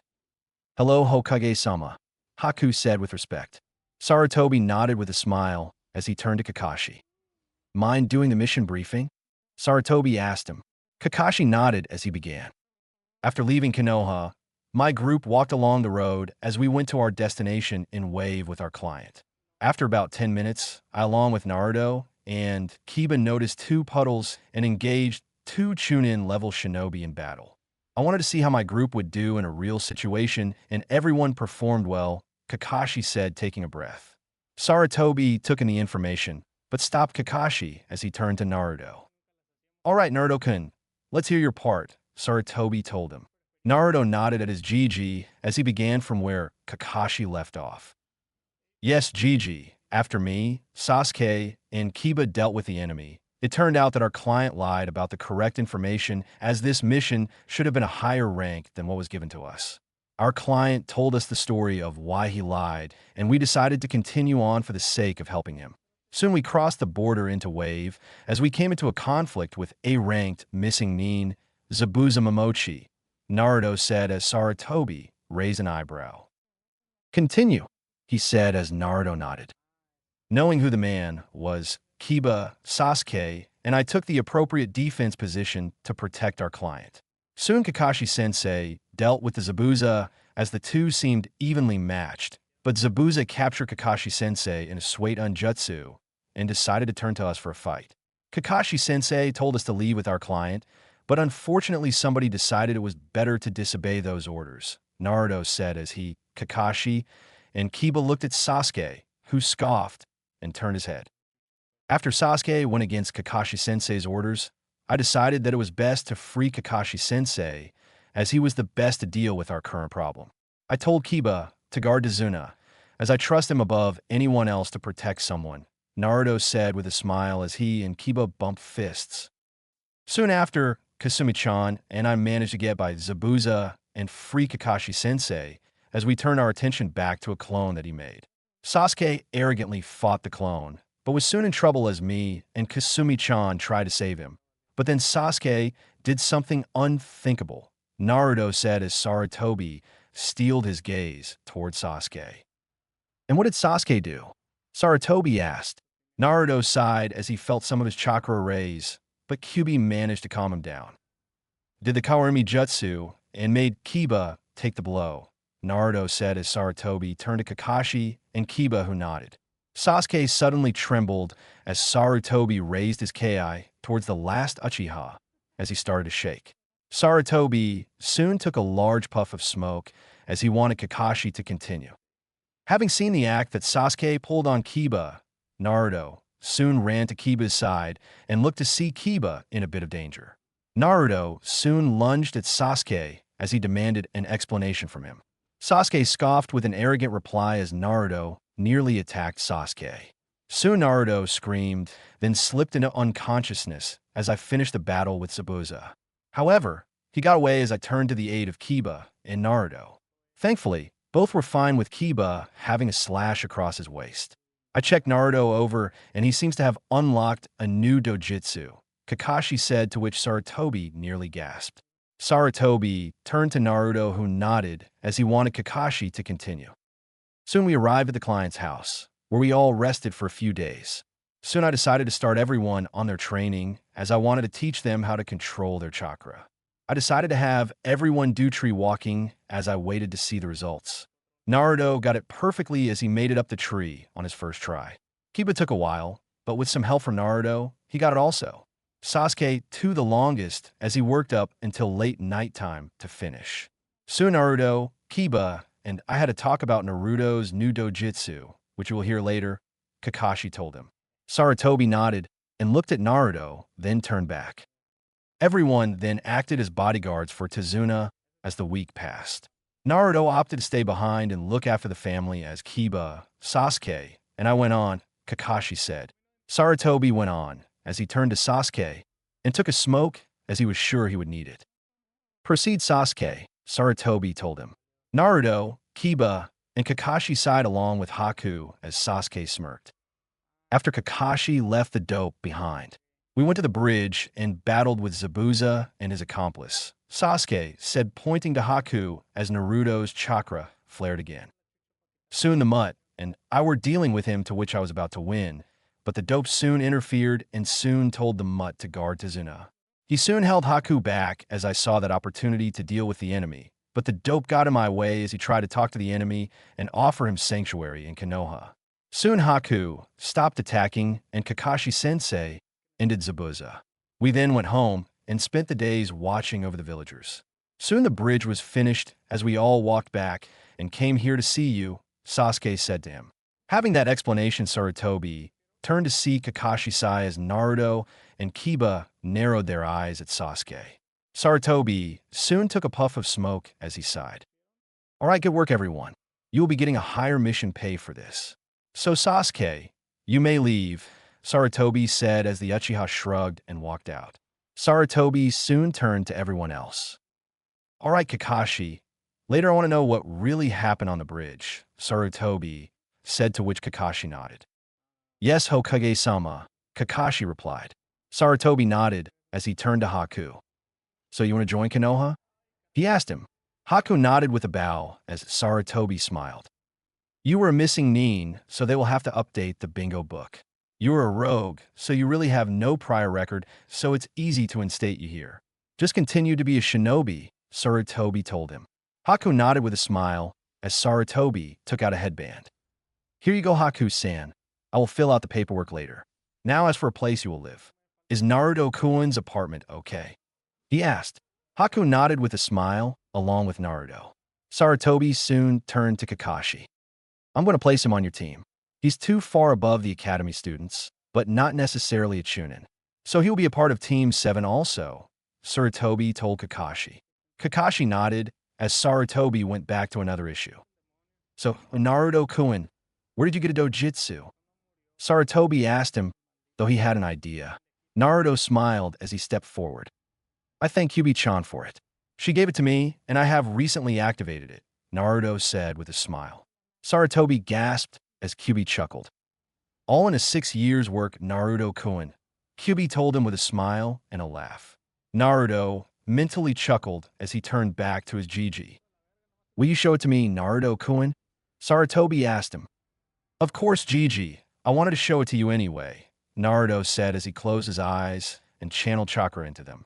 Soon Naruto opened his eyes to reveal the Shinsenagon as Sarutobi gasped. It looks amazing, Naruto-kun. What does it do? Sarutobi asked him, to which Kakashi slightly chuckled as he waited for Sarutobi's reaction. Naruto chuckled along with Kiba as he smiled. Well, it acts like the Sharingan. It allows me to copy ninjutsu and jinjutsu, but it is a better improvement over it, Naruto said as Sarutobi widened his eyes and wondered what made this more special than the Sharingan. So what else does it do? He asked in all curiosity. Naruto smiled as he looked at Sarutobi. It allows me to copy the blood limits and dojutsu of others, Naruto told him. Sarutobi dropped the pipe from his mouth as Kiba, Kakashi, Haku, and Naruto smiled. It allows you to copy bloodlines? He asked. Naruto nodded as he focused chakra to his eyes. Soon his eyes strained a bit, but soon changed color as the Sharingan came into view. I got the Sharingan from Kakashi-sensei by accident, Naruto said as he chuckled sheepishly. Sarutobi sat in his chair as he wondered how strong Naruto would be in the future, but he also sighed as he knew the council would eat this up, especially Danzo of all people.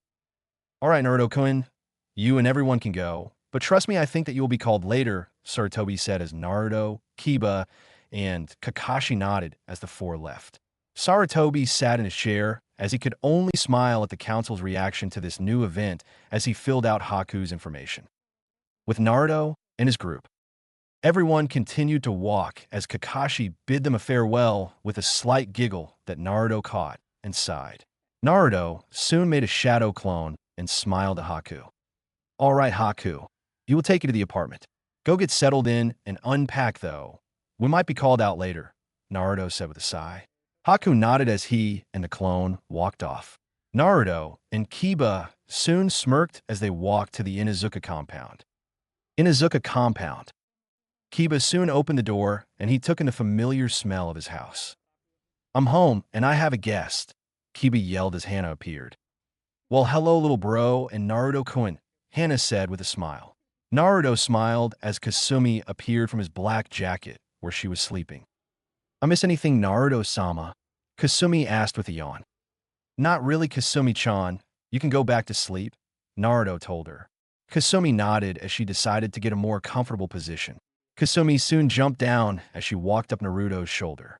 Soon she rested on his head as she curled into a ball and went to sleep. Hana chuckled at the action as Tsum soon appeared. Well, everyone is here again, Tsum said as Naruto walked up to her. Hey, Tsum-chan. Beautiful as ever, Naruto said as Tsum blushed.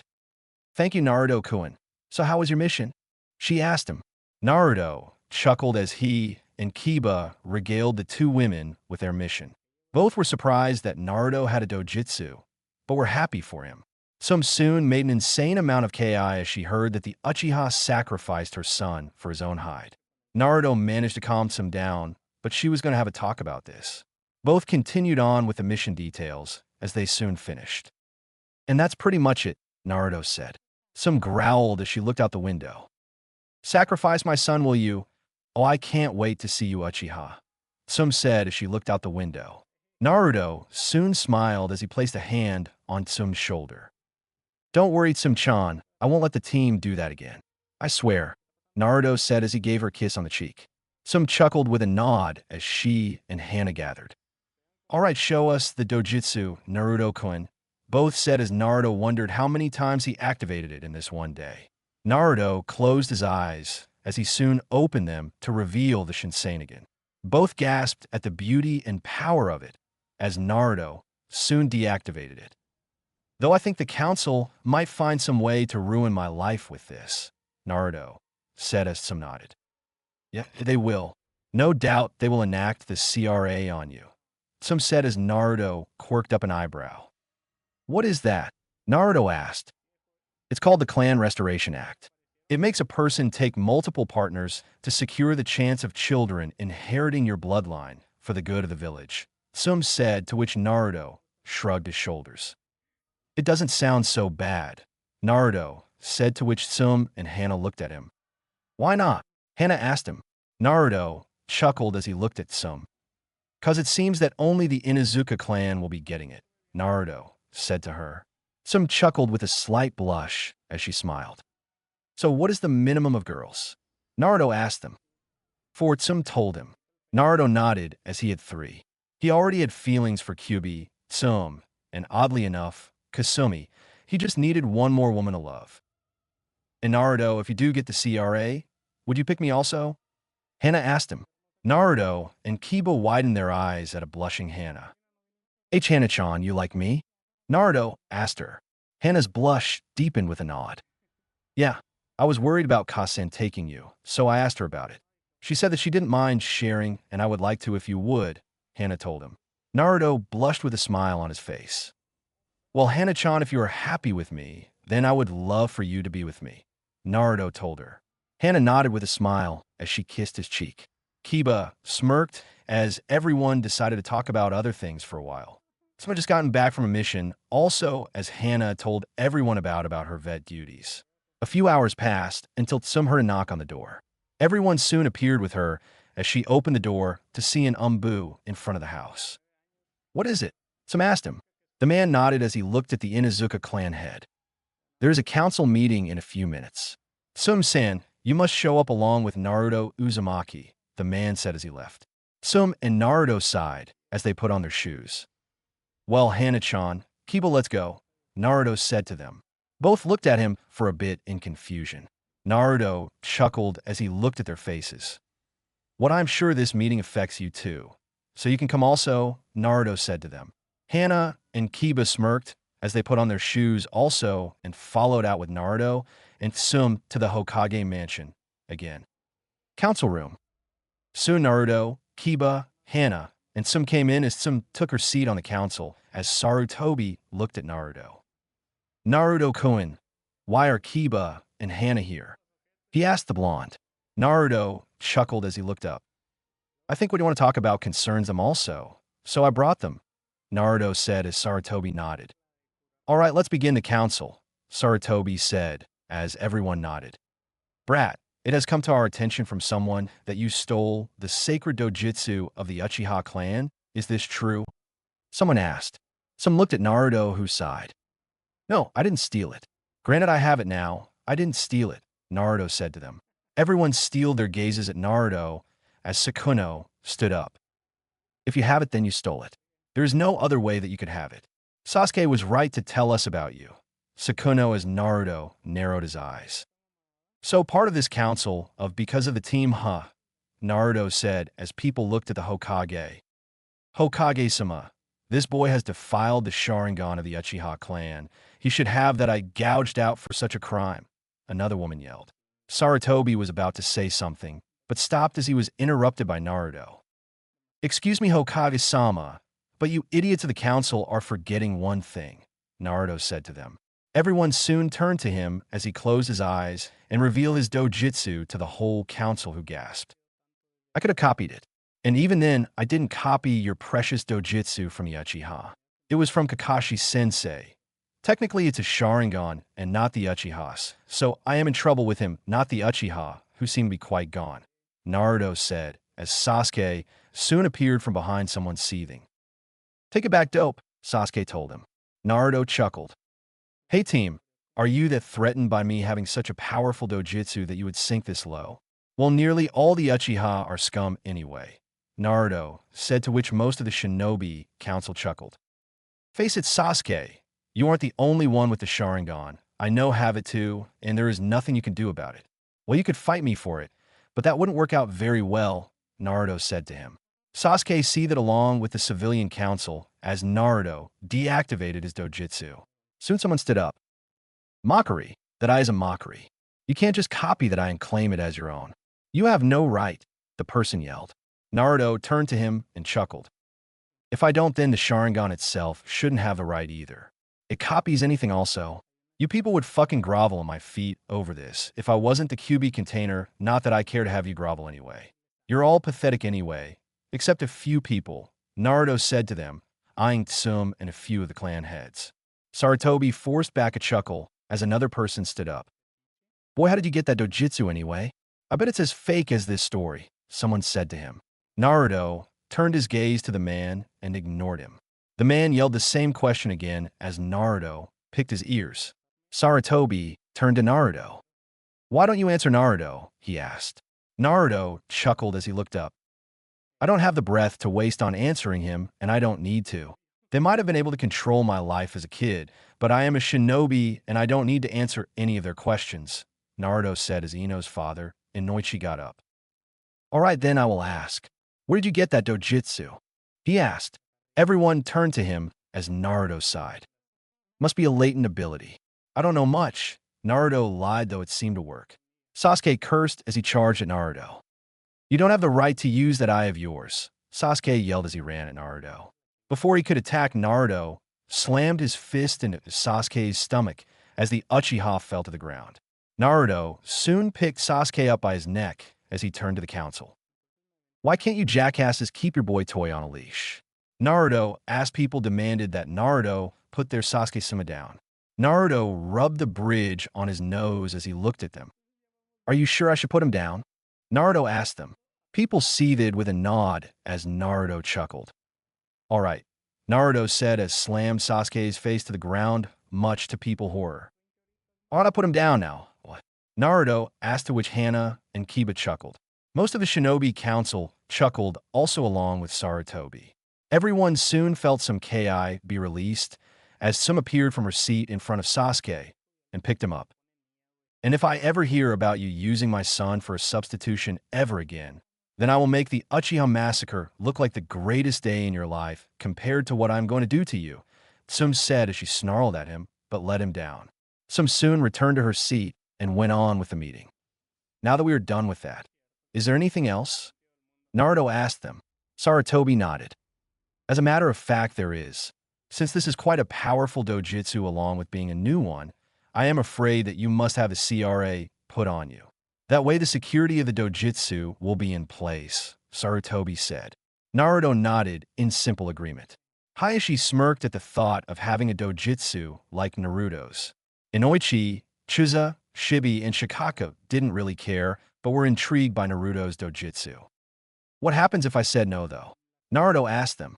Some people smirked as a merchant got up. We will be forced to marry anyone, or we could do other things, he said with a sly smirk. Naruto sighed as he looked up at Sarutobi. What is the minimum amount of women? Naruto asked one more time to be sure from some. For Naruto-kun, Sarutobi said to him. Naruto nodded with a smile. All right then, I don't mind, Naruto said as most people smirked as they thought they got him. But dash, Naruto said, bringing all attention back to him. I chose who I'm going to be with. I am not marrying any of your daughters or any other woman in Konoha. You will back off and will let me choose those I love. And before you get happy, I have already chosen my 4, Naruto said, to which people quirked up an eyebrow. 2 of these women aren't here right now, but 2 are, Naruto said. I chose Hana-chan and Tsum-chan, Naruto said with a smile. Hana blushed with a nod, but everyone turned to Tsum for her answer. You still have to make Chunin Naruto-kun, Tsum said to him. Naruto smirked as he looked at her. Don't worry, Tsum-chan. I wouldn't make you wait, Naruto told her. Tsum nodded as Sakuno stood up. Why are we discussing this? I don't want some demons' offspring running around the village. I would be the end of us, Sakuno said before she felt the immense pressure of Ki. Naruto soon appeared in front of her as he grabbed her clothes and forced her to look into his eyes. With the damn way you're acting, I just might become a demon and kill you. Now shut your mouth. My life isn't any of your damn business anymore. I'm not the same brat who couldn't do anything but take whatever the hell you gave me, but now I could do a lot more, Naruto said as he opened his and focused the Sharingan into her eyes. And not the Manjikyu Sharingan. Sakuno soon looked dazed as she dropped into her seat. Everyone looked at him, then at her and back. She will be having nightmares for a few weeks. And I promise, no, I swear that if any of you do anything to me or them, I will hurt all of you, Naruto said to them, mostly to the civilian council. Naruto soon, thanks to Kiba and her suggestion, flooded the entire room in Ki as people nearly passed out. Sarutobi chuckled as he looked around. Does anyone have anything else to say? He asked. People were too shocked to hear him as they felt like they were in a demon's hellhole, which they kind of were. All right, this meeting is adjourned, he said as he and the shinobi side got up. Naruto, Kiba, and Hana left as Naruto released his Ki, causing the civilian side to breath again. With Naruto and the group soon made it to Tsum as Hana gave him a hug. Well, that was fun. I never thought I would see that of all things, Hana said with a smile. Everyone nodded as they left. Naruto soon smirked as he heard someone else speak. Well, I feel happy that I am one of those 4 women of yours, Kiba said with a smile. Of course, Kiba-chan. I do love you also, Naruto said with a smile. Kiba blushed with a nod as she cut the connection. Soon Kasumi woke up as she looked at Naruto. So who is the 4th woman? She asked him. Naruto chuckled as he looked up. You were listening? Naruto asked her. Kasumi smirked as she yawned. With all the yelling, it was hard not to. So who is it, Naruto-sama? Kasumi asked him. Naruto smirked as he looked up. Why, it's you, Kasumi-chan, Naruto said, effectively causing Kasumi to blush and pass out. Wow, never thought that would happen. Well, I will tell her later, Naruto said as everyone walked out to go home. Naruto and the Inuzuka family continued to walk as they came to the Inuzuka compound. Well, I'm going to go. I have a train with Haku, Naruto said to them. Everyone nodded with a smile as they went inside. See you tomorrow, Naruto, Kiba said to him. Naruto nodded with a smile as he and an unconscious Kasumi left the compound. As Naruto walked, Kasumi soon woke up as she realized she was on top of his head. Wow, Naruto-sama, I had the best dream of my life. You said I was the 4th woman in a harem, Kasumi said as she rubbed her eyes. Naruto chuckled as he covered his mouth. That wasn't a dream, Kasumi-chan. You are, Naruto told her. Kasumi widened her eyes at the revelation as she looked at Naruto. But Naruto-sama, I am a dog. Why would you want me? Kasumi asked him. Naruto smirked as he looked at Kasumi. I also love a giant fox woman. I think you're fine, Kasumi-chan, Naruto told her. Kasumi blushed slightly, but smiled as she stayed on Naruto's head. Naruto soon made it to his apartment complex as he came to the room that Haku was in. Naruto knocked on the door as he waited for a reply, but didn't get one. The door slowly leaned open as Naruto peered through the door. Haku, you in here? Naruto asked as he looked around. Naruto looked around the house as he saw various clothes on the bed. Naruto soon heard the shower running as he turned to the bathroom. I guess he is taking a bath, Naruto-sama, Kasumi said to him. Naruto nodded with a chuckle as he waited for Haku to come out. After 15 minutes, Haku came out of the shower as he dressed his body with a towel. That was a nice shower, Haku said as he left the room. Haku turned to see the door open and raised an eyebrow. Did I leave that door open? Haku wondered as he walked into his kitchen. Naruto soon came in to see Haku on the kitchen and smiled. Hey, Haku. Naruto stopped as he saw Haku's body. Naruto saw the white towel covering his body, but he still saw two round orbs forming inside the two. Naruto-sama, are those dash? Breast Kasumi-chan. Wait, Haku said he was a guy. Naruto said as he saw the supposed woman take a drink of milk. I guess Naruto is coming over soon for training. Guess I will get dressed, Haku said as Naruto widened his eyes. That's really Haku. He's a she, Naruto said as his mouth began to hang. Naruto backed away slowly as he could, but cursed as the floor creaked. Haku turned her head and gasped. Naruto? Haku said as she looked at the guest. Naruto gasped as he turned around fast. Haku, Naruto said as Haku stared at the boy who was in her room. Why are you here so early? The early bird gets the worm? Haku continued to stare, but then her eyes rolled back as she slipped into unconsciousness. Naruto soon ran to Haku as he placed her on the bed. Naruto sighed as he wondered how weird of a day this was. Haku soon woke up as she rubbed her eyes to see that she was on her bed. Haku turned her head and gasped as she saw Naruto looking at her. So many questions right now, Haku, Naruto said to her. Haku sighed as she raised her head from her bed. I guess you would have some. First, yes, I'm a girl. I lied, because I saw how Gato treated women, and needless to say, I didn't need the added attention on me, Haku said, already answering Naruto's question. So that's it. Well, what are you going to do now? Naruto asked her. Haku sighed again as she looked at Naruto. Well, I still want to be a part of Team 7. Since Gato is gone, I don't see the need to hide the fact that I am a woman, Haku told him. Naruto nodded with a smile as he got up. Well, you can tell everyone. I won't spill your secret, Naruto said with a shrug of his shoulders. Haku chuckled with a smile and nodded as Naruto left the room for her to get dressed. After putting on some new clothes, Haku and Naruto exited the building as they took to the streets of Konoha. Haku narrowed her eyes as she felt the hard gazes of the civilians on them, but she could tell they were mostly directed at Naruto. Naruto-san, can you please tell me why everyone is looking at you like this? Haku said to him. Naruto sighed as they left the busy portion of the village and made it to a random training ground. Both took in a fresh air. I will tell you, Haku, but maybe later tonight, Naruto said to her.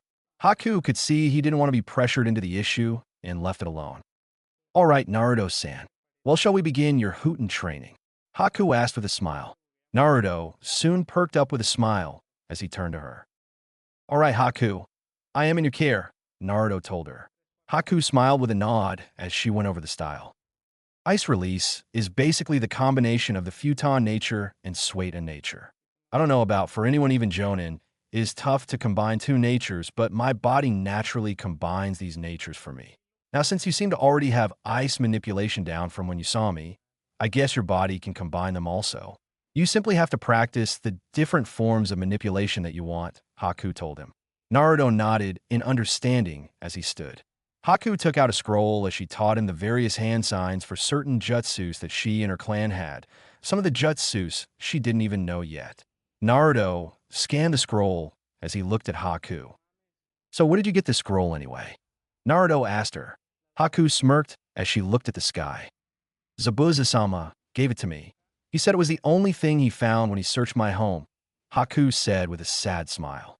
Naruto sighed as he made 10 shadow clones to practice the various hand signs on the scroll, along with doing some random kenjutsu practice and some katan jutsu. Haku saw the clones train as she went over the scroll herself. Haku went over the scroll as she took out the heavy sword that she took from Zabuza as she tried to get used to the weight of it, though it was proving to be very difficult. Naruto decided to spend time with his right nature as he went over Kyuubi's instructions. So I have to change my chakra nature into lightning and channel it through my body? Naruto asked. That's right, Naruto-kun. Right-hun is quite unique to Konoha, but is almost as common as the Katan nature, Kyuubi said to him. Naruto nodded in some agreement as he continued to practice along with Haku. With Sasuke. Sasuke sat in a chair, nursing his pride, as he mulled over the fact that he couldn't get the council to get rid of Naruto. Sasuke seethed at the thought of Naruto have his prized dojutsu and seemed to handle it better than he ever could. Sasuke soon walked up to the council and slammed his hands on the table. Why can't I have a private sensei? Why am I teaming up with these weaklings? Give me someone who won't waste my time. I can unlock the secrets of the Sharingan faster and prove my power, Sasuke said to them. Like a sponge, most of the council sucked in his words as smiles graced their faces. Most of the council nodded in agreement as Sasuke smirked. Just you wait, dope. I'm going to show you what it feels like to have true power, Sasuke said with an arrogant smirk. Back with Naruto. The sun was starting to set as the field changed to an orangish glow around it. Naruto fell to his knees in exhaustion from the training as he turned to see Haku nearly asleep. Naruto chuckled slightly as he dispelled the clones as their memories transferred to him. Naruto shook his head slightly from the overflow of memories, but got up as he rubbed his temples. Gotta remember those troublesome memories, Naruto said as he shook Haku awake. Come on, Haku, let's go. You look dead tired, Naruto said to her. Haku chuckled with a smile as she got up slowly. Haku soon looked at the damaged field and whistled. Do I want to know the type of training you do? Haku asked him. Naruto chuckled as he shook his head. No, you probably don't, Naruto told her. Haku chuckled with a nod as they picked up their stuff and left the training field. As the two entered the business district of Konoha, as they made it to their apartment complex, Naruto sighed as he saw various people outside his apartment as he looked at them. Is there a reason you're in front of my apartment? Naruto asked them. Soon the people turned to him and sneered at him as Naruto sighed. Haku, go inside, Naruto told her. Haku turned to him, then the villagers. Haku smirked as she placed her hand on Naruto's shoulder. Sorry, no can do, Naruto-san. I may not know what's going on, but I can't lose my friend and student to a misunderstanding, Haku told him. Naruto chuckled with a smile as he stepped forward. So what do you want? Naruto asked them. One man stood as he held up a kunai. We want you gone. You shouldn't even be here, you demon brat. We're going to end you today, he said to Naruto. Haku narrowed her eyes as Naruto smirked. Sorry, but one, you're not killing me. 2, you can't kill me, and 3, if you try, you will fail badly, Naruto said to them. Everyone narrowed their eyes at Naruto as some people yelled at him to leave. Naruto smirked as he revealed the Sharingan, to which people gasped and seethed. You wouldn't hurt a bearer of the Sharingan, would you? Naruto said with a smile as he simply passed through the people along with Haku. Naruto soon turned back to the people as Kasumi growled at them. And I am a shinobi of Konoha. You try to hurt me, and I have every right to stop you. Hell, you try to kill me, I have every right to kill you, Naruto said as he released a Ki that made the mob freeze in their tracks. Naruto smirked as he and Haku went to their separate rooms and closed their doors. The mob could do nothing as they watched the demon humiliate them. Soon the mob dispersed as Naruto sighed. Trying to kill me never gets old, does it? Naruto wondered as he sat on his bed. I'm sorry, Kyuubi said to him. Naruto chuckled as he closed his eyes and mediated. Naruto appeared in his mindscape as he saw Kyuubi leaning on a tree, softly crying. Come on, Kyuubi-chan, it isn't your fault, Naruto said as he gave Kyuubi a soft hug. But I'm the reason you're hated. Why are you protecting me so much? She asked him. Naruto smiled as he looked at her. Well, I do love you after said you're sorry and explain what happened. So, I guess those are my reasons, Naruto said to her. Kyubi slightly blushed with a chuckle as she kissed the side of Naruto's cheek, causing the blonde to blush. You so sweet, Naruto-kun. Here, activate your Shinsenin. I want you to have one of my personal katan techniques, Kyubi told him with a smile. Naruto smiled as he squeezed her tighter as a thank you. Naruto soon gave Kyubi a quick kiss as both got up. Naruto showed his dojutsu as Kyubi went through the various hand signs. Naruto managed to copy everything perfectly along with the required chakra amount as Kyubi slammed her hands on the ground. Katan, Kitsune Jigaku no Funka, Fire Style, Fox Hell Eruption. Kyubi yelled as various towers of fire erupted from the ground, causing the place to burn. Naruto smirked at the destruction she caused, but turned to see Kyubi frown at destroying the mindscape he made for her. Naruto chuckled as he repaired the fire-engulfed place and made it new, much to Kyubi's joy. Very destructive, Kyubi-chan. Thank you, Naruto told her. Kyubi chuckled as she turned to him. No, Naruto-kun. Thank you for accepting me despite the life that I put on you, Kyubi told him. Naruto chuckled as he gave her another quick kiss. Not your fault, Kyubi-chan, but anything for you, Naruto said as he left a blushing Kyubi in the field. Naruto soon opened his eyes as he saw Kasumi on his stomach. Naruto soon got up as Kasumi opened her eyes to see her blonde wake up. Have a nice talk with Kyubi? Kasumi asked him. Naruto smiled as he got up. Yes, I did, Kasumi-chan, Naruto said as he heated up some ramen from his cupboard for dinner. Naruto soon poured Kasumi her food as she ate blissfully. Naruto finished his food as he threw the ramen away. Kasumi soon finished her food, only to see Naruto staring at her. What's wrong, Naruto-sama? Kasumi asked him. Naruto smirked as he stood up. Kasumi, change to your half-human form for a second, Naruto said to her. Kasumi nodded as she smoke covered her form. Kasumi appeared in her illustrious form as Naruto had to blush again. Naruto smirked as he neared Kasumi, causing the girl to blush. Naruto smirked as he put a finger to her lips. You have some food on your lip? Right about here, Naruto said as he gave her a kiss. Kasumi gasped while she felt Naruto's soft lips over hers. Naruto soon brought his arms around Kasumi as he brought her closer to him. Naruto soon separated from her as Kasumi continued to hang her mouth open. Naruto smiled as he looked at her. And Naruto-sama, did you just dash? Kiss you? Yes, I did, Naruto said to her. Kasumi soon touched her lips as she looked at him.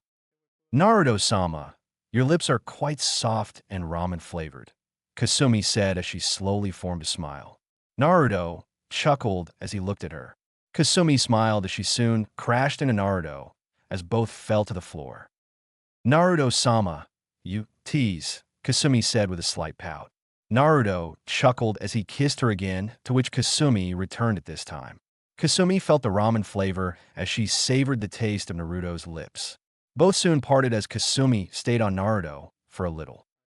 Naruto-sama. Yes, Kasumi-chan? I love you so much, Kasumi confessed. Naruto looked at her in amazement, but a smile passed his face as he kissed her nose. I love you too, Kasumi-chan, Naruto said to her. Kasumi nodded with a smile as she allowed Naruto to get up. Well, Kasumi-chan, we have a big day tomorrow, Naruto told her. Kasumi nodded as Naruto got in the bed. Kasumi soon followed as she jumped in the bed with Naruto. Naruto turned to see Kasumi and smiled. Want to sleep like this time, huh? Naruto asked her.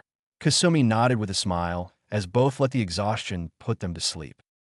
Next morning, Naruto woke to the rays of sunshine as he looked to see Kasumi across from him. Naruto smirked as he got up and took a shower. Kasumi soon followed him as they did the standard wash-up. Both exited the shower as they ate their food. Naruto got dressed in a dark red shirt and standard black umbu pants as he strapped his sword to his back. Naruto-sama, Kasumi said, bringing the blonde's attention to her. Yes, Kasumi-chan, Naruto said to her. How good are you with that sword? Kasumi asked. Naruto unsheathed his sword as he did a few standard katas. I'm quite good with it now. I can keep up with high-low Jonin people. Why do you ask? Naruto wondered. Kasumi looked his sword over and smiled. I saw another one in a weapons shop. It had a calm aura around it. I could tell it was powerful, but I figured this one was more powerful, so I didn't say anything, Kasumi said to him. Naruto corked up an eyebrow and looked the sword over. Well, I have used it a lot. I started in powerful sword techniques and everything, but against a sword like Haku's, then it wouldn't last long in a full-time fight, Naruto said to her. Kasumi nodded as both left the house and knocked on Haku's door. Haku soon appeared with a smile. Hello, Naruto-san. Are you ready to go? She asked him. Naruto nodded as they set out. Both walked through the village as businesses started to open up. Naruto turned to the weapons shop that Kasumi mentioned as he did feel a powerful aura coming from the sword she told him about. Naruto saw the dragon seal over it and with a golden scarab. The blade was in a black sheath with a golden striped design running through it. You're right, Kasumi-chan. That is a magnificent piece of work. So magnificent that I got to get it, Naruto said as Kasumi chuckled. Naruto soon turned to the shop as Haku followed him. Naruto entered the shop as he walked directly to the sword in question. Naruto took the blade from the shelf as he took it to the cashier. What do you think, Kyubi-chan? Naruto asked. It's a good sword. I can tell it's more powerful than the one you already have. You should take it. It's not an ominous aura, so it's not dangerous. I think you should take it, Kyubi told him. Naruto smirked with a nod as he put the sword on the stand. Soon the cashier appeared and narrowed his eyes at Naruto. Naruto pretended not to notice, but smiled. What is the cost for this sword? Naruto asked. Due to him being a shinobi, the man couldn't send Naruto out nor could the others. They all had to treat him fairly or risk having their shop closed or relocated. The merchant put up his standard smile with a hint of irritation as he checked over the weapon. The sword is unique, sir. The total cost is 7,692,950 yen, he said to the boy. Due to his training, Naruto didn't have to eat as much as most children, so he had the money to save and took out his wallet. Naruto scanned through the bills and coins and paid the man the appropriate money. The man slightly seethed at having to give the demon a weapon, but he had no choice anymore. Naruto took the blade and exited the store with a smile. As soon as he got out, Naruto snorted as he unsheathed the sword. That man's an ass, Naruto said as Haku came out also with some new Senbon needles. Haku soon added them to her pouch as they walked away. Naruto looked at the blade and smiled. It's fantastic, Naruto said as he viewed the features. The metal of the sword was black with a red stripe design. The blade was slightly curved into a katana form. Naruto smirked as he turned to Kasumi. Thank you, Kasumi-chan. I love it, Naruto said as he picked Kasumi up and kissed her nose. Kasumi smiled with a yip as she licked his cheek. Haku smiled at the action as they made it to the destined meeting place for Team 7. Naruto smiled as he waved at Kiba. Kiba took notice and soon got up as he ran towards Naruto. Hey Naruto, how are you and Haku doing? Kiba asked. Naruto and Haku smirked as they turned to Kiba. Doing fine here, Kiba. Where's the team and Kakashi-sensei? Naruto decided to ask, as neither were there yet. Kiba shrugged his shoulders as Naruto sighed. Everyone soon sat down on the training posts as they waited for their fourth member and their sensei to arrive. 2 hours passed as Haku sighed. Is he always this late? Haku asked. Naruto and Kiba turned to each other and sighed. Yeah, get used to that. Though the team isn't. I wonder where he is, Naruto said as Kiba smirked. Probably went to the Konoha hospital to get the enormous stick out of his ass, Kiba said as Naruto and Haku stifled a laugh. After 20 more minutes, Kakashi appeared on top of a training post with an eye smile. Hey guys, sorry I'm late, I dash. Got lost on the road of life. Had to help a woman with her things. No wait. Met a black cat, and with the fear of bad luck had to cross the entire village to be safe from it. Moving along to more important things, Kakashi-sensei, Naruto said to him as Kakashi's sweat dropped. Kiba and Haku laughed as Kakashi appeared in front of the three. All right, before I begin the team training, I have some news, Kakashi said, earning everyone's attention. Sasuke Uchiha is no longer a part of Team 7. He now has a personal trainer and will be taking separate missions from everyone else, Kakashi said as Naruto narrowed his eyes, and Kiba sighed. Wow, looks like the stick is too far in there to be removed, Kiba said as Naruto sighed. He'll learn one of these days, Naruto said as he stood up. Following his lead, Haku and Kiba got up as Kakashi looked at them. All right, we're going to have a mission today. It will be good to start Haku out as a Genin for Team 7, Kakashi said to them. Everyone nodded in agreement. So, is it another C-rank mission? Kiba asked. Yes, Kakashi simply said, causing Kiba to smile again. It is a C-rank escort mission, Kakashi said as the three groaned. Haku was used to at least B-rank missions. Nothing was lower than that with her. This was almost insulting. Oh, come on, guys. You should be happy to get another C-rank mission, Kakashi told them. Everyone nodded with slight agreement, as it was better than doing a D-rank mission. Technically, that last mission was a B-rank mission and an escort mission, Naruto said to him. Kakashi noted his point and smiled. Good point, Naruto. So this is a step down, Kakashi said to them. Everyone sighed, but nodded as Kakashi took out a scroll. It says we are to ennoble to Rice country for some sort of wedding ceremony, Kakashi said to them. Everyone nodded as they went to the gates of Konoha to wait for their client. As they all walked, Haku decided to tell Kiba and Kakashi she was a woman. Kiba nearly gasped and turned to Naruto, who nodded as Kakashi showed a face of indifference as he read his book. Kakashi-sensei, if you continue to read that book, I don't think you will live long enough to get married, Naruto told him. Kakashi chuckled as he turned to Naruto. You will understand this work of art one day, Kakashi said to him. Naruto chuckled as he already had works of art in his life as everyone neared the gates.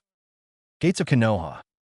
Soon Team 7 made it to the gates as they saw Team 8 at the gates also. Hey Hinata, Naruto yelled. Soon the members of Team 8 looked to see Team 7 at the gates. Hello, and Naruto-kun, Hinata said with a blush. Kiba walked up to Shino and smiled.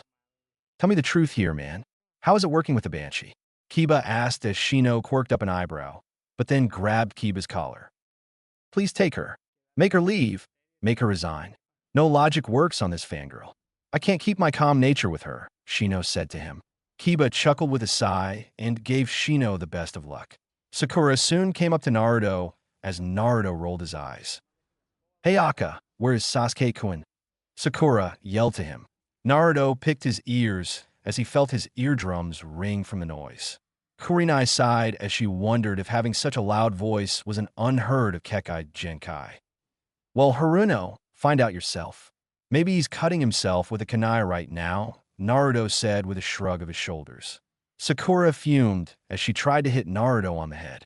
Naruto simply moved to the side as Sakura put too much weight in her punch and nearly fell over. Naruto sighed as he turned to Kurenai. Tell me, Kurenai-sensei, how many missions have you been on? Naruto asked her. Kurenai looked at him, then went over the mission count in her head. 13 mission, 2 C ranks, and 11 D ranks, Kurenai responded. Naruto nodded as Haku and Kiba wondered what he was getting at. And how many of those missions have you had to rescue the fangirl from something? Naruto asked. Haku, Kakashi, and Kiba turned to Kurenai genuinely curious. Shino and Hinata held their heads down in shame, along with Kurenai. 13 times, Kurenai said. Team 7 suddenly laughed as Shino, Hinata, and Kurenai sunk a little lower in depression. Sakura huffed in annoyance as the client came to meet everyone as he appeared in a carriage with 4 carriers. All right, let's get this show on the road, he said to them. Everyone turned to him as they nodded. Wait, this is a joint mission with Team 8. Kiba asked. Kakashi nodded as Naruto narrowed his eyes and turned to his sensei. So why does a C-rank mission need this many 2 Jonin? Naruto asked them with suspicion in his voice. Kakashi turned his eye to avoid the gaze of Naruto, but was nearly failing. Kakashi, though, had to thank Sakura for intervening. Because, knowing you as a baka, the client would probably die before getting to his destination, Sakura said with a smirk. Kasumi growled at Sakura as Naruto patted her head. At least I can pull my weight on my team, unlike someone I really don't want to know, Naruto said. Kiba chuckled. Sakura grew a vein on her head as she stomped towards Naruto. What was that, Naruto baka? Sakura asked as she cracked her knuckles. Naruto smirked. He turned his head from her. Oh goody, now she's deaf, ladies and gentlemen. Just great, Naruto said as he rolled his eyes. Sakura cursed as she charged at Naruto, but due to being academy level, Naruto easily dodged her as he held a kunai to her neck. You forget that I was the rookie of the year, Haruno, Naruto said as Sakura sweated. Kakashi soon placed his hand on Naruto's shoulder and smiled. Now, Naruto, don't kill your teammates. No matter how annoying they are, Kakashi told him. Naruto sighed with a nod as he withdrew his kunai from Sakura's neck as the pink banshee fell to the ground. Soon the client stepped forward. Can we go now? He asked them. Everyone nodded as Team 8 took one side of the carriage as Team 7 took the other side. All right, let's go, Kakashi and Kurenai said to their genin. Everyone nodded with smiles on their faces as they passed the gates of Konoha. Try not to die, Baka, Sakura said to Naruto. Naruto rolled his eyes as he turned to Sakura. Same to you, Banshee-san, Naruto said as he mimicked Haku, to which the ice user smirked and Sakura seethed. Soon the group of 8 disappeared along with their client in his carriage. Team 7 and Team 8 continued their trek to Rice Country as they guarded their client inside his palanquin.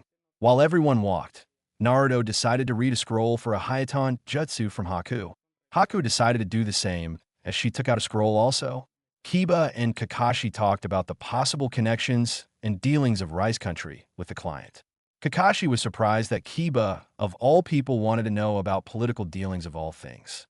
Kiba told him that he felt more inclined to learn things after hanging around Naruto. Kakashi smiled at Kiba as they talked about a few political tips. Team 7 were doing fine and still kept their sense up in case of danger.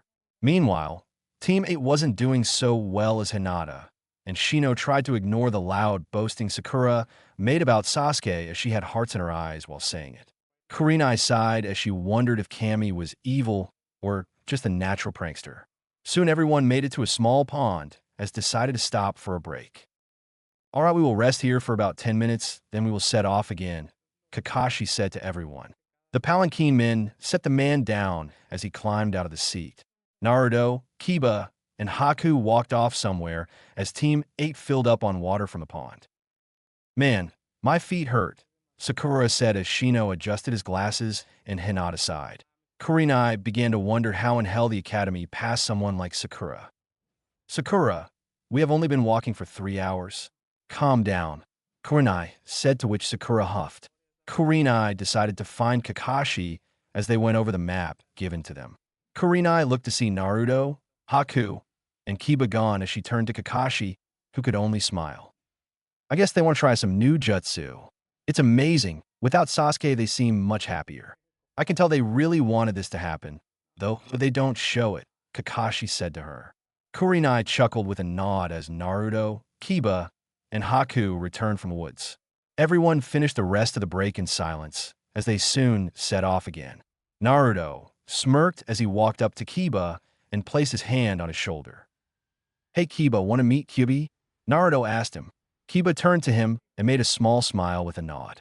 Kiba had always wanted to meet Kyubi, but Naruto seemed reluctant in the past years until today. Naruto closed his eyes along with Kiba. Naruto focused on his mindscape and Kiba as both entered the beautiful scenery of Naruto's mind. Wow, Naruto, what is this place? Kiba asked him as Naruto chuckled. Naruto could see Kiba fascinated with the place as they looked to see a house off in the distance. It's my mindscape, Kiba, and that house is the house I made for Kyubi, Naruto told him. Kiba gasped as they heard barking next to them. Both turned to see Kasumi and Akamaru next to them. How did they get here? Kiba wondered. Naruto shrugged his shoulders as Kasumi climbed to her second favorite spot and settled into Naruto's blue jacket shirt. Kiba chuckled as both walked to the house and knocked on the door. Naruto opened the slid door as both came into the simple-looking house. Kiba walked around for a while as he saw multiple foxes around the house. Kiba took notice of the simple things. He even saw a place that Kyubi used for training along with a bath and bedroom. Hello, Naruto-kun, Kyubi said, making her presence known to the two. Kiba turned fast to see a red-haired woman with slitted eyes and a black kimono that made him blush. Naruto, that's Kyubi, Kiba asked as he pointed his finger at the woman. Kyubi chuckled along with Naruto as he nodded. Kiba, meet the famous and sexy Kyubi no Yoko, Naruto said as Kyubi took out her hand. Nice to meet you, Kiba Inazuka, Kyubi said as Kiba shook her hand. Kiba had his mouth slightly hanged as Naruto closed it. Yes, you're not dead. Now please stop staring at my mate, Naruto said as Kiba's eyes widened and turned to Naruto. Wait, she's one of the women you said couldn't be at the council meeting? Kiba asked him. Naruto nodded with a smile as he gave Kyubi a kiss on the cheek, to which she blushed. Kiba dropped his jaw as he slowly walked towards Naruto and placed his hands on Naruto's shoulders. Why is it always you? Kiba asked as Naruto laughed. Naruto seriously didn't know either, but he wasn't one to complain about such things. Kyubi certainly didn't mind it either. Kiba soon let go as he chuckled. So have you decided? Kiba asked him. Naruto folded his arms and quirked up an eyebrow. Decided on what? Naruto asked him. Kiba suddenly chuckled, which turned into a full-blown laugh as Naruto wondered what he meant, but Kyubi had an idea.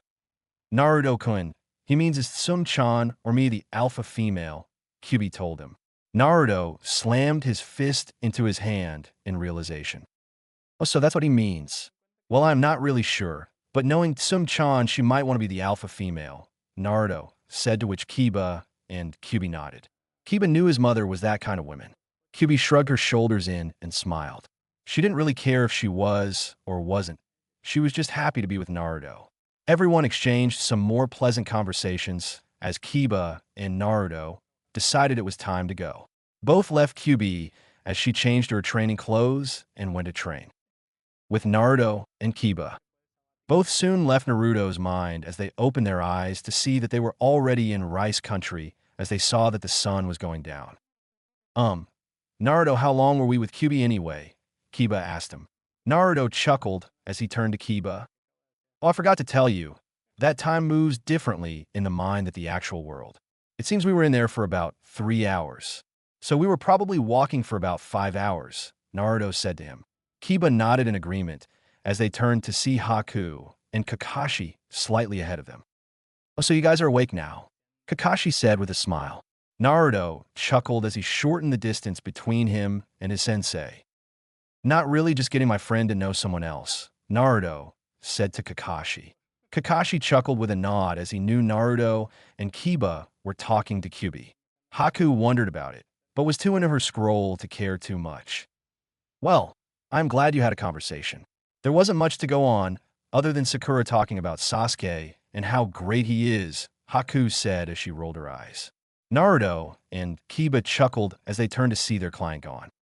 Did we complete the mission? Kiba wondered. Kakashi nodded as they turned to see the client meet with some important people. Naruto smirked as they didn't have any trouble from the mission.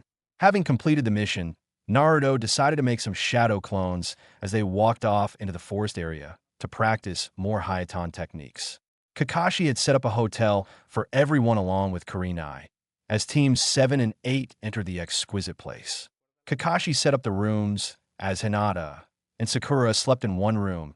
Shino and Kakashi had the another, Kurenai and Haku had the next, Kiba and Naruto had the last. No one complained about the arrangements as Naruto left the room and followed his clones, leaving everyone to do their own thing. Haku noticed Naruto leaving and decided to follow him as she left, also causing Kiba and Kakashi to smile. Naruto managed to find an open space as he smirked, knowing that Haku was following him. Naruto spotted his clones doing the standard Hayaton practices as they were able to come through quite well in the practice. Naruto took this opportunity to perform the standard katas with his new katana as he chose to get a feel for it. Naruto even made some clones to work on the katan techniques Kyubi had taught him. Naruto remembered the theory behind the techniques, but putting theory to the test was harder than the theory itself. Naruto went through the katan hand signs as he took a deep breath. Katan, Ryu no Jigaku Ikari, fire release, dragon hell rage. Naruto yelled as he shot a giant dragon of fire at some nearby trees, causing a giant fire to sweep the forest. Seeing the impending destruction of the forest if he didn't do something, Naruto made a quick flash of futon hand signs as he created a gust of wind that blew out the flames before they started to rise. The wind was quite strong as Haku was blown back slightly. Haku managed to apply chakra to her feet as she saw Naruto looking at her. "Enjoy the performance?" Naruto asked her. Haku smiled as she tried to straighten her hair after Naruto wind hit her. Haku chuckled as she took out a senbon. "I can only wonder if you didn't make this a performance," Haku said as Naruto smiled. "Then it wouldn't be any fun at all, Haku-chan," Naruto said with the intent of making Haku blush. And what a blush was as Haku's face turned red from the affectionate name. Haku was never called that, but being called that by Naruto made her heart a little. Naruto seemed to notice as a smile came across his face. Haku stuttered slightly trying to respond, but her words left her for a minute as she tried to calm herself down, which wasn't working. "You okay, Haku-chan? You're beet red," Naruto said as he placed his hand on top of Haku's head. Haku's head shot up as she saw Naruto's face in front of hers. Naruto chuckled as he took his hand off her head and sat back against a tree. "Well, I didn't tell you yesterday, so I guess I can tell you now," Naruto said as Haku forgot her blush for a second and turned serious. Haku took a seat next to him. "Do you know about the Kyubi no Yoko?" Naruto asked her. Haku nodded that she did. Haku remembered the rumors about the attack on Konoha. Haku continued to listen to Naruto's story as he continued. "It was controlled to somebody and attacked Konoha. The Yondaime at the time could only stop the Kyubi by sealing it in a child. That child became the container of the Kyubi. It grew up hated for something that was out of its and the Kyubi's control," Naruto explained. Haku started to piece everything together and turned to Naruto. "And you're the child," Haku said in realization. Naruto nodded as he turned to Haku. "That's right. Now you know why people hate me," Naruto said looking down at the ground. Naruto soon gasped as he felt Haku give him a tight hug. Naruto turned to see her slightly smile. "Well, people are idiots. You've been alone a lot longer than me and can still smile. I'm sure you have precious people now. I at least think you're one of mine," Haku said, causing Naruto to blush. Naruto gave a soft smile as he returned to hug. "Thank you, Haku-chan," Naruto said to her. Haku nodded as both stood up. Both stood up slowly until Naruto turned his head sharp to the left. Naruto grabbed Haku as both barely dodged a kunai from hitting them. Naruto immediately took out his sword as Haku took out 3 senbon and faced the direction of the kunai.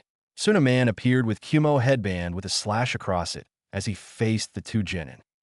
Well, looks like I found something good," he said to them. Naruto nearly cursed their luck right now as they were facing an A-rank missing Nin. Naruto learned from Kyubi all about the nations and some of their elites. This man was considered the second best in right-on manipulation, only being topped by the Raikage. "So to what do I owe the storm of Kumo's presence today?" Naruto asked as Haku widened her eyes at the man. Knowing about the bingo book since Zabuza was in it also, Haku had to know about potential targets. Haku read about him. His name was Ryman Hichatsi, more formally known. No one had been able to beat him, not even most experienced futon users. "Haku, this guy is very dangerous. We need to get Kakashi-sensei and Kurenai right now," Naruto told her. Haku nodded in agreement as the two watched Ryman close the gap between them. "Look, brats, give me whatever money you have and scram. I don't feel like killing, but I will if I should," he said to them. Naruto soon flashed the Sharingan as Ryman smirked. "On Uchiha, I haven't faced one for quite a long time. I remember when I had to kill some simply because of their cocky attitude," he said as Naruto smirked. Naruto made his hand signs fast and yelled, "Kage Bunshin no Jutsu." Naruto yelled as he made 100 clones that surrounded the storm of Kumo. Ryman smirked as he took out a sword and coursed lightning through it. All the Narutos narrowed their eyes as the real Naruto grabbed Haku and shined out of sight. After they vanished, the hundreds of clones charged Ryman as they clashed their kunai with his sword. Ryman smirked as he pushed all of them back. 15 of the clones dispelled as the others readied themselves. Ryman soon flashed by them as all the clones dispelled. Ryman put his sword back in its sheath and smirked. "So the brats aren't so stupid after all. Use shadow clones and retreat. Not bad," he said as he gave chase after Naruto and Haku. With Haku and Naruto, both continued to rush through the trees and could see the town in sight as they hurried back to the hotel where Kakashi and the rest of the group were. Naruto cursed as he felt Ramon's chakra signature coming at them and fast. Naruto soon turned to Haku and grabbed her arm. Haku, get Kakashi-sensei and the rest of the group. I'll try to hold him off, Naruto told her. Haku looked at him like he was insane. Naruto, you can't beat him. He's too strong, Haku told him. Naruto chuckled as he grabbed her arm. Who said anything about beating him? I have to stall him. Now go, Naruto commanded as he flew Haku forward. Haku reluctantly nodded as she ran to get Kakashi and Kurenai. Naruto, in turn, took out his sword as Raimon got closer. Naruto-kun, what are you doing? Don't fight him. I don't want to lose you, Kiba pleaded. Naruto closed his eyes and opened them to show the Shinseinigan. Naruto smirked as he added Futon Chakra to his new sword. Kiba-chan, I'll be careful. Try not to worry. After training with you, I doubt I'll find anything worse, Naruto said with a smile. Kiba sighed as she couldn't back Naruto out of his decision. Naruto opened his jacket as Kasumi jumped out and stretched. Hello, Naruto-sama, what's the matter? Kasumi asked him. Naruto got in front of Kasumi as he gripped his sword tighter. Long story short, we are about to stall an A-rank missing Nin, and I need your help, Naruto said as Kasumi smirked. Anything for my Naruto-sama, Kasumi said as she became more feral. Naruto, thanks to Kiba, got his nails bigger. Naruto's whiskers grew more defined as red chakra swirled around him. The wind on Naruto's blade intensified as Naruto felt Raimon closing in on him. After 5 minutes, Raimon appeared with his Thunderblade as Naruto readied himself into a low Jonin stance. Raimon got in his stance as he smirked. Trying to let the girl get away, huh, brat? Well, it won't help. You could have made this simple, but you made this difficult for yourself, he said to Naruto. Naruto smirked as felt the KI from the A-ranked missing Nin. Naruto steeled himself as he made a simple Katan jutsu. Raimon smirked as he say the tiger hand sign. Katan techniques don't work on me, kid, Raimon said to him. Naruto chuckled as he turned to his sword. Who said it was for you? Naruto said as he blew the simple Katan jutsu on the sword. Soon the sword combusted from the wind and fire as the flames covered the entire length of the steel. Raimon corked up an eyebrow as Naruto smiled. I'm not sure how long I can stall, but let's try it out to see my limits, Naruto said as he and Kasumi charged the missing Nin. Raimon threw out 3 kunai at Naruto as the blonde blocked the 3 with his sword. Naruto landed on a tree branch as Raimon dodged a tsuga from Kasumi. Naruto took the moment of distraction as he launched at Raimon. Raimon smirked as he turned and collided his sword with Naruto. Fire and lighting flared in the forest as Naruto tested his new sword against Raimon. Not bad, brat. You're certainly good. Much more than I gave you credit for, Raimon said as Naruto smirked. Thanks, I try, Naruto said as the fire blade and lighting blade dueled it out. Naruto cursed as Raimon was stronger than him and felt the weight of his sword against his. Naruto hoped Haku could get to Kakashi in time. Raimon gave up the challenge since Kasumi passed by him again. Raimon backflipped and landed on an adjacent branch as Naruto got back up. Well, your kenjutsu is good. Now show me your ninjutsu, Raimon said as he flashed his hands. Naruto smirked as his eyes kept up with the movement as they copied the hand signs that Raimon was using. Brat, my right-hand techniques are capable of beating futon techniques. So whatever advantage you think you have, you don't, he said as his sword cackled. Raimon threw his sword back as Naruto's fire blade flared. Naruto brought his blade back also as Raimon smirked. So you want to fight it out, huh, brat? Raimon said as the cackling grew louder.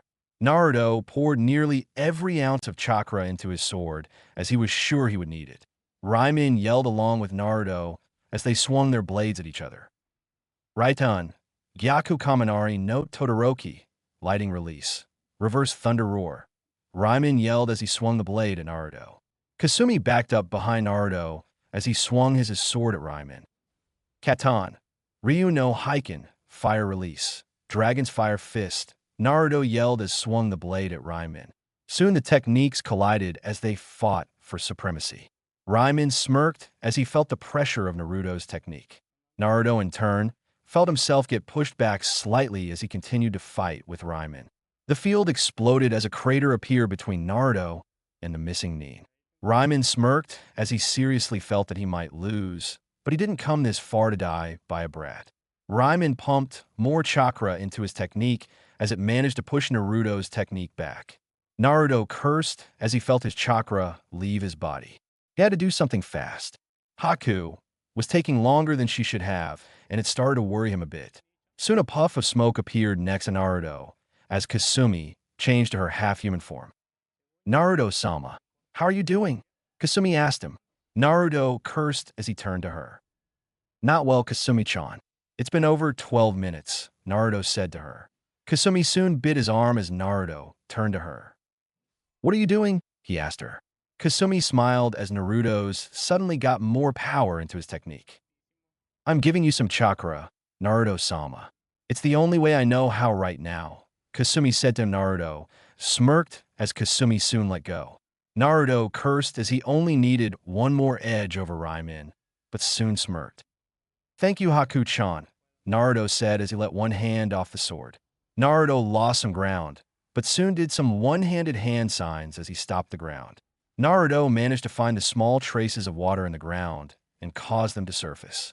Naruto smirked as the water turned to ice. Hayatan, Sensatsu Susho, ice release.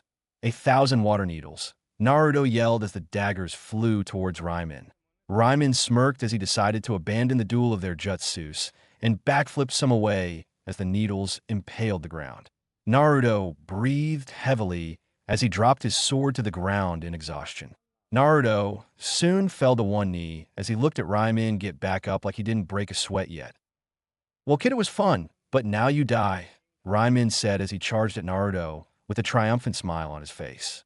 Naruto breathed hard and looked up with a smile as he, thanks to Kyubi for worrying about him, added as much chakra as he could muster into the ground.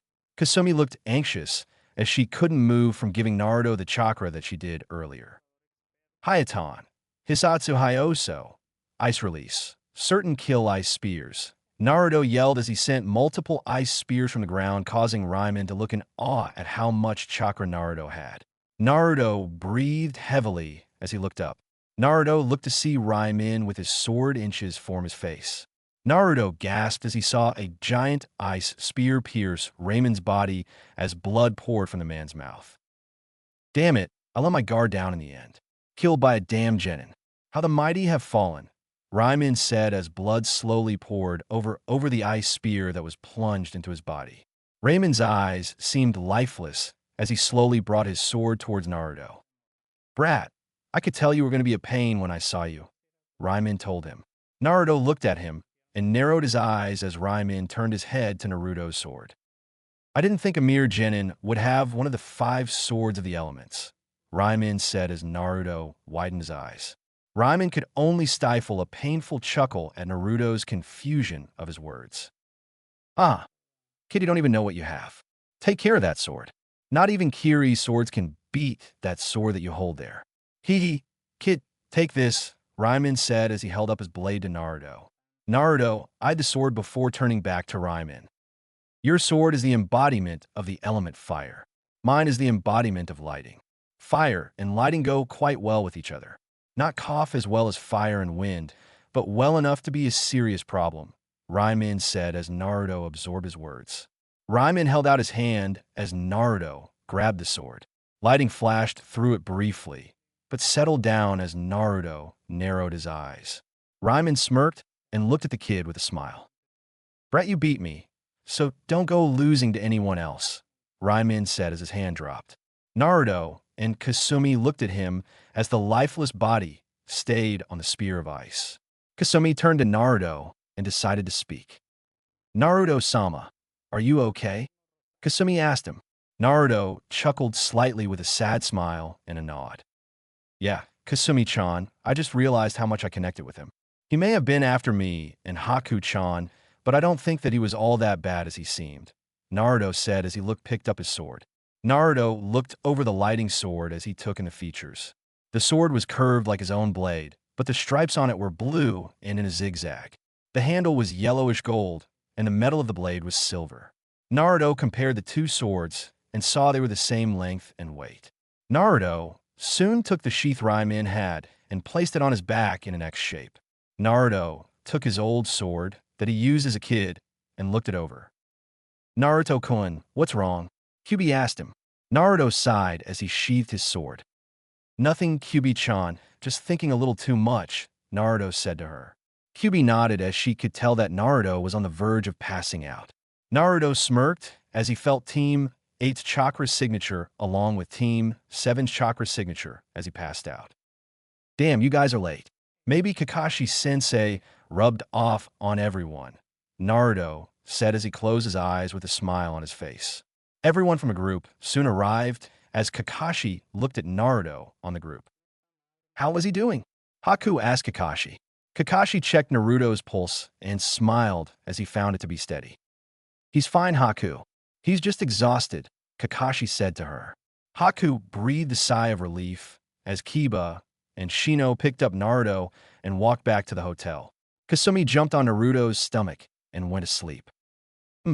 Look at Naruto Baka trying to take on someone that clearly outclasses him. What a worthless idiot. Thinking his is up to Sasuke-kun's level, Sakura said as Hinata narrowed her eyes at Sakura. He did better than you ever could, Hinata muttered to herself as she walked off. Sakura didn't hear her as she soon followed the Hyuga out of the forest. Kurenai, Kakashi, and Haku turned to see the man that tried to kill them, dead on an ice spear as Kakashi gasped. Naruto's good. I don't know how good, but he beat an A-rank missing nin, Kakashi said as Kurenai gasped. He's Raimin Hichotsi, an A-ranked missing nin of Kyumo. He's called the Storm of Kyumo. Why is he in Rice Country? Kurenai asked. Kakashi narrowed his eye at the dead man. I don't know. His mastery over right unmanipulation is said to equal the Raikage's, and yet Naruto beat him. For some reason that doesn't sound right, Kakashi said to them.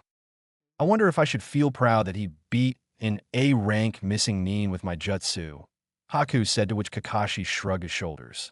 Kakashi did the standard hunter nin job and cut off the man's head and sealed it inside a scroll.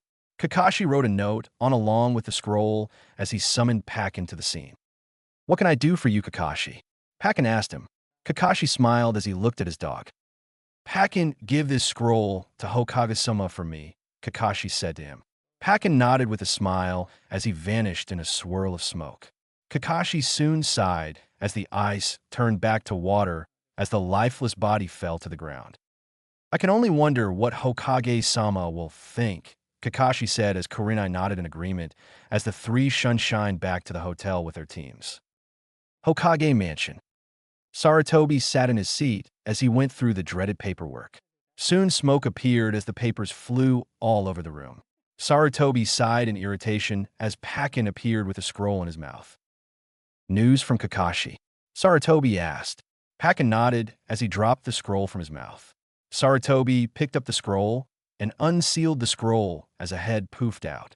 Sarutobi quirked up an eyebrow until a note fell out. Hokage-sama. Here is the head of A-ranked missing nin, Raimin Hichotsi. He fell in battle fighting one of my genin, Naruto Uzumaki. I was able to sever the head of said shinobi, but Naruto was able to beat him. I surmise that Naruto managed to end the fight also. I don't know how he did it, as he is unconscious right now. I should tell you to add the money to the bounty to Naruto's account. That is all, Hokage-sama. Kakashi Hitaki. Sarutobi read the letter as shock appeared on his face. Sarutobi soon dropped the letter as he stared at the paperwork currently on his desk. Naruto-kun did what? Shino and Kiba took Naruto into the hotel as they placed him on his bed. Kiba was quite anxious as he wondered about the fight between Naruto and the missing nin. Everyone else followed in as they gathered around the room. Kakashi, Kurenai, and Haku, being the last ones inside, closed the door and turned to Naruto.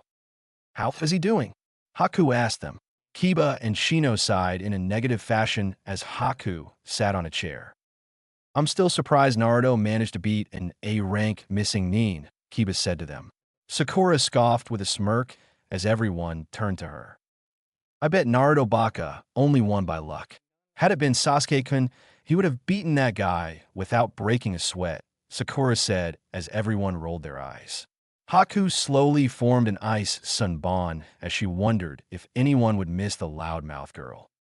Well, regardless of the case, it doesn't change the fact Naruto did beat him. It seems it took a toll on his body, though, Shino said, to which Kakashi nodded in agreement. I sent a message to Hokage-sama. I'm sure it will be discussed when we return, Kakashi told them. Everyone nodded in agreement, but turned to see Naruto mumble. And no, don't do it, Naruto said in his sleep. Everyone could only wonder what he was talking about. Is he dreaming? Hinata asked. Kurenai could only nod as the others heard him. You can't do it that way. You have to take it in your mouth slowly. That's it. Calmly feel it on your tongue, Naruto said as he continued to dream. Haku, Kurenai, and Hinata blushed a deep red as Kiba slammed his head on the bed with a laugh as he held his stomach. Kakashi and Shino raised an eyebrow at him, but if one looked close enough, they could see a smile appear on each of their faces. Sakura didn't know what to make of the situation at all, as she had a blank look on her face. Kakashi, you should stop reading that smut in front of your Genin, Kurenai said, to which Kakashi's sweat dropped. Why does everything come back to my book? Kakashi asked as Kiba turned to his sensei. Kiba still held his stomach as he tried to calm down. Kakashi-sensei, we should all go now. If I stay here, I am going to die from the laughter, Kiba told him. Kakashi's sweat dropped again along with everyone else. Kiba, you're Naruto's roommate, Kakashi said simply. Kiba stopped laughed, but soon started laughing again with a nod as Naruto continued. Ah, the ramen was nice and good. Just like always, Naruto said as he went back to silent.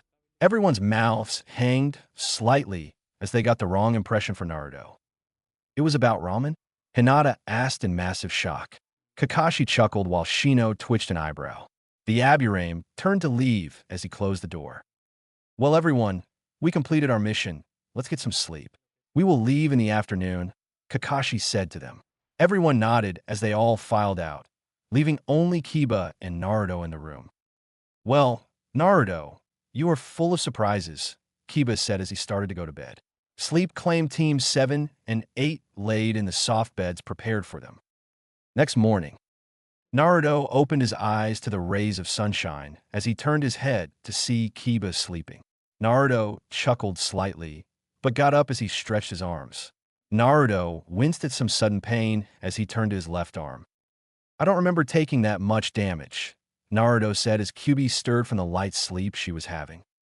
That's the price you pay for making your left arm handle that technique while you did the one-handed hand signs with your right hand, Kyuubi told him with a slight chuckle at her voice. Naruto pouted with a huff as he took out his new sword. Naruto glanced over the features of the sword again as he remembered his fight with the missing Nin. I wonder if there are more sword like these too, Naruto said as Kyuubi went into a thinking pose. She had heard about the swords of the elements, but had never seen them herself. This was her first time actually seeing them with her own eyes, but she wondered if Raimin was right. If that missing Nin was right, then there are 3 other swords out there, Kyuubi told him. Naruto nodded in agreement as he put on the clothes he had and exited the room.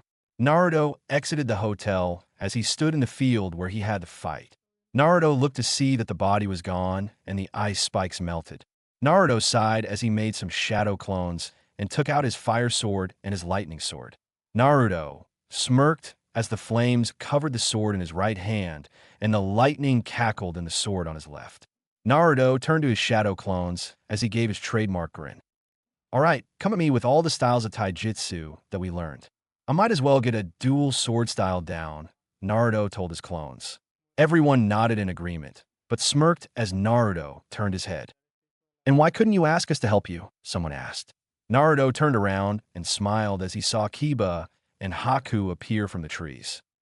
Well, I thought you two were sleeping and girls need their beauty sleep, don't they? Naruto asked as Kiba stifled a chuckle and turned to Haku. Haku, I twitched as she looked at Naruto with an innocent smile. Please, Naruto-kun, Don't mistake me for someone else. I might take offense to it, Haku told him. Naruto nodded with smile as he took a basic stance that he knew on dual swords. Naruto turned to see Haku unsheathed her sword as she had managed to get used to the weight of it in a sense. Kiba took out Akamaru as the dog took the minute to run around the field. Naruto opened his jacket as Kasumi came out and stretched. A good day for training, isn't it, Naruto-sama? Kasumi asked him. Naruto chuckled with a nod as Kasumi went through the standard stretches as her black fur grew wilder and her teeth sharpened. Naruto smirked as he looked behind him to see Kiba on all fours along with Akamaru. He turned to also see Haku, and strangely her sword was looking more and more ice blade looking. Naruto looked in front of him as his clones readied their kunai and shuriken. Man, you're all going to try to kill me, aren't you? Naruto asked everyone. The clones nodded along with Kiba and Haku. Kasumi, having trained with Naruto, didn't need to give an answer, but smirked as she claws sharpened a bit more. It wouldn't be training if we didn't, Naruto, Kiba told him. Naruto chuckled with a nod as the fire and lightning blades burned and cackled again. Naruto closed his eyes for a second and opened them to reveal the Sharingan. Naruto revealed the two tomos in each eye as he readied his two swords. Well then, come at me, Naruto said as everyone charged at him. With Team 8 and Kakashi. Kakashi and Kurenai were up already as they exited the hotel. Kurenai suddenly felt a massive group of chakra signatures as she turned to Kakashi. You feel that, Kakashi? Kurenai asked. Kakashi nodded as both went into the direction of the multiple chakra signatures. Both rushed through the tree and landed on a branch as Kakashi smirked. I guess we found our problem, Kakashi said, to which Kurenai chuckled. Both looked to see Naruto dual-wielding his swords as his lighting blade clashed with Haku's sword. I guess he wants to get used to that sword. It's not every day that you get a sword from an A-rank missing Nin, Kakashi said to her. Kurenai nodded in agreement as the two watched the training. It's also not every day that a Genin beats an A-rank missing Nin, Kurenai said with a chuckle. Kakashi nodded in agreement as they watched the battle unfold on the field. On the field, Naruto battled with Haku as he started to feel the pressure of her sword on his lightning blade. Naruto slightly cursed as he gave up the fight to avoid a rain of kunai that would have struck him had he not moved. Naruto turned his head fast to see Kiba, Akamaru, and Kasumi spiral at him as he spiraled also.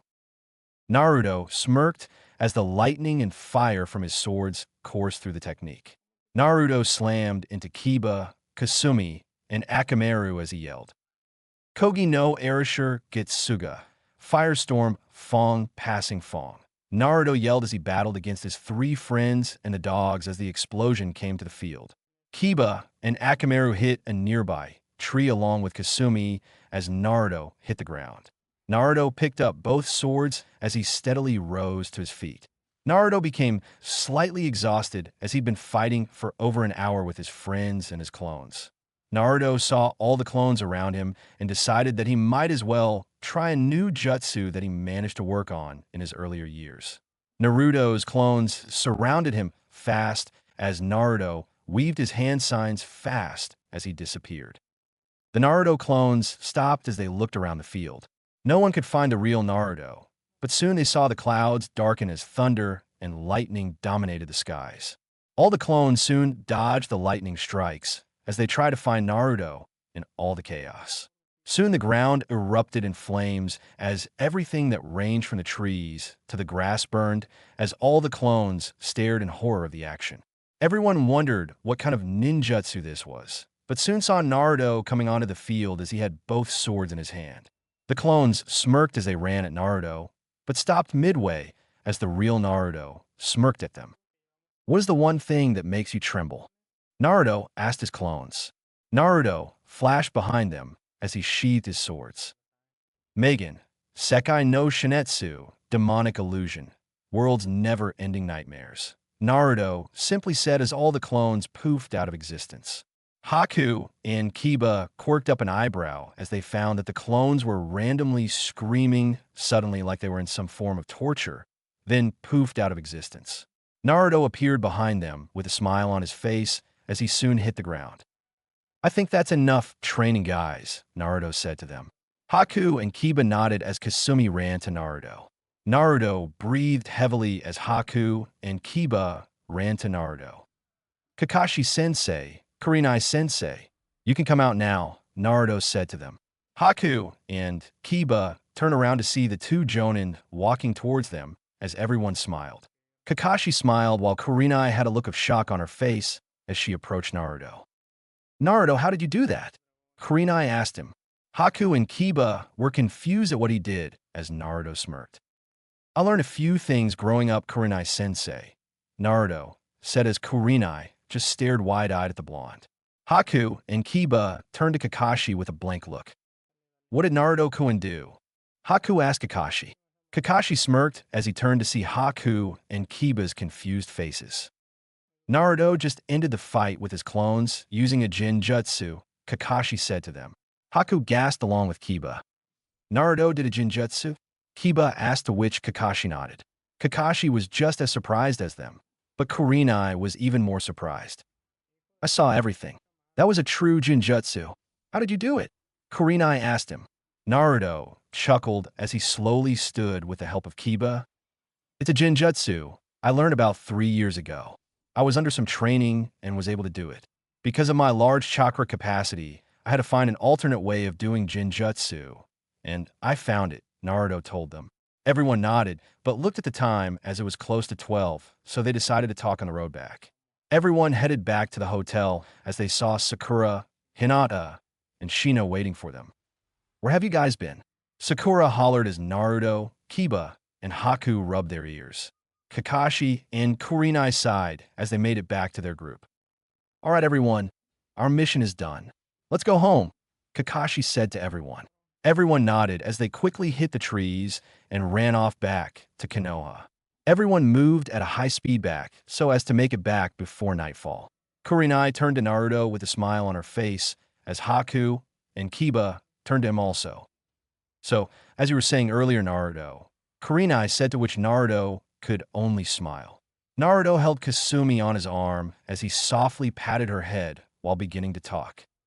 Well, the jutsu basically shows the target a picture of the world around them bursting into a sea of lightning and fire. I had the idea from a thunderstorm I experienced as a kid. It was hard to learn, but I got it down. I need to expend a lot of chakra for me to be able to do it, or jutsu techniques won't work. That is virtually the only high-level jutsu technique I have come up with right now. I know only other Genin level ones, Naruto said to them. Kurenai nodded with a smile as she found the jutsu spectacular as she found her opinion of Naruto rising. So what rank is it? Kiba asked him. Naruto smirked as he turned to Kiba. Naruto wasn't sure, but based on how much of a nightmare his clones experienced and the amount of chakra to influence their minds, Naruto had to say that. It's in B rank jutsu, Naruto told Kiba. Kiba nodded as everyone raced back to Konoha for a needed break. Everyone decided to have their own chat while they traveled back. Kurenai gave Naruto some helpful tips on the jutsu field, while Kakashi gave Haku a scroll for an advanced Suidan jutsu. Haku gratefully accepted the scroll while she read up on the requirements of the scroll. Hinata and Shino kept to themselves while Sakura dreamed about asking her beloved Uchiha on another date. Kiba decided to ask Kakashi on the better ways of improving his chakra control so that he would be able to use more of his clan's techniques to become stronger. Gates of Konoha, 7 hours later. Team 7 and Team 8 finally appeared in front of the gates and smiled as they hit the dirt road and decided to walk. The sun was just about to go down as everyone began to walk, but stopped when they saw Sakura on the ground huffing. Did we have to move so fast? Man, I'm tired, Sakura said, wiping the beads of sweat that continued to drop from her face. Naruto groaned slightly along with Kiba and Haku as everyone waited for Sakura to catch her breath.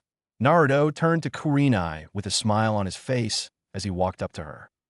Thank you for the jutsu tips, Kurenai-sensei. I'll put them to good use, Naruto told her. Kurenai chuckled with a nod as she turned her attention to Naruto. You're welcome, Naruto. Come talk to me again if you need anything else, Kurenai told him. Naruto nodded with a chuckle as Sakura soon got up and the group continued to walk. Upon reaching the gate, everyone flashed their identification to the guards as they made it into their home.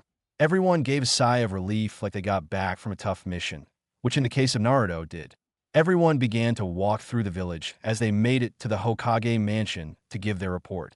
Upon entering, they all saw Sasuke along with his new sensei as the two turned to see the group.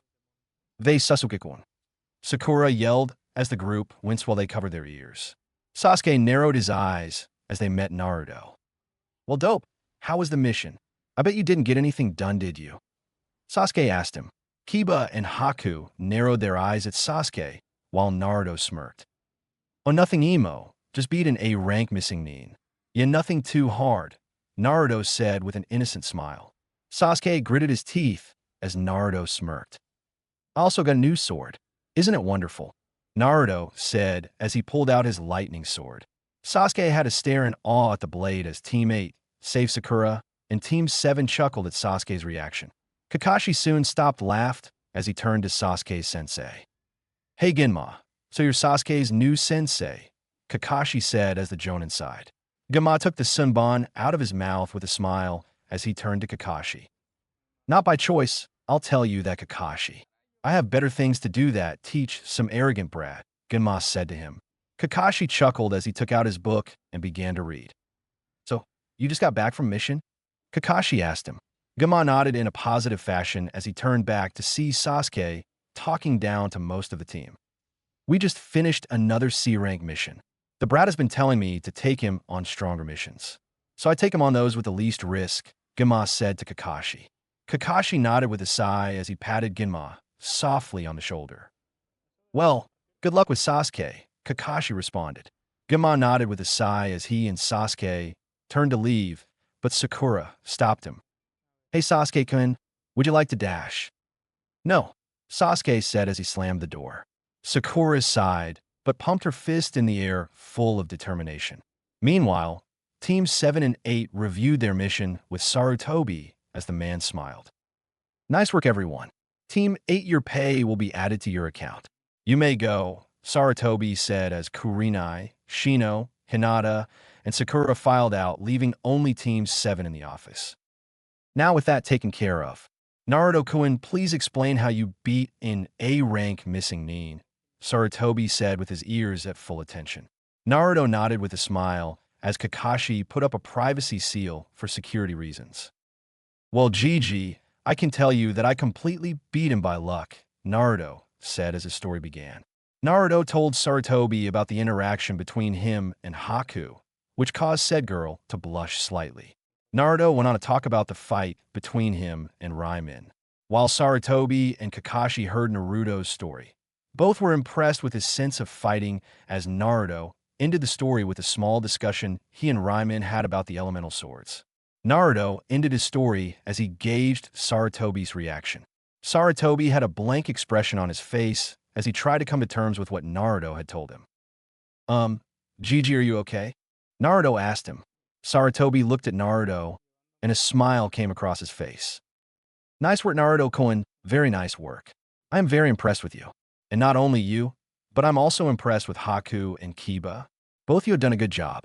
I know that the Jonin is supposed to recommend his students, but I fully allow all 3 of you to take the Chunin exams in 1 month. I must say that the 3 of you are more capable at this than any of the Genin I know, Sarutobi said with a smile. Naruto, Haku, and Kiba smiled with nods as Kakashi chuckled. Well, it seems that you 3 show much promise, Kakashi said to them. All 3 nodded as they turned to leave, but Naruto was stopped by Sarutobi. And Naruto-kun, the money for the bounty of Raimin has been added to your account, Sarutobi told him. Naruto smirked with a nod as Team 7 left the mansion. Everyone walked home as they decided to talk. So, we only have a month to prepare for the Chunin exams. Sounds interesting, Kiba said, to which Haku and Naruto nodded with smiles on their faces. Wow, to be recommended by Kage. I feel so important, Haku said with an innocent chuckle. Naruto and Kiba could only nod as Kiba went home. Kiba, say hi to Tsum-chan and Hana-chan for me, Naruto told him. Kiba chuckled with a thumbs up as he took to the rooftops and rushed home. Naruto and Haku continued their trek home as they enjoyed the night air. You know, Naruto-kun, you scared me when I saw you passed out on the ground, Haku told him. Naruto chuckled as he nodded his head sheepishly. Yeah, sorry about that, Haku-chan. I didn't mean to worry you, but if you got hurt then, I don't know what I'd do, Naruto told her.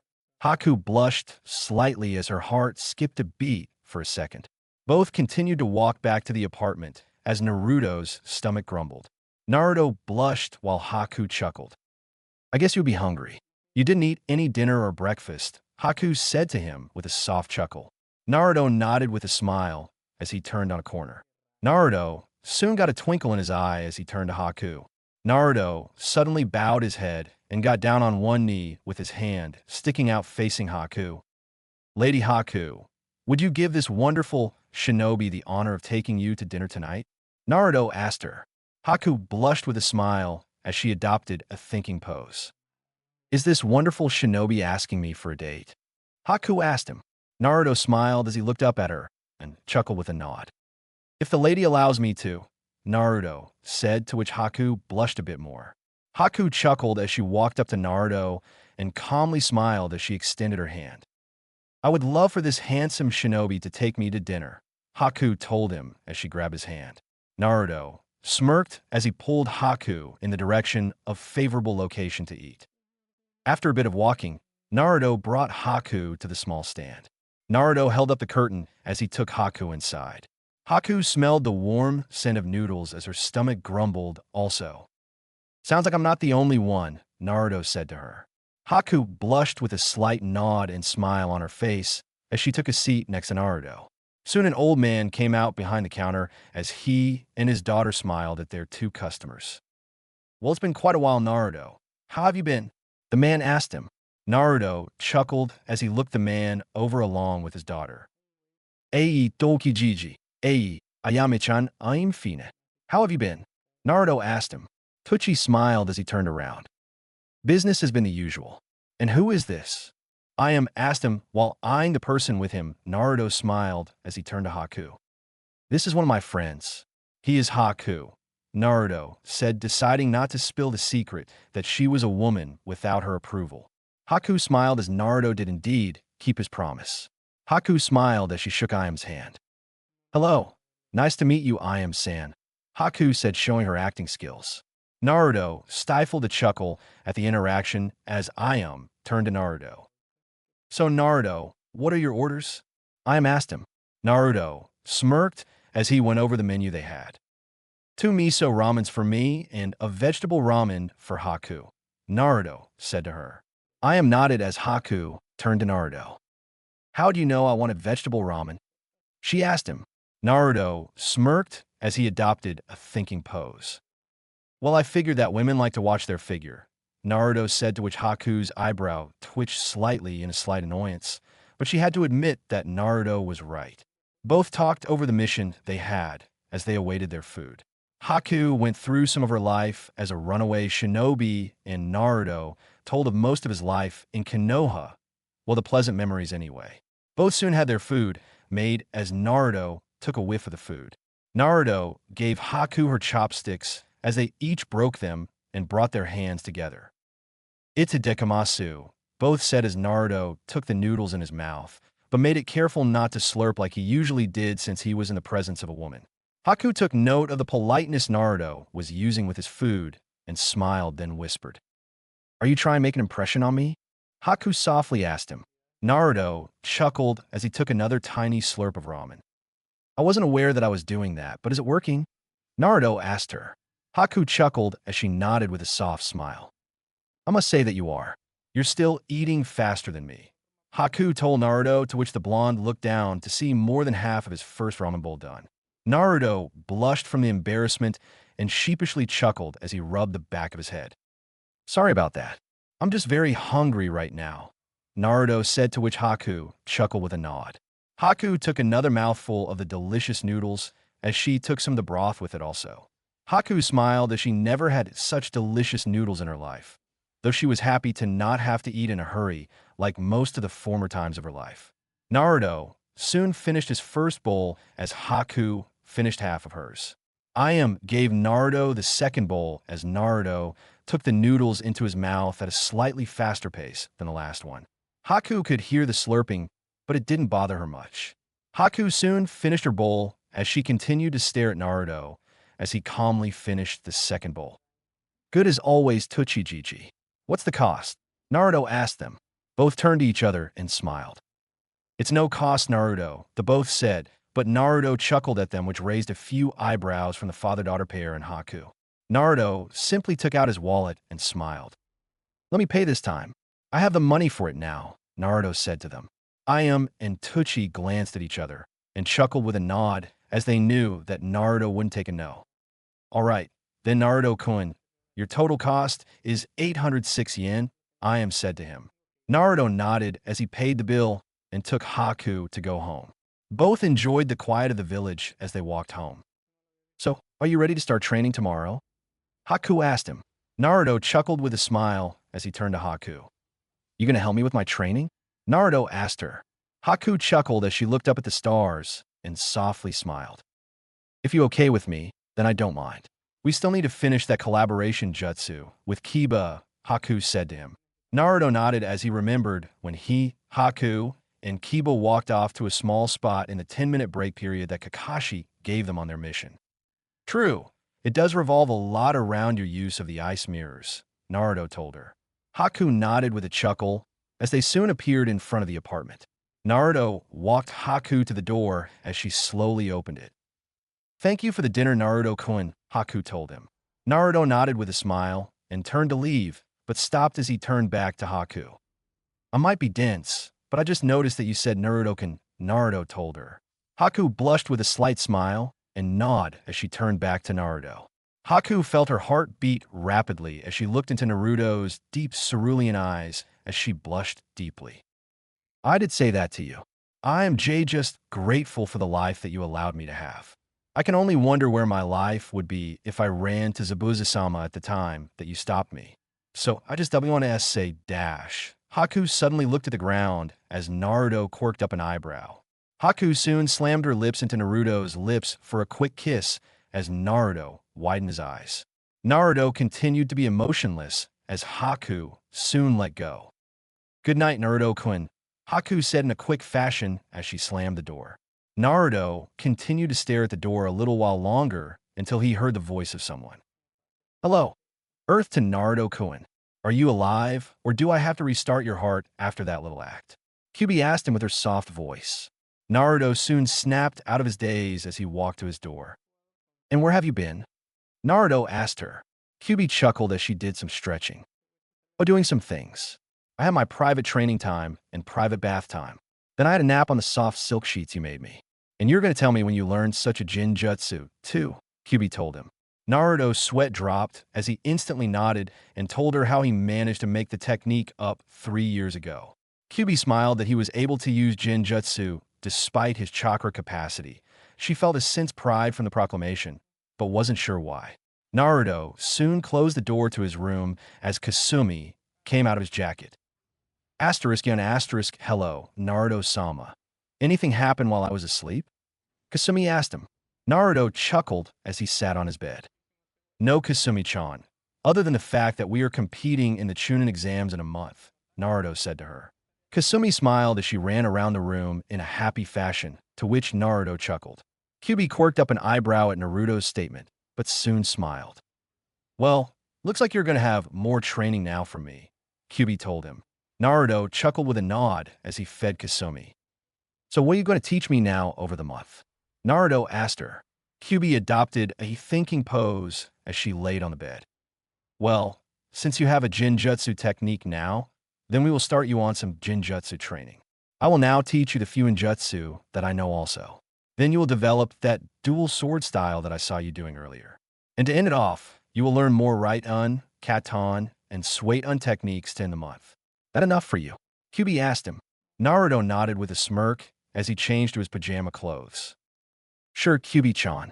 Top that with the training Kakashi-sensei will have us do, and I will be thoroughly exhausted by the end of the day, Naruto said as he knew that he was going to have a long month ahead of him.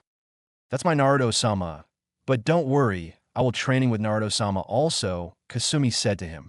Naruto chuckled as he gave Kasumi a slight kiss on the nose and smiled. Thank you, Kasumi-chan, Naruto said to her. Kasumi nodded with a smile as Kyuubi's eyes twinkled.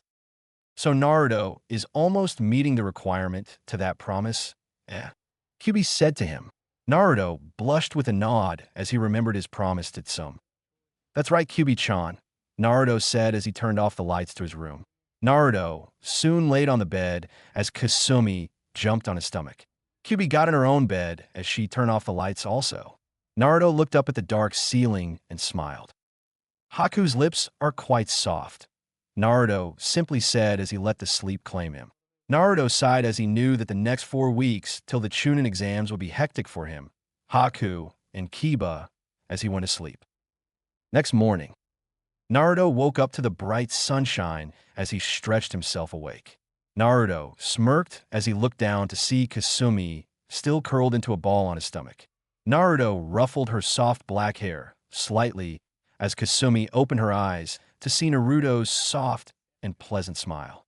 Kasumi gave a quick yawn as she jumped off her mate's stomach and onto the bed. Good morning, Naruto-sama. Good day for training, isn't it? Kasumi asked him. Naruto smirked with a nod as he got up and walked to the bathroom. Kasumi followed after him as she changed to her half-human form.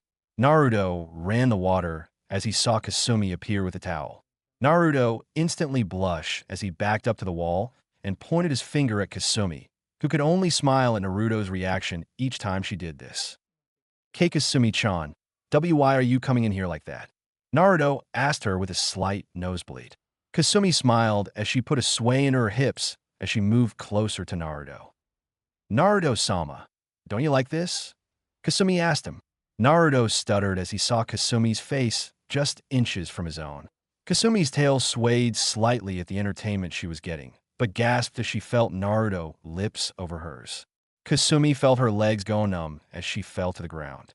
Naruto smirked as he pulled her a little closer as he deepened a kiss with her. Naruto soon chuckled as he let go of Kasumi as he watched her gasp for air. And no, fair Naruto-sama, Kasumi said with a slight blush as Naruto got up and ran the warm water over Kasumi's back.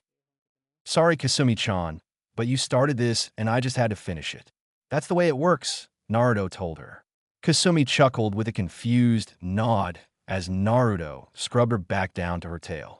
Kasumi in turn did Naruto's back with her gentle hands as both enjoyed the relaxation of the bathroom. Naruto and Kasumi soon exited the bathroom as Naruto went to the closet to get some clothes. Kasumi sat on the bed as she watched Naruto rummage through his clothes closet. Naruto smirked as he pulled his black shirt with the red swirl and black umbu pants.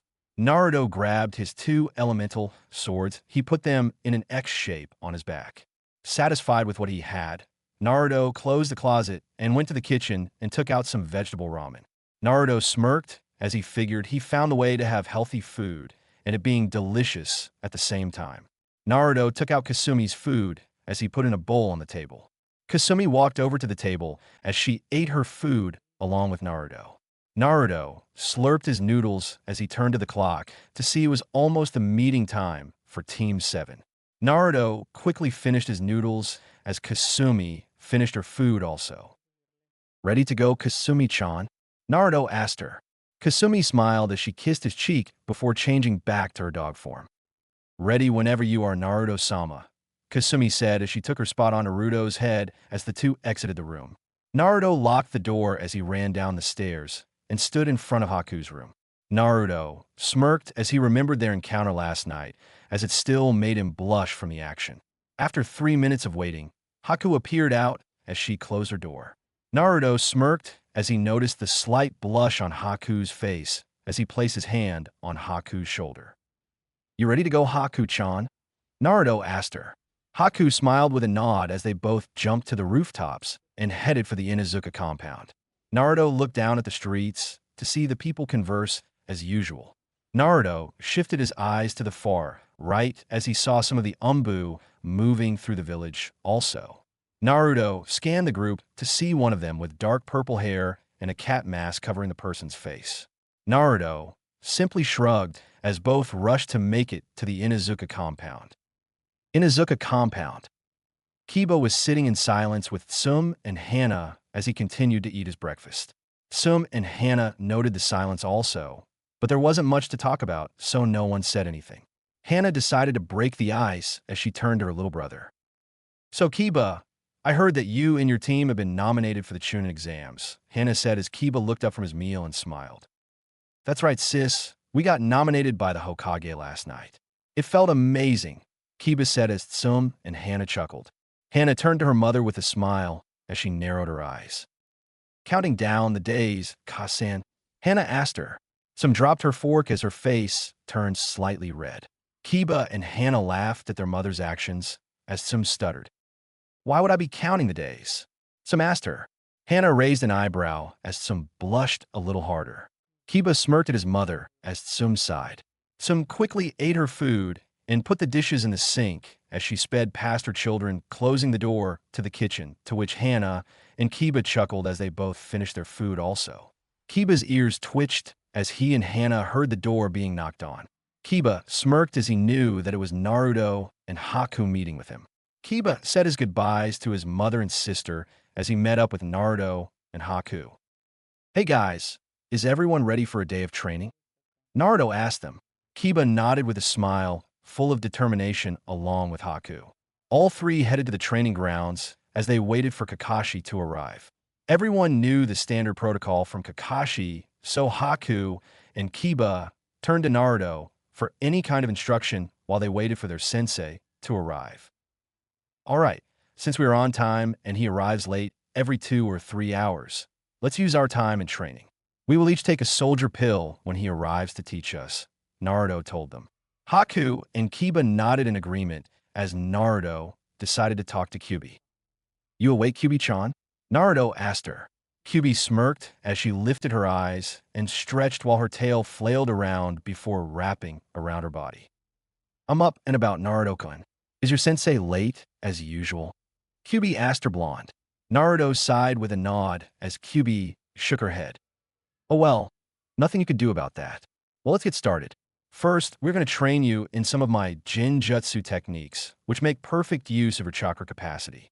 After that, I will instruct you in the ways of jutsu. You might want to go to the library and study up on the jutsu also. It's not as good as mine, but you never know," Kyubi told him. Naruto nodded with a smile as he made 3 Kage Bunshins.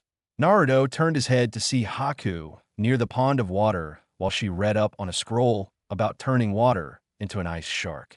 Naruto turned his head in the other direction to see Kiba and Akamaru practicing their newest techniques taught by the Tsum.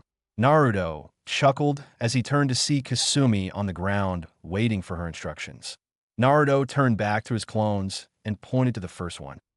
"You go to the library and give me some books on the beginnings of jutsu," Naruto told the clone. The clone saluted the real Naruto as he disappeared in a fire and lighting shunshin. Naruto smirked as he turned to the second one. "You're going to practice the jutsu techniques taught by Kyubi-chan with some other clones," Naruto said to him. The clone nodded as it made 3 more clones as ran off into the trees, leaving the real Naruto, 1 more clone, and Kasumi in the clearing. Naruto turned to Kasumi and his clone as he drew his fire and lighting sword. "You and Kasumi-chan are going to help me develop my twin sword kenjutsu," Naruto told his clone. The clone nodded with a smile as they paired off and backed away from Haku and Kiba a bit more to be safe. Naruto smirked as his clone took out a kunai and covered it in futon chakra. Kasumi changed to her half-human form as Naruto flashed his Sharingan. "Let's develop the Sharingan while we're at it," Naruto told them. Both nodded as they charged at Naruto with the intent to kill him. Kiba and Haku turned fast as they heard the clash and noises of Naruto's swords as they saw the brief flashes of fire and lightning as they turned back to their own training. 1 hour later, Naruto returned to the field to see some of the tree torn with Kiba huffing and a frozen pond with Haku smirking at the accomplishment. Naruto breathed heavily as he sheathed his swords as he saw his clone return with the jutsu book. Naruto smirked as he dispelled the clone. Kasumi took the time to improve her stamina as she ran around the training field, doing some tiring laps. Naruto sat on a tree as he opened the book. Naruto soon called Kyubi as she took a look at the book through Naruto's eyes. Kyubi sighed as she saw enough.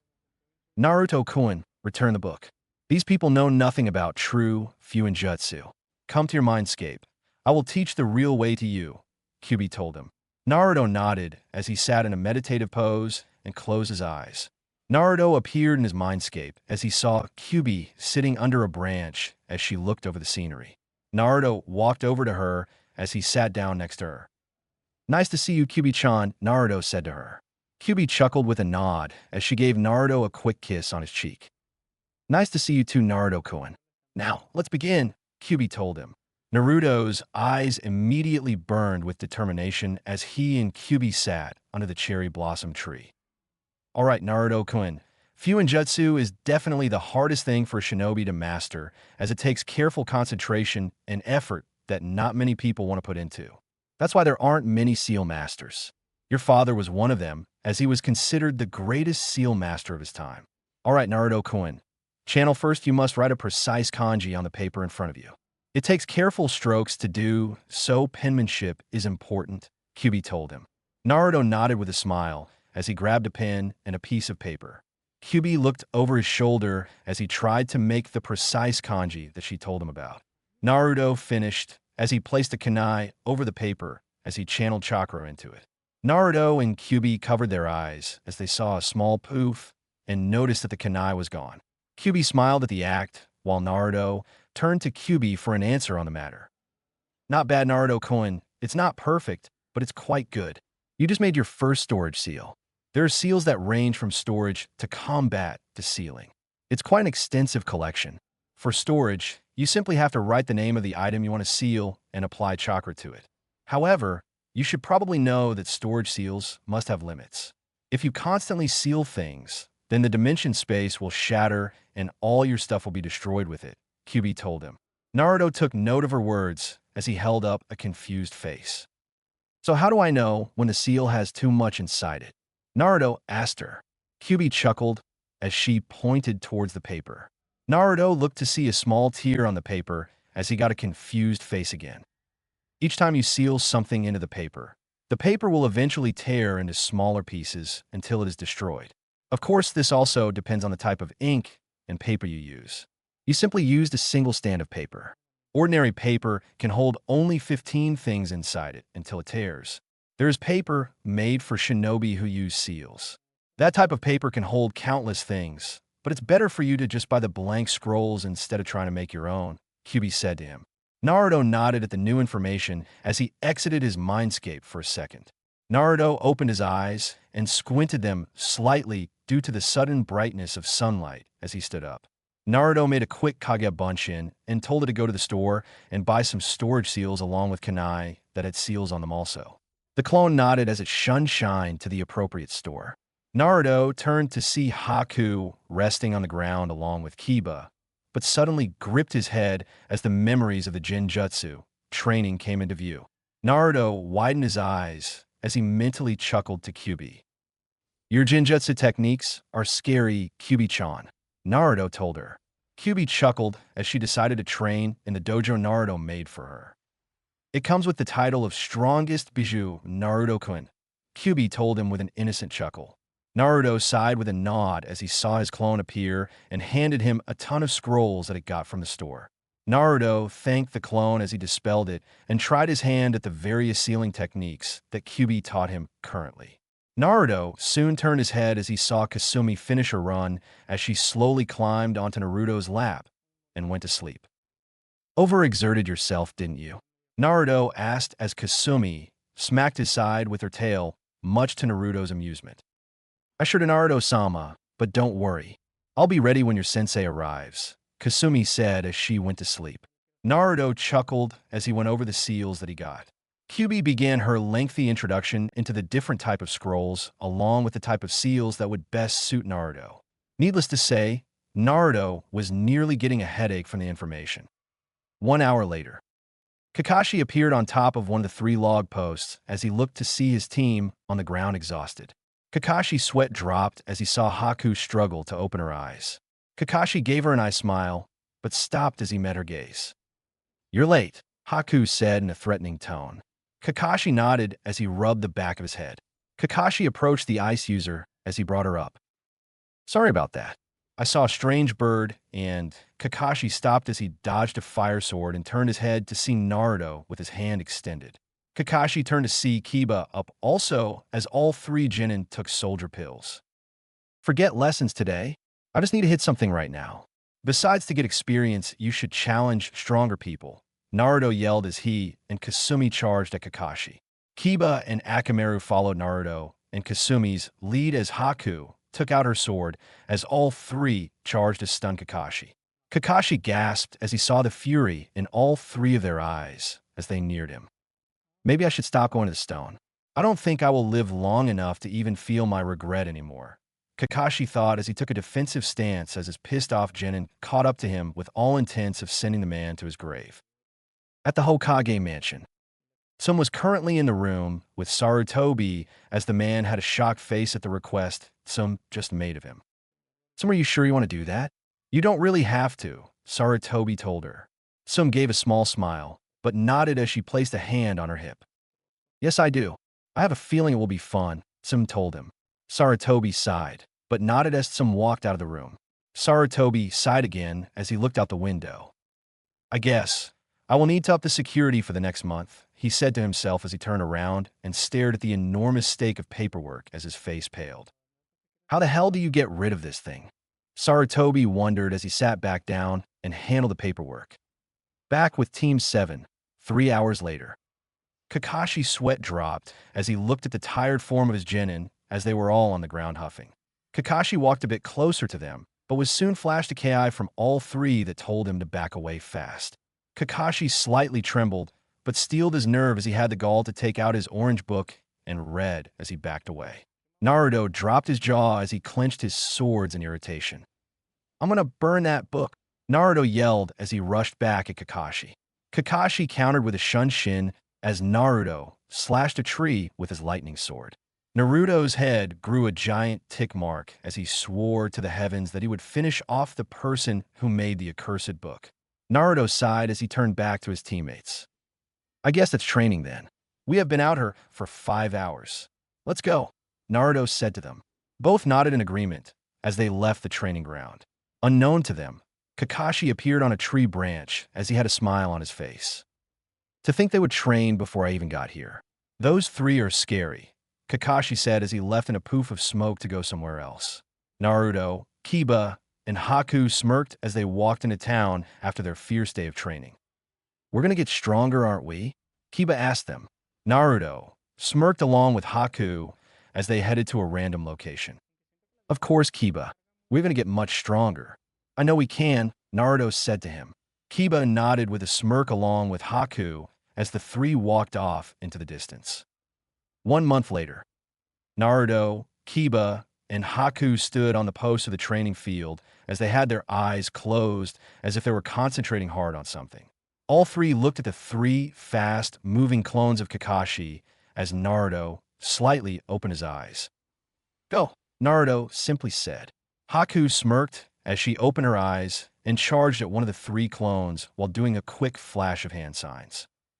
"Hayatan, Haruhyo no Haka," ice release, chilling ice graves, Haku yelled as she slammed the ground, causing multiple ice spikes to erupt around the field. All Kakashi clones gasped as they avoided the random ice spikes. One clone was unfortunate as it was decapitated by the ice. Haku smirked as the other clones charged at her. Haku did more hand signs as the ice shattered, causing a thick cloud of mist to envelop the field. Haku went through the hand signs again as her mirrors formed. Hayatan, Makio Hyoso, ice release, demonic ice mirrors. Haku yelled as she trapped the entire field in several giant ice mirrors, trapping the two remaining clones inside. Haku slightly huffed at the extended use of jutsus, but smirked as Naruto and Kiba jumped into the mirrors as Haku did the last of her hand signs. Hayatan, Hyro no Jutsu, ice release, ice prison. Haku yelled as the mirrors grew smaller and clung together, leaving no escape at all for the clones. Let's go, Kiba, Naruto told him.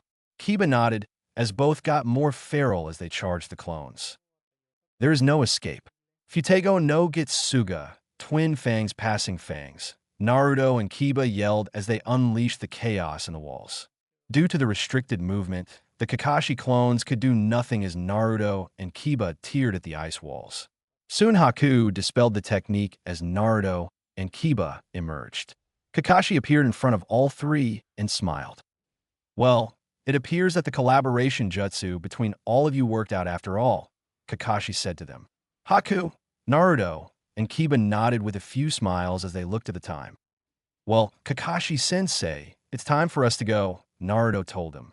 Kakashi nodded as he disappeared in a puff of smoke. Naruto, Kiba, and Haku smiled at each other as they walked out of the training field. Everyone took one more look back as they saw the destroyed field. Things are going to change, aren't they? Kiba asked them.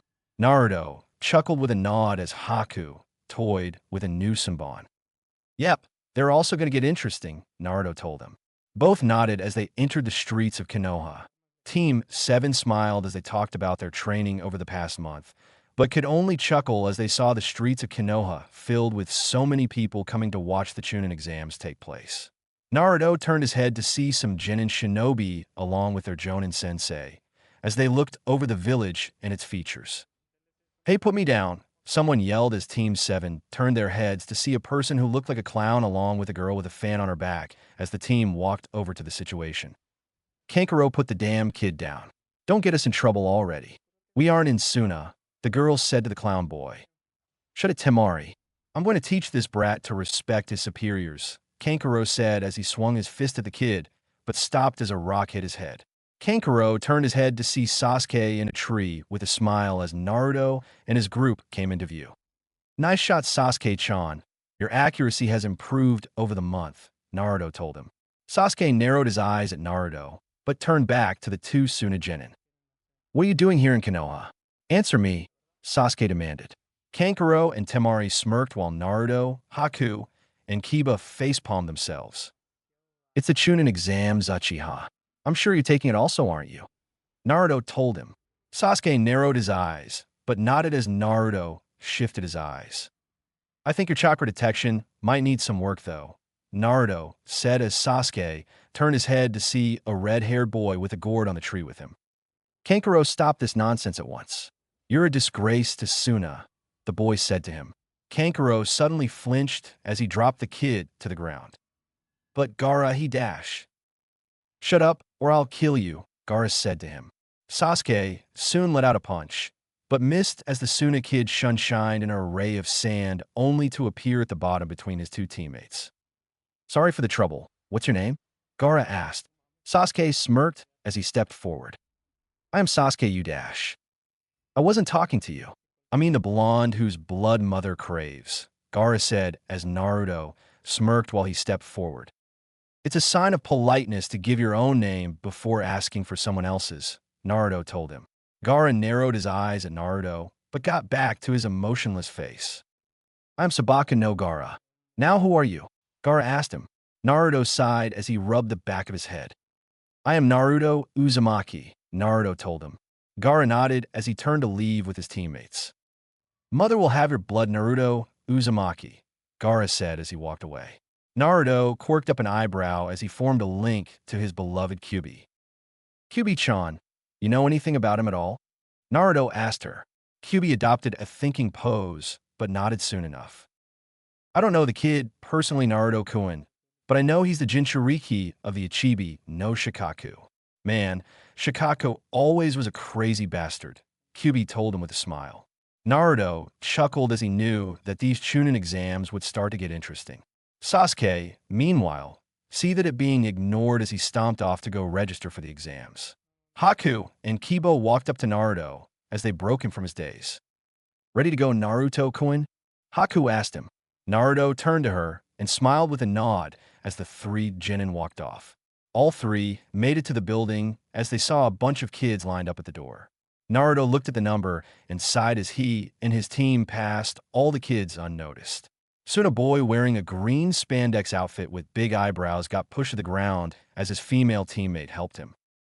Please let us through. We have to take the exams, the girl said to the two kids blocking the door. Both kids smirked as they looked at the girl and her teammate. Get out of here, weakling. We are saving all you Genin from the terror of the Chunin exams, a kid said as he blocked the door along with his partner. Said partner smirked as he looked at Naruto's group passed by everyone. Finally, someone gets it, he said as both looked to see Sasuke with two random teammates approach. Drop the damn Genjutsu. This is the second floor. Everyone still needs to go up a floor, Sasuke said with an arrogant smirk as he heard the understood nods from nearly all the Genin. One of the kids pointed to Naruto's group as everyone stared at them. Maybe you should follow them, then, as they seem to know it a lot more than you do, Uchiha, the boy said as Sasuke seethed at Naruto. Great, Sasuke. That's more work for you. You really need to keep your mouth shut at times, Naruto told him. Some people snickered while Naruto and his team walked off. Soon Team 7 made it to the door as Naruto opened the door as they were flashed a level of ki from the rest of the crowd. Naruto had a bored expression on his face along with his teammates as they looked to see the others walking towards them. Hey Naruto, you're here, Shikamaru said as he patted Naruto on the shoulder. Of course I'm here, Shikamaru, but to you that might be troublesome, Naruto told him. Shikamaru scratched the back of his head with a sigh and a nod as Team 8 came into the room. Sakura instantly glared at Ino as the two girls dueled against each other as they butted their heads at each other. Naruto, Haku, and Kiba shook their heads along with Shikamaru, Choji, Hinata, and Shino as Sasuke's team entered. Sakura and Ino stopped their glaring as they both crashed into Sasuke as they squealed. Hi Sasuke-kun, they both said to him. Sasuke huffed in annoyance as a silver-haired boy appeared. You're all quite dense, aren't you? Can't you see how tense everyone is? He asked them as everyone chilled from the looks of frustrated Genin, except for Naruto's team. Who the hell are you? Sasuke said to him. Kabuto smirked as he adjusted his glasses. I am Kabuto Yakushi. I'm also entering the Chunin exams. I have information on nearly everyone here. I thought I might help the rookies out a bit, Kabuto said to them. Sasuke's eyes gleamed while Naruto glared at the man. Naruto turned to his teammates and brought their attention to him. Something's not right here. Haku-chan, Kiba, keep your eyes open. That guy is hiding something, but I don't know what, Naruto told them. Haku and Kiba nodded as they turned back to see Sasuke talking to the man. I want to see Sabaka no Gaara, Rock Lee, and Naruto Uzumaki, Sasuke said to him. Naruto quirked up an eyebrow at Sasuke's mention of his name, but settled for nothing else. Oh, you know their names? That's no fun, Kabuto said as he drew the 3 cards. Naruto and his team moved in a bit closer as they tried to hear. Let's see, Sabaka no Gaara. His teammates are Sabako no Temari and Sabaka no Kankuro. He has completed 11 D ranks, 3 C ranks, 2 B ranks, and, wow, 3 A ranks. Apparently, he hasn't gotten a scratch on him in any of his missions, Kabuto said, surprising all the Genin while Team 7 raised their eyebrows slightly. Next is Rock Lee. His teammates are Tenten Higurashi and Niji Hyuga. He has completed 11 D-rank missions and 3 C-rank missions. His taijutsu is considered the best out of any Genin, Kabuto told them. Sasuke smirked as he now found the reason behind something that seemed important to him. Next is Naruto Uzumaki, Kabuto said.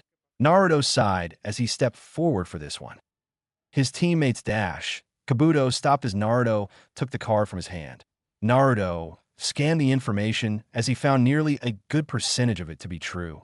Naruto narrowed his eyes as he ripped the card into pieces and threw the card in the trash, much to Sasuke's irritation. Why did you do that, though? Sasuke asked him. Naruto smirked as he turned to Sasuke. It's none of your business what my stats are, Uchiha. And you, Kabuto, tell me, how did you find out about such secret information that only our Hokage should know? Naruto asked him. Kabuto faltered for a second, but smirked as a guy in a bandana appeared in the room. All right, sit your asses down and shut the hell up. I am Ibiki, your proctor, and welcome to the gates of hell, Ibiki said, startling most of the Genin. Naruto smirked as his team turned to Ibiki. Soon everyone sat down as they all awaited his answers. All right, we will now begin the written test. There is to be no cheating. If you're caught cheating, you will be deducted points from your score. Anyone who is caught 5 times would fail automatically, Ibiki told them. What how the hell is that fair? Sakura yelled. Ibiki's Ki flared as he turned to her. Nothing in life is fair.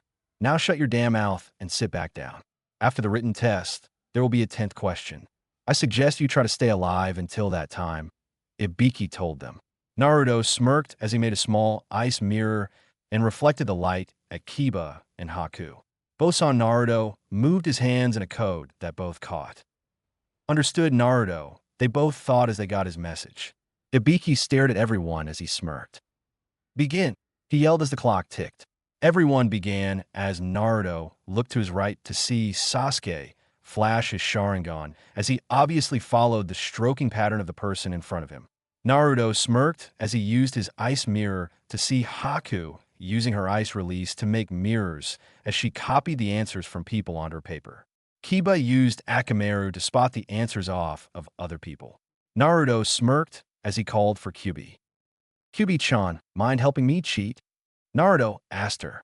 Kyubi smirked with a nod as she shrugged her shoulders.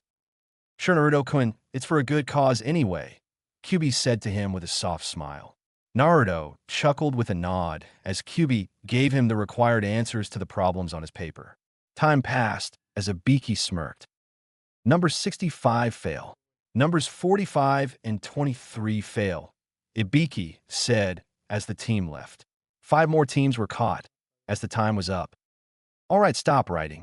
Now is the time for the 10th question. But first I want to know if you want to attempt to answer the question or not, Ibiki said, which raised a few eyebrows. What happens if we don't answer the question? Temari asked him. Well, you fail, but should you answer the question and get it wrong? Well, you will never make it past Genin, Ibiki told them. Naruto narrowed his eyes while Sakura slammed her hands on the table. That's insanity. You can't decide that. Sakura yelled. Ibiki threw a kunai as it passed her hair, startling the pink banshee. I said shut up. My exam, my rules. You're just unlucky to have me for a proctor, Ibiki said to them. Ibiki saw several hands go up as the people exited the room. Anyone else? Ibiki asked them. Hinata wanted to raise her hand, but Naruto placed his over hers as he turned to her and shook his head. Ibiki looked around one more time and smiled. Good job. You all pass, Ibiki said, causing everyone to gasp and question him. Ibiki chuckled as he looked at them. How do we pass? We didn't get the question, Kankuro said to him. That was the 10th question. It was to test your resolve in wanting to become Chunin. The other questions were to test your information gathering skills. Those who got caught failed the test. There are times when a shinobi can't choose his missions and must lead others into hostile territory. Those who wish to save the lives of their men and fight another day aren't shinobi, at least not to me they aren't, Ibiki said to everyone. Naruto smirked along with his team as all the rookie 9 passed the first part.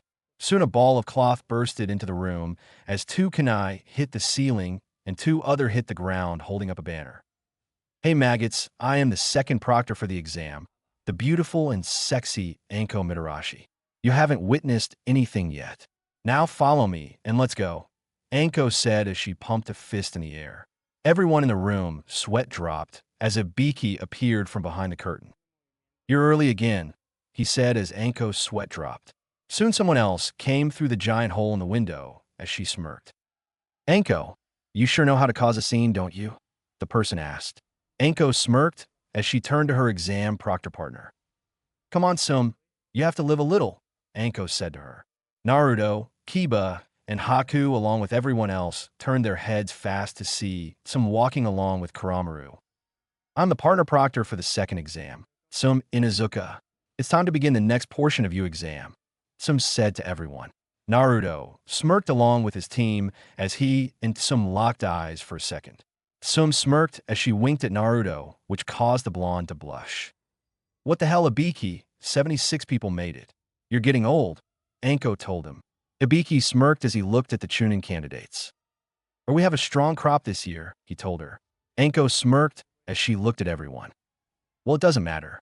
When me and Sum are done, more than half of this group will be dead, Anko said as she startled everyone. Follow us to training ground number 44. We will begin there, Sum said as she and Anko left. Naruto and his team got up as they turned to everyone else. Well, get your asses in gear and let's go, Naruto said to them as he, Haku, and Kiba left. Everyone followed out as Ibiki collected the papers. Ibiki stopped as he saw a note on Naruto's paper. To Ibiki, there is something off about that Konohanin Kabuto Yakushi. He has an ominous chakra, and Kasumi-chan said that he smells of snakes. He has information that he should have about the shinobi of our village. Please run it by Gigi aka Hokage-sama. That is all. Chunin candidate. Naruto Uzumaki, the note said. Ibiki narrowed his eyes as he took the note. Not bad, Naruto Uzumaki.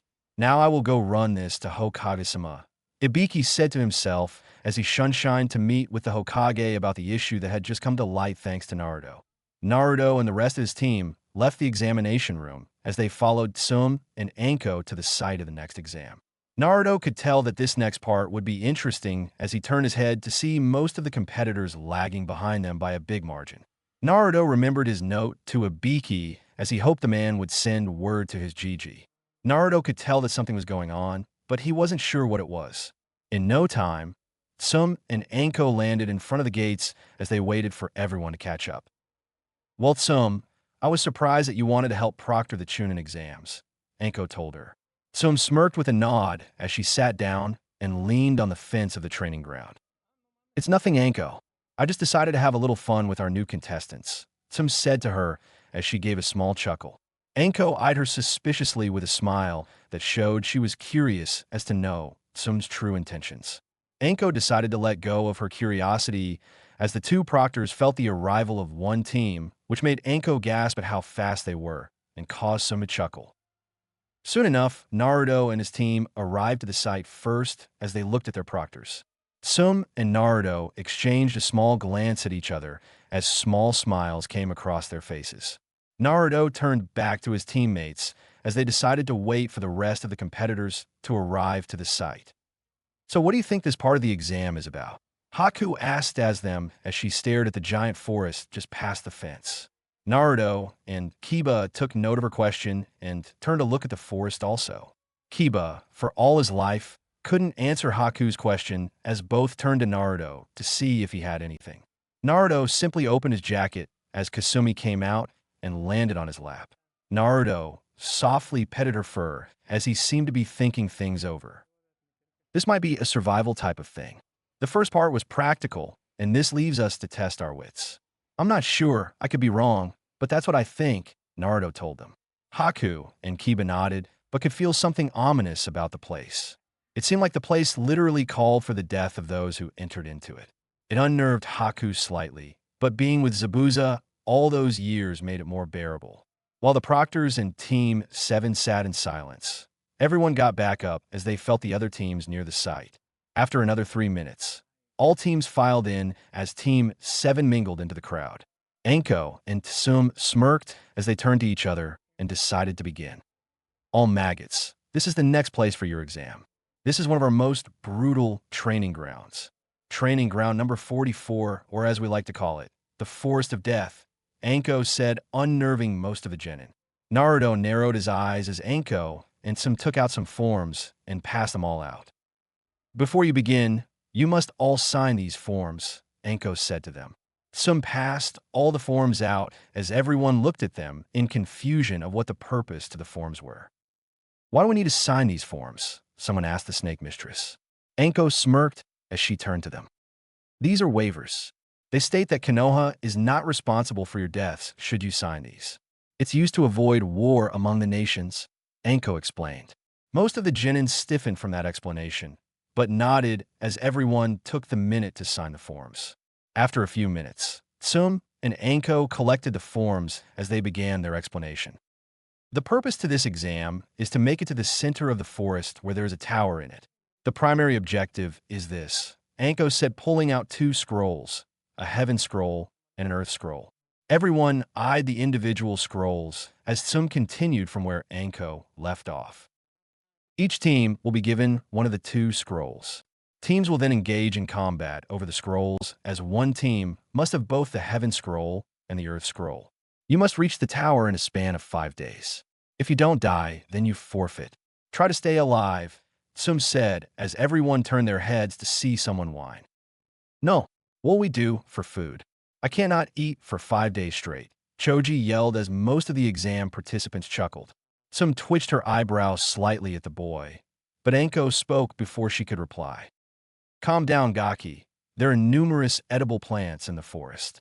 Of course, they also think you're delicious also, Anko said as everyone's sweat dropped. Sum nodded as she continued. The exam will begin in 10 minutes. Get yourselves situated in that time, Sum said as Naruto turned to his team. Everyone was ecstatic about it as Naruto opened his mouth. All right, this is going to be fun. Let's show them how Team 7 does things, Naruto told them. Haku nodded along with Kiba as Naruto turned around.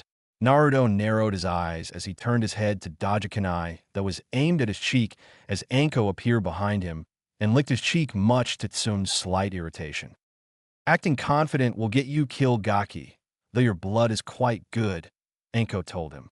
Naruto smirked as he had a kunai in his hand and licked the top part of it as Anko raised an eyebrow at the action. Yours isn't so bad either, Anko-chan, Naruto told her. Anko narrowed her eyes as she saw a small cut across her collarbone area.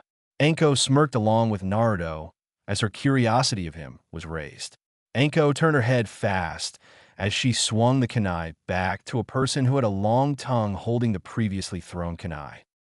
Sorry, I just wanted to return your kunai, the woman said to Anko. Anko nodded with a smile as she put the kunai away. Thank you, but don't try to sneak up on me.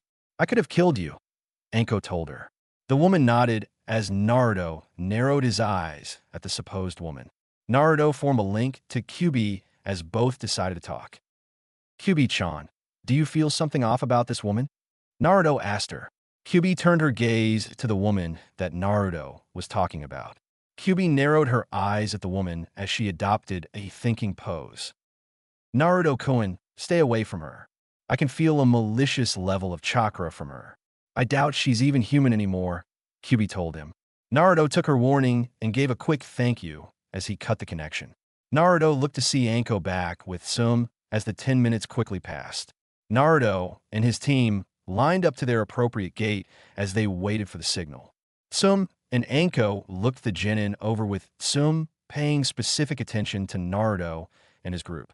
Sum chuckled as she saw Naruto gave her a small smile as he winked at her. Sum slightly blushed as Anko waved her hand. Begin, Anko yelled. The gates swung open as all teams scattered into the forest. Naruto smirked as he jumped to the trees with Kiba and Haku as they ran through the forest to find their targets. All right, we have to get this done. Kiba and I are good trackers, and Haku-chan is perfect for assassination. Me and Kiba will find the enemies, and Haku will dispose of them. Unless we have a different situation, we will go with that plan of attack, Naruto told them. Kiba and Haku nodded in agreement as they decided to start their exam. With Sum and Anko, both continued to stay outside the gates as they heard some of the various screams from the participants of the exams. Sounds like people are getting eliminated now, Anko said at Sum. Sum gave a laugh as they heard another scream. I guess they don't have what it takes, Sum responded to her partner. Anko smirked with a laugh of her own, but both were interrupted as they saw a team of A and BU arrive to the scene.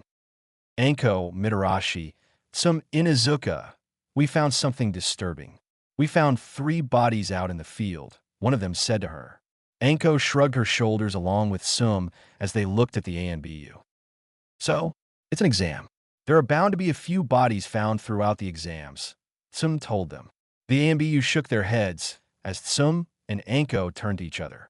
The A and BU told the 2 women to follow them as both sighed. They didn't know what was going on, but if it warranted the A and BU's suspicions, then it was worth looking into. After running for 12 minutes, everyone came up to 3 bodies on the ground as Anko trembled and Sum narrowed her eyes. See their faces. They're gone, Sum said as Anko knelt on the ground and examined the bodies. We found them about half an hour ago. We aren't sure what the cause is, one of them said to the proctors. Anko knew, and it made her shiver at the thought of him being in the exam. Anko stood up fast as she turned to the A and BU. Alert Hokage-sama now. Sum, come with me. We are about to have some trouble, Anko told her in a serious expression that told Some to obey and not ask questions and just follow. Some nodded fast as the ANBU vanished, and the two women ran through the gates and into the forest as they searched for their target. Anko, who are we searching for?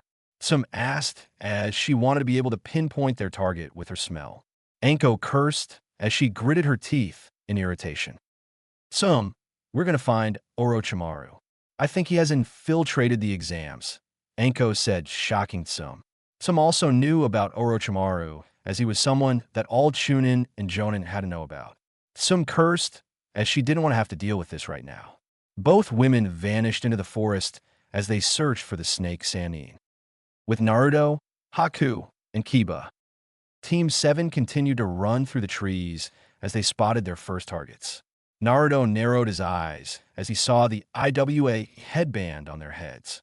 Naruto slowly remembered his father and has heard about battles with the nation of IWA. Naruto smirked as he turned to Haku and Kiba. All right, we have a heaven scroll. It'd be quite fun if IWA had an earth scroll, Naruto told them. Haku and Kiba nodded as Naruto and Kiba jumped out of the trees and landed in front of the IWA Genin, surprising them. All three Genin got up and readied their kunai as Naruto and Kiba walked up to them. All right, make this easy on yourselves and just tell me what kind of scroll you have, Naruto said to them. One of the Genin walked in front of the other two with a smirk on his face as he looked at Naruto. Naruto smirked as he walked forward a bit also. We have an earth scroll, so what are you going to do? He asked Naruto. Naruto smirked as he set Kasumi on the ground. Kiba did the same with Akamaru. All three IWA Genin narrowed their eyes as they took out their kunai. Naruto gave a foxy grin as he turned to them. Well, that puts us at a very big disagreement. Just give me the scroll, and I won't have to hurt you, Naruto told them. All three Genin chuckled as Naruto and Kiba channeled chakra to their bodies as Kiba became more feral and red chakra swirled around Naruto. All three Genin stopped laughing as Naruto got on all four along with Kiba. Kasumi jumped on top of Naruto as Akamaru did the same to Kiba. Both ran at the three Genin as they decided to end this quickly. Naruto threw out 5 smoke bombs as Kiba and Akamaru tore up the smoke and those inside. Naruto smirked as Kasumi ran forward to help Kiba and Akamaru as Naruto went through a quick flash of hand signs. Ketan, Kitsune Enden, Fire Release, Fox Bullet, Naruto yelled as he sent the flame fox at the mist. Kiba, Akamaru, and Kasumi got out of the way in time as the smoke exploded from the fire while Naruto smirked at his work.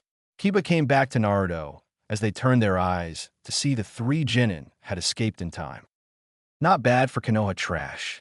Now, let us show you the power of IWA, one of them said as all 3 went through hand signs. Naruto took out his 2 swords as Kiba awaited for the jutsu to be called. However, the jutsu wasn't called as all 3 Genin fell to the ground. Naruto chuckled as he saw 3 Sanbon sticking out of the necks of the Genin. Naruto turned to a tree branch and smiled. Nicely done, Haku-chan, Naruto told her. Haku soon appeared next to Naruto and Kiba as she looked at the Genin.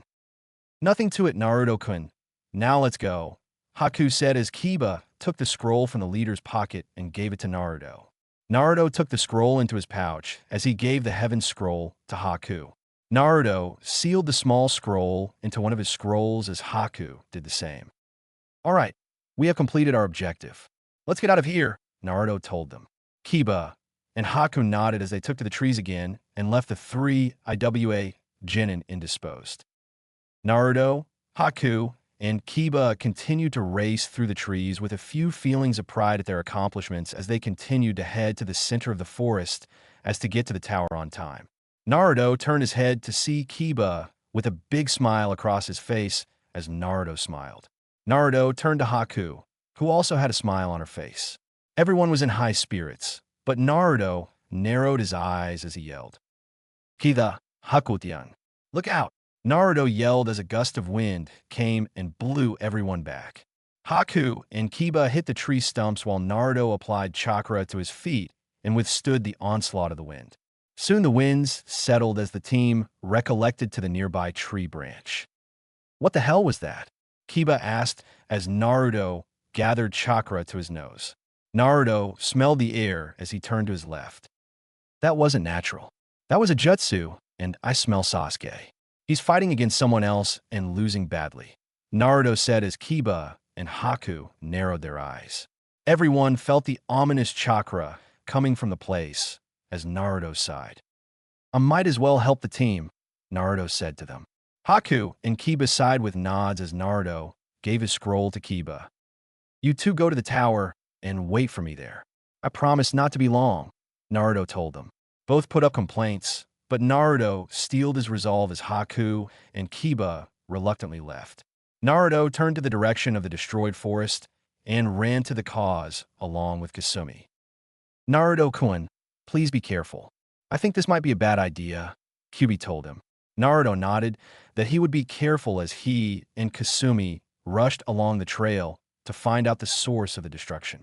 After 3 minutes of running, Naruto and Kasumi looked over the field and saw that it was completely battered. Naruto saw Sasuke's teammates unconscious on the ground as he saw Sasuke on the ground trembling. Sasuke, what the hell happened to you? Naruto asked him. Sasuke managed to turn his head to see Naruto as his eyes got back their light. That Kusa Genin. He isn't normal, Sasuke said as he fell to the floor in pain. Naruto turned his head to see the person walking up to them. Naruto narrowed his eyes. The man walked closer and closer. Well, if it isn't the Kyubi brat, are you going to interfere with my conquest? The man said to him. Naruto cursed his luck along with Sasuke's luck as they stared off against the Sannin Orochimaru.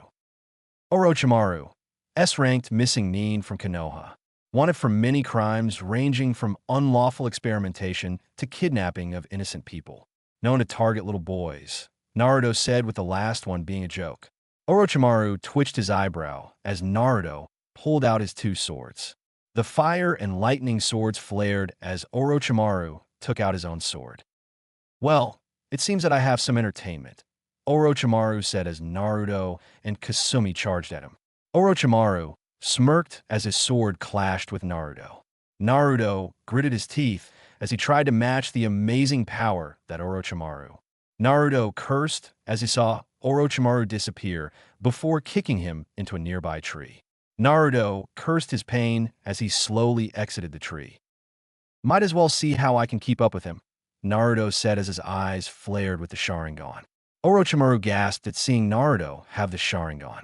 Orochimaru chuckled with a sinister smile as Naruto looked at him like he was insane. Kukuku. So little Naruto has the Sharingan also? I must say that this is quite the surprise. You will make a wonderful host in the future, Orochimaru said as he extended his neck to strike at Naruto. Naruto narrowed his eyes as he managed to dodge the next strike and backflipped onto a tree branch. How the hell is this guy even here? Where the hell is the Umbu when you need them? Naruto asked as he tried to formulate whatever plan he could. Naruto smirked as he made a Kage Bunshin and went through his hand signs and yelled. Katan, Karyunden no Jutsu, fire release, dragon flame bombs. Naruto yelled as he sent the fire towards Orochimaru. Soon the Bunshin went through its own hand signs as it yelled. Futon, Ditupa, wind release, great breakthrough. The clone yelled as the wind picked up and was launched at Orochimaru. Orochimaru smirked as Naruto was proving his worth more and more. Thanks to the wind, the fire grew much bigger as a giant explosion engulfed the entire field. Naruto and Kasumi looked around as they couldn't find Orochimaru anywhere. Naruto-sama, is he down? Kasumi asked him. Naruto sighed as he turned to Kasumi. No, Kasumi-chan, he isn't. Worst of all, this is getting dangerous. I don't have the chakra to keep up with him right now, Naruto told her. Kasumi nodded as Orochimaru came behind Naruto. Naruto managed to react in time as he blocked Orochimaru's sword. Excellent, Naruto-kun. Show me the power of the Kyubi. Show me all of your tricks, Orochimaru said to him. Naruto smirked while Orochimaru turned to see Kasumi and Itsuga as she managed to hit Orochimaru into a tree. Naruto thanked Kasumi as he brought both his swords back. The fire and lightning flared again as Naruto swung them at Orochimaru.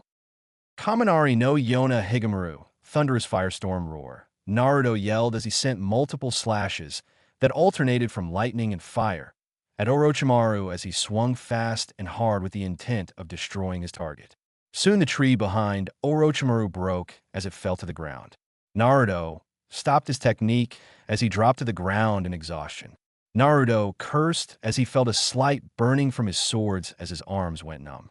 Naruto turned his head to see Kasumi exhausted also as they dropped to the ground. Naruto soon gasped as he felt Orochimaru's presence behind him. Naruto cursed as he saw Orochimaru clapping. Wonderful Naruto-kun. You have exceeded my expectations. Here is a little gift from me to you. You will seek me out for power, and I can't wait till you do, Orochimaru said as he bit Naruto's neck.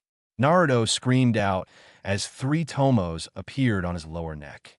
Naruto fell to the ground as Orochimaru left. Naruto began to lose his consciousness as he passed out from the exhaustion. Naruto's mindscape. Naruto opened his eyes as he saw multiple snakes around the place he made for Kiba. Naruto turned to see Kiba fighting with the main snake as Naruto got up. Naruto-kun, you really know how to worry a girl. Will you please destroy this thing with me? I'm already here. I don't need any more people. It'll get crowded in here, Kiba told him. Naruto smirked with a nod as he turned to the big snake. Naruto materialized his fire sword as he pointed it at the snake. Sorry, but only Kiba-chan is allowed in here. So for me and her, Naruto said as his sword flared. Kiba added a bit of chakra to the sword as Naruto swung it at the snake. Get out! Naruto yelled as he sent a massive fire slash at the snake, burning it in half. The snake writhed in pain, but dropped dead as it fell to the ground. Naruto and Kiba stayed in the mindscape as Kiba slightly smacked Naruto on the head, causing him to smile. I said be careful, Naruto-kun.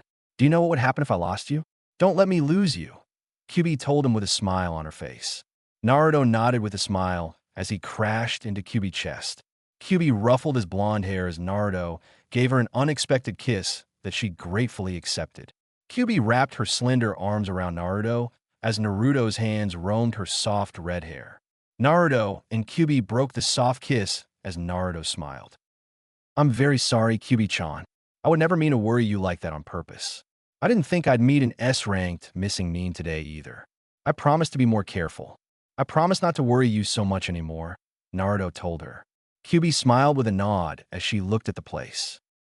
Well, the snakes are gone, and so is that awful hickey that Orochimaru gave you, Kiba told him. Naruto nodded with a chuckle as he saw his fire sword vanish. I guess I will have to go soon. Man, I sense Kiba coming, Naruto told her. Kiba chuckled with a nod as she felt Haku also. Naruto smirked as he fawned that they came back for him, even though he told them to go ahead. Naruto turned back to Kiba as he decided to bid her a farewell. Kiba waved goodbye as Naruto left. Outside, Naruto opened his eyes to see Kiba and Haku as they picked him up. Kiba put one of Naruto's arms over his shoulder as Haku picked up Kasumi. Everyone ran across the trees as Naruto turned to Kiba. I guess I need more training, Naruto said with a painful chuckle. Kiba smirked along with Haku as they got to a secure spot. You gonna be alright, Naruto? Kiba asked him. Naruto grinned as he felt his neck to feel that the mark was gone. Naruto breathed a sigh of relief as Haku handed Kasumi to Naruto. Naruto took Kasumi in his hand and slowly got up as he turned to Haku and Kiba. I'll be fine. Thanks for coming back. Kami only knows what would happen if you didn't, Naruto told them. Kiba and Haku chuckled as Naruto took a soldier pill. Naruto sighed as he felt his chakra get replenished. Alright, it's obvious that we need to finish this exam. We have to worry about Orochimaru later. Let's go, Naruto told them. Haku and Kiba nodded as everyone jumped to the trees and headed to the tower. Naruto went to his own thoughts along the way as he reviewed his fight with Orochimaru. 2 hours later, the tower came into view as Naruto and his team came up to the door. Everyone entered as they unwrapped the scrolls and set them on the floor. Soon enough, smoke appeared as Kakashi appeared in front of everyone, surprising them. Well, you made it. Good job, you three. You're even 3 days early, Kakashi told them. Everyone nodded with smiles as Kakashi pointed to the upstairs lounge. Go and rest there. The exam isn't over, so rest for these 3 days and wait, Kakashi told them. Everyone nodded with their thanks as Kakashi disappeared. Naruto, Haku, and Kiba walked up the stairs as they came into the lounge. Naruto narrowed his eyes as he heard that the Suna Genin made it much earlier than anyone. Naruto sighed as he sat on the couch along with Haku and Kiba. So what do we do now? Kiba asked them. Naruto looked around the room and shrugged his shoulders. Haku did the same as she went through her backpack and pulled out a book on her clan's mastery of Haitan Jutsu. Naruto took out a book on seals for the intermediate that Kiba approved of. Kiba decided rummage through his own backpack and then pulled out a scroll that his mother gave him practice. Everyone stayed in their room as they waited for their 3 days to pass. 3 days later. The waiting period was now over as all Genin who made it came into the room. Naruto, along with Haku, and Kiba smiled at the sight of seeing that the other rookies made it also. Naruto narrowed his eyes as he saw Sasuke grip his neck slightly. Naruto could only sigh from the thought of Sasuke having whatever power Orochimaru gave him. Naruto sighed as his team filed in also. Everyone looked to see Anko and some at the top of the stand, along with the Jonin of the Genin and the Hokage. Well done to all those who made it. We would have had a tournament, but there are too many people, and thus we will hold a preliminary match first, the Hokage said to them. After he said that, a man with eyes that had probably seen better days appeared. I am Hate Gecko, your proctor. If anyone doesn't want to do this tournament, say so right now, and you can leave, Hate said to them. Kabuto soon raised his hand as Naruto narrowed his eyes at the silver-haired Genin. After him, Sasuke's 2 teammates forfeited, also only leaving the Uchiha. No one else seemed to be up to forfeit, so it was called, and everyone entered the stands as they came next to their Jonin sensei. Hate appeared on the field as he pointed to the board. This will tell us the names of the people who you are to fight. When your name is called, you will come down and fight. Know that I can stop a match whenever I chose. Now let's cough. See who's up, Hate said as the board went through some random names. Soon the board stopped as everyone looked up. Sasuke Uchiha versus Akado. Sasuke smirked as he entered the field along with Akado. Sasuke smirked as he waited for the proctor to give the call. Well, an Uchiha, show me what you've got, Akado said to Sasuke. Sasuke smirked as Hate waved his hand for the fight to start. Akado's hand glowed with chakra as he charged at Sasuke. Sasuke smirked as he managed to dodge the first few strikes, but cursed as Akado grabbed his arm and pinned him to the ground. Naruto raised an eyebrow as Akado smirked. Sasuke soon felt his chakra get drained as he turned his head to Akado. My ability is to steal chakra from others. I will drain all of your chakra, Akado said to Sasuke. Sasuke struggled as he grabbed a kunai as swung it at Akado. Akado cursed as he had to let go while Sasuke got up. Sasuke smirked as Akado narrowed his eyes. What's so damn funny? Akado asked Sasuke. Sasuke chuckled as he ran at Akado. Sasuke soon disappeared and reappeared behind him. What's funny is that you think you can beat me, Sasuke said as he kicked Akado into the air. Everyone gasped as Sasuke jumped also. Sasuke appeared behind Akado as he felt the curse mark slightly spread through his body. Calm down. Don't let it control you, Sasuke said as the curse mark receded. Sasuke continued his technique as he swung his leg at Akado, who managed to block it. Sasuke smirked again as he brought his other foot around and slammed Akado in the stomach. Akado continued to fall as Sasuke gave a final kick, pinning him to the ground. Sure, Rindan, Lion's Barrage, Sasuke yelled as he backed away from the unconscious Akado. Hate looked the man over and waved his hand. Winner, coughed Sasuke Uchiha. Hate said as Sasuke smirked and the arena rang with praises from Sakura and Ino. Sasuke walked up the stairs and stood next to Gunma as the board lit up again. Everyone faced the board as the people came down. Shino Aburame versus Zaku Abumi. Both fighters came down as Shino looked to see Zaku had a broken arm apparently. Hate let the match begin as Shino stayed in his spot. Zaku smirked as he used his left hand to reveal a hole in it. Shino quirked up an eyebrow at him, but soon dropped an air blast that came out from the hole as Zaku smirked. "Try and beat me. It won't work out for you," Zaku said to him. Shino sighed as he sent a ball of bugs at Zaku as the Odo Genin dodged it. Shino sent more at him as Zaku blew the air around him, causing all the bugs to disperse out.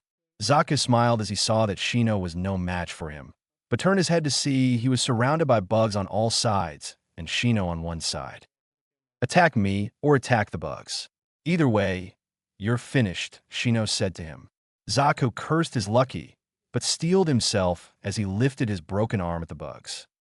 "I'll just blast you both," Zaku said as he pumped for the air to come out, but it didn't. Zaku widened his eyes as he saw that the holes were plugged with bugs. "I did that while you were distracted." "It's over," Shino said as the air compressed in Zaku's arms. Zaku gasped as he felt the pain consume him. Zaku screamed as his arms exploded from all the air as he fell to the ground unconscious. Hate looked over Zaku as he waved his hand. "Winner, Shino Aburame," Hate said as Shino walked back up the stairs. Everyone clapped for him as the board lit up again. Everyone waited with anticipation as the board announced the names. Naruto Uzumaki versus Sabaku no Kankuro. Naruto smirked as Kiba and Haku gave him a thumbs up. Naruto jumped off the railing as he came to the arena. "Go Naruto! Kick the clown's ass," Kiba said, which caused everyone to laugh. "Expect Kankuro." Said boy made it to the spot as he looked Naruto over. "Man, why do I have to get this guy?" Kankuro asked as Naruto his eyes at the Chunin. "Must be unlucky for you," Naruto said with a shrug of his shoulders. Kankuro grew a tick mark on his head as Hei waved his hand for them to begin. Naruto opened his jacket as Kasumi jumped out and stretched. "Well, let's get started, Kasumi-chan," Naruto told her. Kasumi nodded with a smile as Naruto unsheathed his swords. Kankuro raised an eyebrow at the swords as Naruto made a shadow clone. Naruto charged Kankuro as he closed the distance between them. Kankuro didn't know how fast Naruto was as Naruto closed the gap in no time.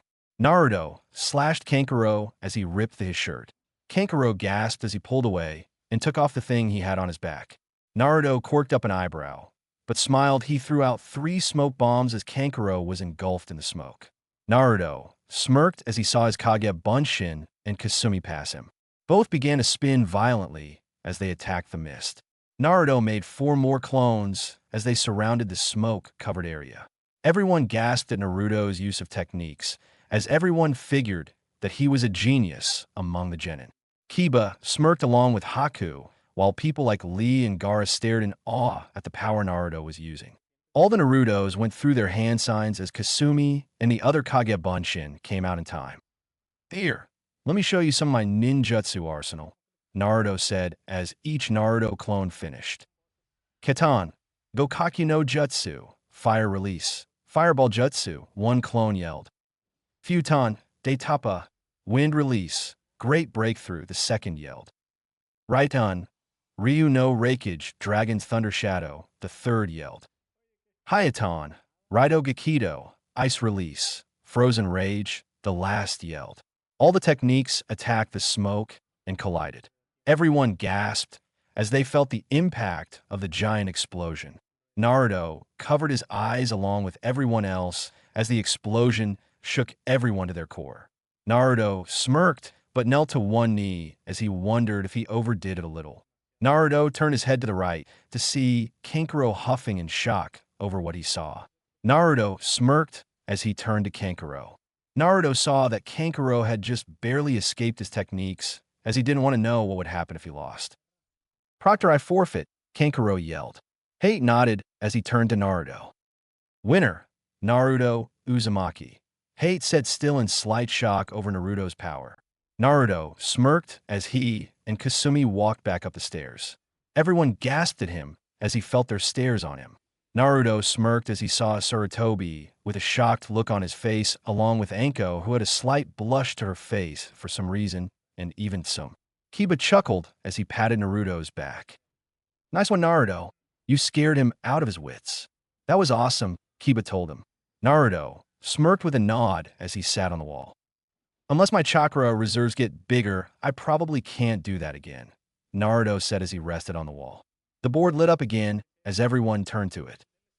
Vaku momovi vs Haruno. Both girls turned to each other as they walked down to the battered arena. Sakura and Haku faced off as Sakura smirked. You're a cute boy, but I still have to end you. A/N. No one except Naruto, Kiba, and Kakashi knows she's a girl, Sakura said to Haku.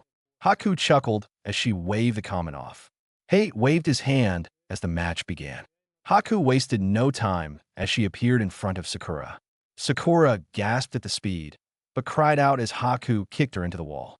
Sakura gasped hard as she fell to the floor. Haku soon took out two Senbon as she threw them at Sakura's neck, knocking the girl out. Well, that's that, Haku said as she walked away. Everyone's sweat dropped at the quick match as people wondered how Sakura even survived the second part of the exam at all.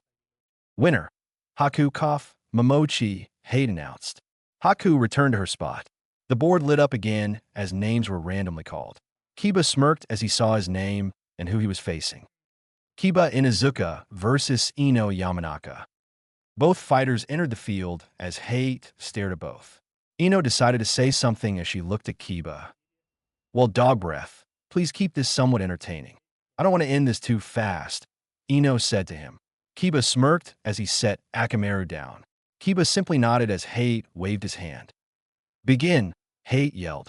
Ino wasted no time as she ran at Kiba as she took out 3 kunai. Kiba, however, smirked at how slowly she was as he and Akamaru got on all fours. Akamaru turned to Kiba as they shocked Ino. Naruto smirked as he knew this fight was over. Kiba threw out 3 smoke bombs as they scattered around Ino. Ino coughed from the smoke as Kiba and Akamaru charged into the smoke. Gitsuga, Kiba yelled as he and Akamaru shredded the smoke along with what was ever inside. Soon enough, Kiba stopped as he saw Ino on the floor. Sorry if I ended it too fast, Kiba said as he walked away with Akamaru. Winner, Kiba Inuzuka, Hate said with another cough. Kiba smirked as all of Team 7 made it to the finals. Everyone gasped at how strong they were as people wondered if it was Kakashi's teachings. Some smirked along with Anko at the team's success as the next fight was called. Sabako no Temari versus Tenten. A/N. Do I need to say anything? Winner, Sabaka no Temari, Hate said as Temari chuckled while Tenten was carried away by the medics. The board flashed again as everyone looked at it. Niji Hyuga versus Hinata Hyuga. Niji made it down the stairs along with a reluctant and nervous Hinata. Naruto saw the look of disgust on Niji's face as he narrowed his eyes at the Hyuga. Niji and Hinata gathered to the center as Niji spoke. Give up now, Hinata. You are weak. You are meant to be a shinobi. You will always be weak. I will not live if you die, Niji told her. Hinata flinched under his gaze as Naruto gripped the railing in anger. Kiba showed the same reaction as he gritted his teeth. ICC can change Niji. I know I can, Hinata said as she activated her Byakugan. Niji shook his head and activated his own Byakugan as they got into their family's taijutsu stance. Naruto and his team decided to watch the match with interest as Hate waved his hand. Begin, Hate yelled. Hinata charged at Niji as she let out a palm strike. Niji immediately countered with his own palm strike as he and Hinata did the same things as they exchanged blows, trying to hit the critical vital points of the other. Naruto smiled as he saw Hinata was really trying. Kiba smirked also as people cheered for Hinata to win. However, Niji was still more skilled than her as he managed to hit her several times before she could hit him. Niji smirked as he saw Hinata's tired form. Naruto continued to grip the railing as the metal slowly started to bend from the pressure Naruto had on it. Naruto, unconsciously, showed his Shinseinigan as he continued to watch the match between the two Hyugas. Niji continued to beat Hinata until she fell to the floor. I told you it was useless. Now accept your fate and forfeit, Niji said to her. Hinata coughed up some blood as she tried to stand. Everyone gasped at her tenacity, even Niji, as she tried to find her breath. Admit it, Niji and I-san. You don't hate me. You hate that the main branch forced this life on you. I'm sorry I couldn't do anything for you. I believe I changed while you still harbor hatred in your heart, Hinata said to him. Niji cursed as he gritted his teeth and charged at Hinata for a final blow. Soon enough, 5 Jonin appeared and stopped Niji, but what shocked everyone was Naruto in front of Niji with his fire sword to his throat. Niji's eyes locked with Naruto's, who still had the Shinsenagon active, as both had the staring contest. Hinata is done. Now back off right now, Naruto told him. Niji narrowed his eyes at the blonde as the Jonin nodded in agreement with Naruto. Hinata soon collapsed as everyone ran to her. Naruto-kun, do you think I changed? Even a little? Hinata asked him. Naruto smiled with a nod as the medics took her away. Naruto sighed heavily as he turned to Niji and pointed his sword at the Hyuga. I'll show you exactly how much of fate you know about. Know that I will kick your ass, Niji, Naruto told him. Niji huffed as he walked back up the stairs, followed by everyone else. The board flashed again as everyone looked up. Shikamaru Nara versus Kin Tsuchi. A/N. Same thing. Shika knocked her out. Winner, Shikamaru Nara, Hate said as the board flashed again. Rock Lee versus Sabaka no Gara. A/N. Same thing as canon. Winner, Sabaka no Gara, Hate said as the board flashed one more time. Dosu Kin Yuta versus Choji Akamichi. A/N. Come on, people. Winner, Dosu Kin Yuta, Hate yelled. And with that, the fights ended as the remaining people drew their numbers. Good work, everyone. We will wait a month for the finals to take place. Practice and gain new techniques to impress the audience with and make your village proud, Sarutobi said to everyone as Hate put the roster for the finals. Everyone gathered to look at the names. Match 1. Naruto Uzumaki versus Niji Hyuga. Match 2. Sasuke Uchiha versus Sabaku no Gara. Match 3. Shikamaru Nara versus Sabaku no Temari. Match 4. Kiba Inuzuka versus Shino Aburame. Match 5. Haku Momochi versus Dosu Kinyuta. Everyone memorized the roster as they left the building to begin their 1 month of training until the Chunin exams begin. After hearing the news of the up-and-coming exam tournament that would take place in 1 month, Naruto and his team left the tower and the Forest of Death as they decided to gather at Naruto's house. Everyone filed out as the stadium became empty. Naruto's house. Haku, Kiba, and Naruto came into the room as all 3 sat on the floor. Kasumi and Akamaru stayed near their friends while Haku unstrapped her sword and leaned it on the wall. Everyone sat in silence for a while as Naruto gathered his thoughts together. Naruto breathed a sigh. He turned to Kiba and Haku. All right, it seems that we all made it to the finals. We shouldn't train together for the month. It'll be more exciting to see what each of you can come up with, Naruto told them. Haku and Kiba nodded while Naruto stood to his feet. I suspect that Kakashi-sensei will want to train 1 or 2 of us. You guys can take that training. I will do mine on my own, Naruto told them as he already had a sensei better than Kakashi in mind. Haku and Kiba were taken aback by Naruto's statement as Kiba chuckled. I think Haku will be receiving training from Kakashi-sensei. I have no doubt that Ka-san is going to train me. Haku, you should have Kakashi-sensei help you, Kiba told her.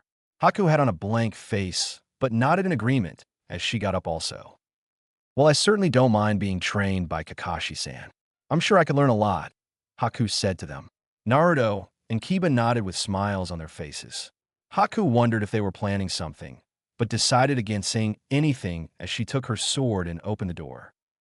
All right then, I'm going to find Kakashi, but if I find out that there is some plot behind this, Haku paused as she gave an innocent smile while an Oni mask appeared behind her caused Naruto and Kiba to cower in fear. I'm going to freeze you both to where no Katan jutsu can get you out. All right, Naruto, can Kiba-san? Haku asked them. Naruto instantly nodded as he jumped behind Kiba. Haku smiled with a nod as she closed the door and walked away. Kiba and Naruto blew sighs of relief as they slowly fell back to the floor. She's scary, Kiba simply said. Naruto couldn't help but nod in agreement and yet he found that strangely exciting, though he didn't know why. Naruto stood back up as he turned to Kiba. Well, Kiba, see you in a month. Well, I'll drop by every now and then for a hello. Tell Tsum-chan I said hi, Naruto told him. Kiba smirked with a nod as he grabbed Akamaru and turned to leave. All right, see you later, man, Kiba told him. Naruto gave a firm nod as he saw Kiba hop to the rooftops to go home. Naruto closed the door to his room and closed his eyes while he focused on his mindscape. Soon enough, Naruto appeared in the beautiful field as he walked towards the house. Naruto opened the door, but didn't see Kyubi anywhere as he wandered the house a little more. Naruto sighed as his search came up negative as he heard loud sounds to the far right. Naruto cocked his head to the side as he walked into the direction of the noise. Naruto spotted a small building next to the house as he poked his head inside. Naruto looked to see Kyubi training as she went through some forms that were unique to her. Hey Kyubi-chan, Naruto said, alerting the red-haired vixen to her blonde.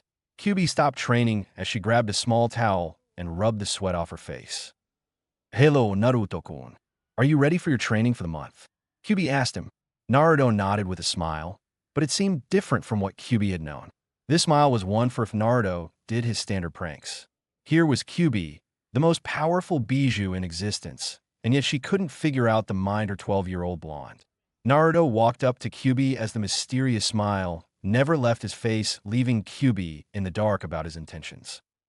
Yes, I am Kyubi-chan. We should get started soon, Naruto told her. Kyubi gave a blank nod as she, for the life of herself, couldn't figure Naruto's smile out.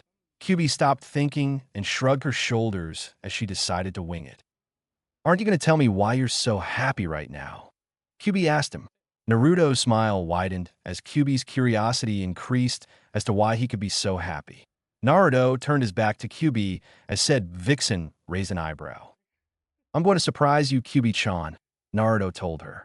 Kyubi's curiosity went up even further as she wondered what could surprise her of all people. She wouldn't be the strongest if she was surprised by every single thing that came her way. Kyubi decided to humor Naruto a little and went along as she nodded. Alright, Naruto-kun, surprise-me. What is it? Kyubi asked him, dying to know. Naruto smirked as he exited the mindscape, leaving Kyubi to her unanswered question. Outside the mindscape, Naruto opened his eyes as he saw Kasumi asleep on his lap as he ruffled her black hair. Naruto gently placed Kasumi on the bed as he formed a link to Kyubi. Are you ready, Kyubi-chan? Naruto asked her. Kyubi was literally pacing the floor in agony as she wondered what Naruto was thinking. Come on, Naruto-kun. Show me the surprise already. Kyubi whined as Naruto decided to not keep her waiting anymore. Naruto did a simple hand sign as Kyubi recognized it. That's the Chi Bunshin Jutsu, Blood Clone Jutsu. I taught you over the last month, Kyubi said, to which Naruto nodded. Soon an exact replica of Naruto appeared. Kyubi taught Naruto about the next Bunshin Jutsu that surpassed the Kage Bunshin. She taught him that to make a Chi Bunshin would require about 5% of a person's blood, as the clone was more self-sustainable and couldn't be dispelled, but could get hit just like any other person. Naruto had a bit of difficulty with it, but he got it soon enough in a few weeks. Kyubi also told him not to use it too much for fear of blood loss causing death. Naruto, having made the clone, smirked as he ordered the clone to lift up its shirt. The clone obeyed as it showed the tetragram seal to Naruto. Kyubi quirked up an eyebrow, but gasped as she realized what he was about to do. Naruto-kun, don't tell me you're going to try to dash.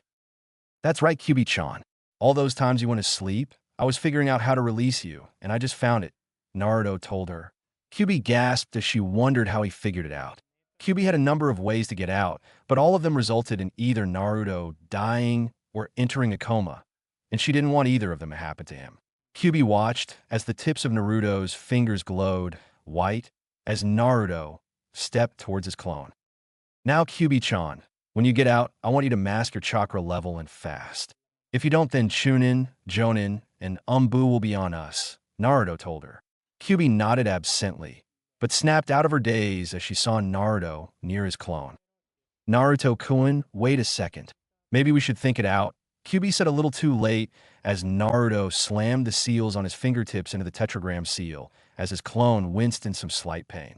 The light glowed around the room which made Kasumi open her eyes to the bright light. Kasumi closed her eyes fast to avoid being blinded by the light, as the light shadowed the entire room. Naruto closed his eyes, also as the light began to fade. Naruto and Kasumi opened their eyes and turned to the figure as Kasumi gasped and Naruto smirked. Kyubi stood in replacement of the Chi Bunshin as her eyes widened while she looked around Naruto's room. "I am out," Kyubi simply said. Naruto smirked as Kasumi stared at Kyubi with a disbelieving look. Kyubi checked over everything from her hair down to her clothes to her hands and body. "I'm really here. I'm outside," Kyubi said, to which Naruto smiled at her. Naruto gave out a thumbs up as Kyubi looked at him. "Surprise, Kyubi-chan," Naruto said to her. Kyubi gave black look, but it turned into a smile as she rushed at Naruto.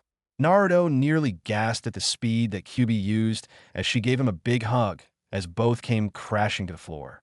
Naruto smiled as he saw Kyubi with a foxy grin on her face. Kyubi could nearly cry. She was finally outside again. She could actually feel Naruto's body, his hands, his face, and his hair. Kyubi smiled as she slammed her lips into Naruto's. Naruto gasped as he felt the softness of Kyubi's lips over his. Naruto brought his hands around Kyubi's body as Kyubi deepened the kiss between them. Both enjoyed the moment, but stopped as they blushed as someone decided to speak. "Naruto-sama, you really are quite lucky," Kasumi told him. Naruto and Kyubi stopped the kiss as they turned to see Kasumi staring at them with a smile on her face. Naruto and Kyubi blushed as they forgot they still had company. Both got up and dusted their clothes as Naruto sheepishly rubbed the back of his head. "He's sorry about that, Kasumi-chan," Naruto told her. Kasumi smirked as she changed to her half-human form and leaned on Naruto's body, causing said blonde to blush. "Naruto-sama has never kissed me like that." Kasumi pouted slightly with a tease in her voice. Naruto chuckled as he cupped Kasumi's chin as he gave her a soft kiss that made her gasp. Kasumi wrapped her arms around Naruto as Naruto brought his arms around Kasumi as the girl's tail swayed slightly from his touch. Naruto soon broke the kiss as he stared into Kasumi's eyes. "Is that any better, Kasumi-chan?" Naruto asked her. Kasumi's only answer was to keep her mouth hanged in the air as Naruto and Kyubi chuckled at her reactions to Naruto. Kyubi got a gleam in her eye as she turned to Naruto. "Imagine if you took it further with her," Kyubi said to him. Naruto's face turned blank as he took in her words. Naruto's mind took a perverted turn as he wondered how Kasumi would act if he did go that far with her. Naruto gave a strong blush as a drop of blood came from his nose. Naruto broke his daze and wiped his nose free from the blood as he turned to Kyubi. "Do not joke like that, Kyubi-chan. That's not funny," Naruto told her. Kyubi chuckled with a smile as she stared at his blush. "I don't know, Naruto-kun. You must be having some intense images to have a blush like that," Kyubi told him. Naruto stuttered as he quickly turned his head and coughed into his head. "Yes, well, let's forget about that for right now. So, Kyubi-chan, how does it feel to be back outside?" Naruto asked her. Kyubi smiled as she stretched her arms and legs as she sat on Naruto's bed. "It feels great. The fresh air and all the other things are great to see again," Kyubi told him. Naruto chuckled with a nod as he sat next to Kyubi. "So, you think you can train me for the month?" Naruto asked her. Kyubi shrugged her shoulders as she turned to Naruto. "Sure, I don't mind. Though you may have to drop by the Hyuga clan for a few weeks," Kyubi told him. Naruto raised an eyebrow as he folded his arms in a confused fashion. "Why is that, Kyubi-chan?" Naruto asked her, clearly oblivious to the fact that he unconsciously got to be a Kugen from the previous matches of the Chunin exams. "Naruto-kun, you must have unconsciously activated your dojutsu when you saw the Hyuga boy and girl fight. You were quite angry at the match, and that anger activated your dojutsu, thereby copying theirs.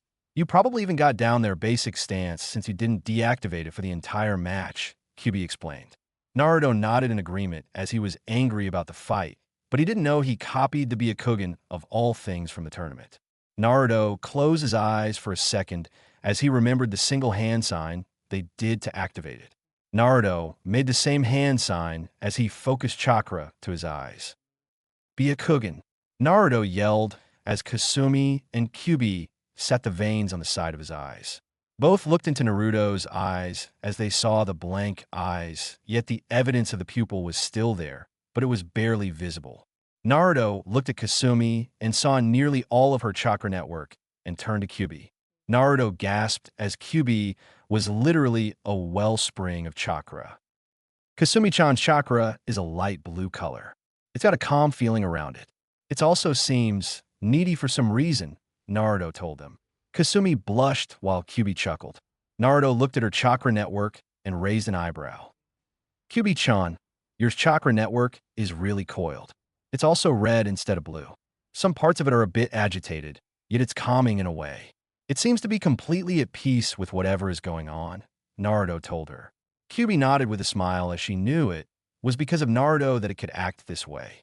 Naruto deactivated the Byakugan and stood to his feet along with Kasumi and Kyubi as Naruto took out some paper. All right, I guess I will plan my training schedule. I guess the first week will be learning new Futon, Raiton, and Katon Jutsu along with some Jinjutsu also. The second week can consist of Taijutsu and Kenjutsu training along with new collaboration jutsus with Kasumi-chan. The third week should be more Fuin Jutsu training and getting you the Fox contract, Kyubi interrupted. Naruto and Kasumi turned to her in confusion as Kyubi sat back on the bed. Kyubi had a never-ending smile on her face as Naruto and Kasumi's face begged for an explanation of sorts. Kyubi decided to enlighten them as she brushed her hand through her red hair. I wanted to give Naruto-kun the Fox contract when I got out of the seal, so I could do it personally. Naruto-kun has the potential to use it effectively. It also means that Kasumi won't be your only partner in at times. Naruto-kun, you and Kasumi can get acquainted with the Foxes. In truth, I'm ahead of the Fox clan. You don't need to summon me, as you gave me this form. None of the other Foxes are as big as me. They're at most the size of Kurama from the Inuzuka clan, Kyubi told them. Naruto and Kasumi turned to each other and smiled as they turned back to Kyubi. Thanks, Kyubi-chan. I'll do my best to be a good summoner for the Fox clan. I won't let you down, Naruto told her. Kyubi smiled as she supported her head on one of her hands. I know you won't, Naruto-kun. I wouldn't have come to love you if I knew you would disappoint me. Just one thing, Kyubi told him. Naruto decided to pay attention to this new information as he and Kasumi listened to her. Foxes are naturally cunning and also quite the pranksters. Everyone in the Fox clan enjoys pranks, so they will definitely see you as a good source for entertainment given your wild ideas at times, Kyubi told her blonde. Naruto chuckled with a nod as he turned back to his paper. Kasumi continued to watch Naruto, right, as he added gaining the Fox contract in the third week. Naruto smirked as he went to the fourth week. Let's see, the fourth week can be spent on training the Sharingan and the Byakugan. I should probably go now to see if anyone is training there. I don't really like to take techniques without permission, but the Hyuga clan is almost as stuck up as the Uchiha clan. Also, given my reputation for things out of my control and Kyubi's control, they aren't the most friendly of people to get along with, Naruto said to them. Kyubi nodded along with Kasumi as Naruto tapped the table he was using as leverage to write on. Naruto smirked as he got a gleam in his eye, which to Kyubi and Kasumi meant some kind of trouble for whoever was the target. Kyubi-chan, Kasumi-chan, I just got the most brilliant idea, Naruto told them. Kyubi and Kasumi turned their eyes to Naruto as said blonde whispered his special plan in their ears. Kasumi gasped while Kyubi smiled at her blonde's ingenuity in such things. Naruto-sama, you're cold, Kasumi said with a smile. Naruto chuckled as Kyubi lowered her chakra level as she walked out of the apartment with a smile on her face. Naruto and Kasumi left also to enact Naruto's plan of action. With Kyubi. Kyubi walked through the village with a smile on her face as she stared at all the civilians as she walked towards the Hyuga compound. You all don't even know that I'm walking among you right now. It's quite the shame, actually. I could take care of everyone, but I wouldn't upset Naruto-kun that way, Kyubi thought as she continued to walk. Kyubi sighed soon as she felt a few stares from the male population as their eyes roamed her body. Kyubi rolled her eyes at the simplicity that men had as she arrived at the Hyuga compound. Kyubi smirked as she hinged into a perfect Sasuke and modified her voice to match his. Kyubi knocked on the door as a lower branch Hyuga opened the door. "What can I do for you, Sasuke Uchiha?" the man asked Kyubi. Kyubi smirked as she gave her best arrogant grin, which was quite convincing. Kyubi smirked as she walked up to the man. "I have to see Hayashi Hyuga for something important. May I please come in?" the fake Sasuke asked. The man, not knowing any better, let Kyubi in as she had a hidden smirk on her face as she remembered Naruto's plan. With Naruto and Kasumi. Naruto and Kasumi ran to the Uchiha compound as they were sure they would find Sasuke there training. Naruto and Kasumi stopped, jumped, and landed a few feet away from the Uchiha compound. Naruto hinged into a perfect Hyuga, as did Kasumi as both entered the Uchiha compound. Naruto managed to sneak into place a few times without Sasuke noticing, as he got most of his katan information and jutsus from the place, so Naruto knew the layout pretty well. Naruto found the main Uchiha compound as he knocked on the door. After a few minutes, Sasuke opened the door as Naruto and Kasumi smiled to the Uchiha. Of course, Sasuke saw two Hyuga in front of his door as he remained his stoic self. "What do you want?" Sasuke asked them in an arrogant tone. Naruto smirked as he took out a fake notice from the council. "We have orders to train you along with Gunma for the Chunin exams," Naruto told him. Sasuke raised an eyebrow, but smirked as he would finally receive more training. Naruto and Kasumi smirked at each other as Kasumi turned around to leave. "I'll be right back with your training equipment, Sasuke Uchiha," Kasumi said as she left the hinged Naruto and Sasuke alone. Sasuke smirked at his luck while Naruto had a smirk of his own. With Kasumi. Kasumi went around the Uchiha compound as she followed Naruto's instructions to the vault. Kasumi walked around, but soon found what she was looking for in one of the houses as she opened the tatami mat in the far back. Kasumi walked down the stairs as she came to see tons of scrolls on katan jutsus and even some ration jutsu. Kasumi took out a piece of paper as she opened various scrolls and wrote down the appropriate information. Kasumi took down 4 katan jutsu and 3 right-on jutsu, along with the instructions for all 7. Kasumi smirked as she rolled up the paper and sealed it into a scroll. Kasumi turned around and put everything back as she came out of the floor and placed the tatami mat back and left the room. Kasumi ran back to Naruto's position as she huffed slightly. "Sorry it took us long.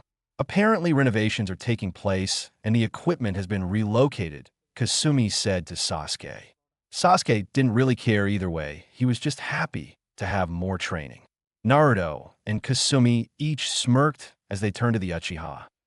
"We have a problem here, Sasuke Uchiha. We forgot that as shinobi we don't have to listen to the council. We are sorry, but we can't train you. Apparently, you aren't worth the Hyuga's precious time," Naruto said as he and Kasumi shined out of sight. Sasuke seethed in anger as he felt his pride as an Uchiha challenged by the Hyuga.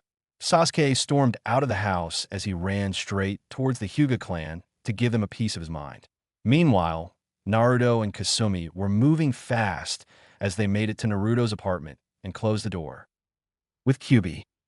Kyubi was allowed to see Hayashi as she was escorted through the grounds. Kyubi followed after the man as she made a small Kage Bunshin and sent the Sasuke clone to move stealthily through the compound to find the Hyuga vault. The Kyubi Bunshin found the vault as she wondered why no one was guarding it right now. Kyubi shrugged her shoulders as she moved through the vault. Kyubi noticed the various traps and managed to avoid them as she opened the Hyuga scrolls. Kyubi smirked as she took down the information. Kyubi found the Genin to Jonin Jukin stances and their katas. Kyubi smiled as she found the technique for the Kaden, the Gentle Fist, Hakro Kujian Sho, Gentle Fist, 8 trigrams, 64 palms, and the Gentle Fist, Hak Hayako Nijihachi Sho, Gentle Fist, 8 trigrams, 128 palms. Kyubi smirked as it was all she could get at the moment, but it was more than enough for right now. The Kyubi/Sasuke clone took the paper and transferred it to a scroll as the clone ran out the vault. Luckily, no one was there as the clone made a narrow escape from the compound. The clone managed to make it back to the apartment as it closed the door. Back at the apartment. "Kyubi-chan, how did it go?" Naruto asked the clone. Kyubi unhinged and smiled. "I'm still there. I can tell Sasuke is on his way. I'll leave soon," Kyubi said as she gave Naruto the scroll and dispelled. Naruto smirked as he looked at the jutsu he got. I think we might have created a feud, Kasumi-chan, Naruto told her. Kasumi chuckled as she laid on the bed. I think you're right, Naruto-sama. With Kyubi. Kyubi received all the information from her clone as she made a simple katan hand sign and shot the small fire at the compound. Everyone in the near vicinity of it gasped as the fire began to spread through the compound. Kyubi smirked as everyone turned to her. Sasuke Uchiha, what is the meaning to this? One of the major branch members yelled. Kyubi smirked as she turned to the branch member. Sorry, I just wanted to knock your damn clan down a peg. You think you're so strong since the Uchiha clan was diminished. I just felt the need to remind you of your place in the pecking order, Kyubi said as she ran into town. Most of the Hyugas were pissed as they followed her. Kyubi could only chuckle at the rush of being chased again. Kyubi found a good place and dropped her hinge as she came out in her normal attire. Kyubi smirked as she saw a number of Hyuga rush past her as she smiled at the connivance.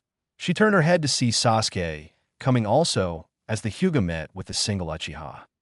You damn brat, who the hell do you think you are? One of the Hyuga yelled. Sasuke seethed as a Sharingan was in full blast. Me? Who the hell do you think you are tricking me and mocking my clan? Sasuke countered. The entire village formed a circle around the arguing clans as Kyubi tried not to burst out laughing at them. Kyubi soon shined out of sight and appeared in front of Naruto's apartment. Kyubi came in laughing along with Naruto and Kasumi as they all laughed to their heart's content. Naruto-sama, that was ingenious. I've never had so much fun in my life, Kasumi said to him as she held her sides while rolling on the floor laughing. Kyubi nodded in agreement as she wiped a tear from her eyes. Oh man, we might have started a clan feud. That was so much fun. I was right. The Fox clan is going to love you, Naruto-kun, Kyubi told him. Naruto nodded as all three had began to settle down. They could still hear the shouting from Sasuke and the Hyuga as they wondered what was going on. Everyone soon stopped laughing as they glanced over the scrolls. All right, Kyubi-chan got me the Katen along with some taijutsu Hyuga forms and 2 of their signature moves. Kasumi-chan got me 4 Uchiha Katan Jutsu and 3 Raiden Jutsu. Thank you both. That was fun. We should do it again sometime, Naruto told them. The 2 women nodded as Naruto changed his clothes. Naruto put on a black jacket and black pants with his shinobi shoes and walked out along with Kasumi and Kyubi. All 3 smirked as they saw Sasuke arguing with the main branch family. Ironically, Kyubi missed the side branch family houses and aimed for the main branch. The side branch actually had smiles on their faces from Sasuke's act. All 3 passed as they entered a small training field. Naruto decided to begin his schedule as he made a multiple number of Kage Bunshins. All right, we will get started on these Katan and Raiden techniques from the Uchiha Vault. Split up into group and practice these hand signs. Another group will do Futon training and Jinjutsu training. Kasumi-chan will increase her stamina and strength through her laps around the training field. Kyubi-chan and I will be working on one of her Katan Jutsu. That is all for this week, go. Naruto yelled as everyone disappeared to their assigned places. Kasumi began to run her laps as Kyubi sat with Naruto. All right, Naruto-kun, this Katan Jutsu utilizes the power of the Raiden affinity. It's called Katan. Hirai no Kitsune, fire release. Demon Fox's thundering fire, Kyubi explained. Naruto nodded with a smile on his face at the chance of learning a new jutsu for his Kyubi-chan. Kyubi stood up along with Naruto as she showed him the required hand signs for said jutsu. Having finished, Kyubi sent a giant fire fox coated in small lighting sparks into a faraway tree, but the damage was still quite large as they felt the impact of the technique. Naruto didn't copy the technique with his Shinsenin or the Sharingan because he felt that the best feeling of doing a jutsu would be the hours it took to perfect it and finally do it. Second, he didn't want to disrespect Kyubi by simply copying it from her. Naruto breathed easily as he went through the hand signs as fast as he could remember from Kyubi as he tried his hand at it. Naturally, he failed miserably, but Kyubi didn't care. That's what this week was for. The practice and perfecting of Katan, Futon, Raiden, and Jinjutsu techniques. Kyubi went through the hand signs a bit slower this time, as Naruto managed to remember them all. Naruto was a trial and error type person. Kyubi knew he learned better from mistakes and making corrections. Naruto nodded in understanding of the hand signs as he tried his head at them again. Naruto smiled as he sent a small fox towards a few trees, but it wasn't near Kyuubi's level. That's not bad, Naruto-kun. In truth, nearly all my jutsu will be classified kenjutsu, forbidden jutsu, by Konoha. You're probably the only one besides the Hokage and the Sannin who could do it, Kyuubi told him. Naruto nodded with a smile as he went through the hand signs again. Naruto added more chakra to it. Naruto managed to make the shot bigger this time, as he destroyed a portion of the field. Naruto had the hand signs down and just needed the appropriate amount of chakra to add to the technique. Naruto decided to practice it later as Kyuubi taught him some futon jutsu. Naruto managed to handle futon better than the other as Kyuubi figured that it was his primary affinity, with the other two being equals in second affinities. Naruto and Kyuubi trained hard along with Kasumi as they trained the day away. Training field, nighttime. Naruto, Kyuubi, and Kasumi all huffed from the training as they all fell to the ground. Naruto chuckled as he dispelled his clones. Naruto slightly cursed as he gripped his head to deal with the sudden rush of memories. Naruto remembered everything from the Uchiha's Katan and Right-Un techniques to the Jinjutsu and Futon training the other clones did. Naruto smiled at his clone's creativity as he rested on the ground. Kasumi laid on Naruto's lap as she felt exhausted. Kyuubi chuckled as she seemed to have a bit more energy than the other two. Naruto hesitantly opened his eyes as he took Kyuubi's form. Is this how all you Bija train? Naruto asked her. Kyuubi chuckled as she turned to Naruto. Sorry, Naruto-kun, but we train much harder. If you did our train well, you would die, Kyuubi told him. Naruto sweated slightly as he saw Kyuubi give an innocent smile, which meant she was very serious about what she told him. Naruto nodded sheepishly as he picked up Kasumi slowly, as not to wake her. Naruto willed his legs to move as he and Kyuubi returned back to the apartment. Naruto's apartment. Naruto took out his key and smiled as he opened the door. Naruto managed to find the light switch as he gently placed Kasumi on the bed. Naruto sighed as he took off his clothes. Naruto turned to see Kyuubi standing as he offered her a t-shirt and some of his shorts. Sorry, Kyuubi-chan. I promised to buy you some clothes tomorrow, Naruto told her. Kyuubi smiled with a nod as she took his clothes and went to go change. Naruto went into the shower as he washed the sweat from his body. Naruto's hair fell down and lost its spikiness as he heard the door slid open. Naruto turned his head fast to see Kyuubi and Kasumi in their towels. Kei Kyuubi-chan, Kei Kasumi-chan, why are you in here? Naruto asked, though in his heart he knew the answer. Oh, Naruto-kun, they said as they neared him. Naruto's sweat dropped as he understood why Shikamaru called women troublesome. Soon the multiple screams of Naruto could be heard in the bathroom as the two girls did who knows what to him. /in. It wasn't sex, so don't get giddy. Later, Naruto emerged from the both room with a major blush on his face as Kyuubi and Kasumi followed out with smiles on their faces. You two are mean. How am I supposed to resist that of all things? Naruto asked them.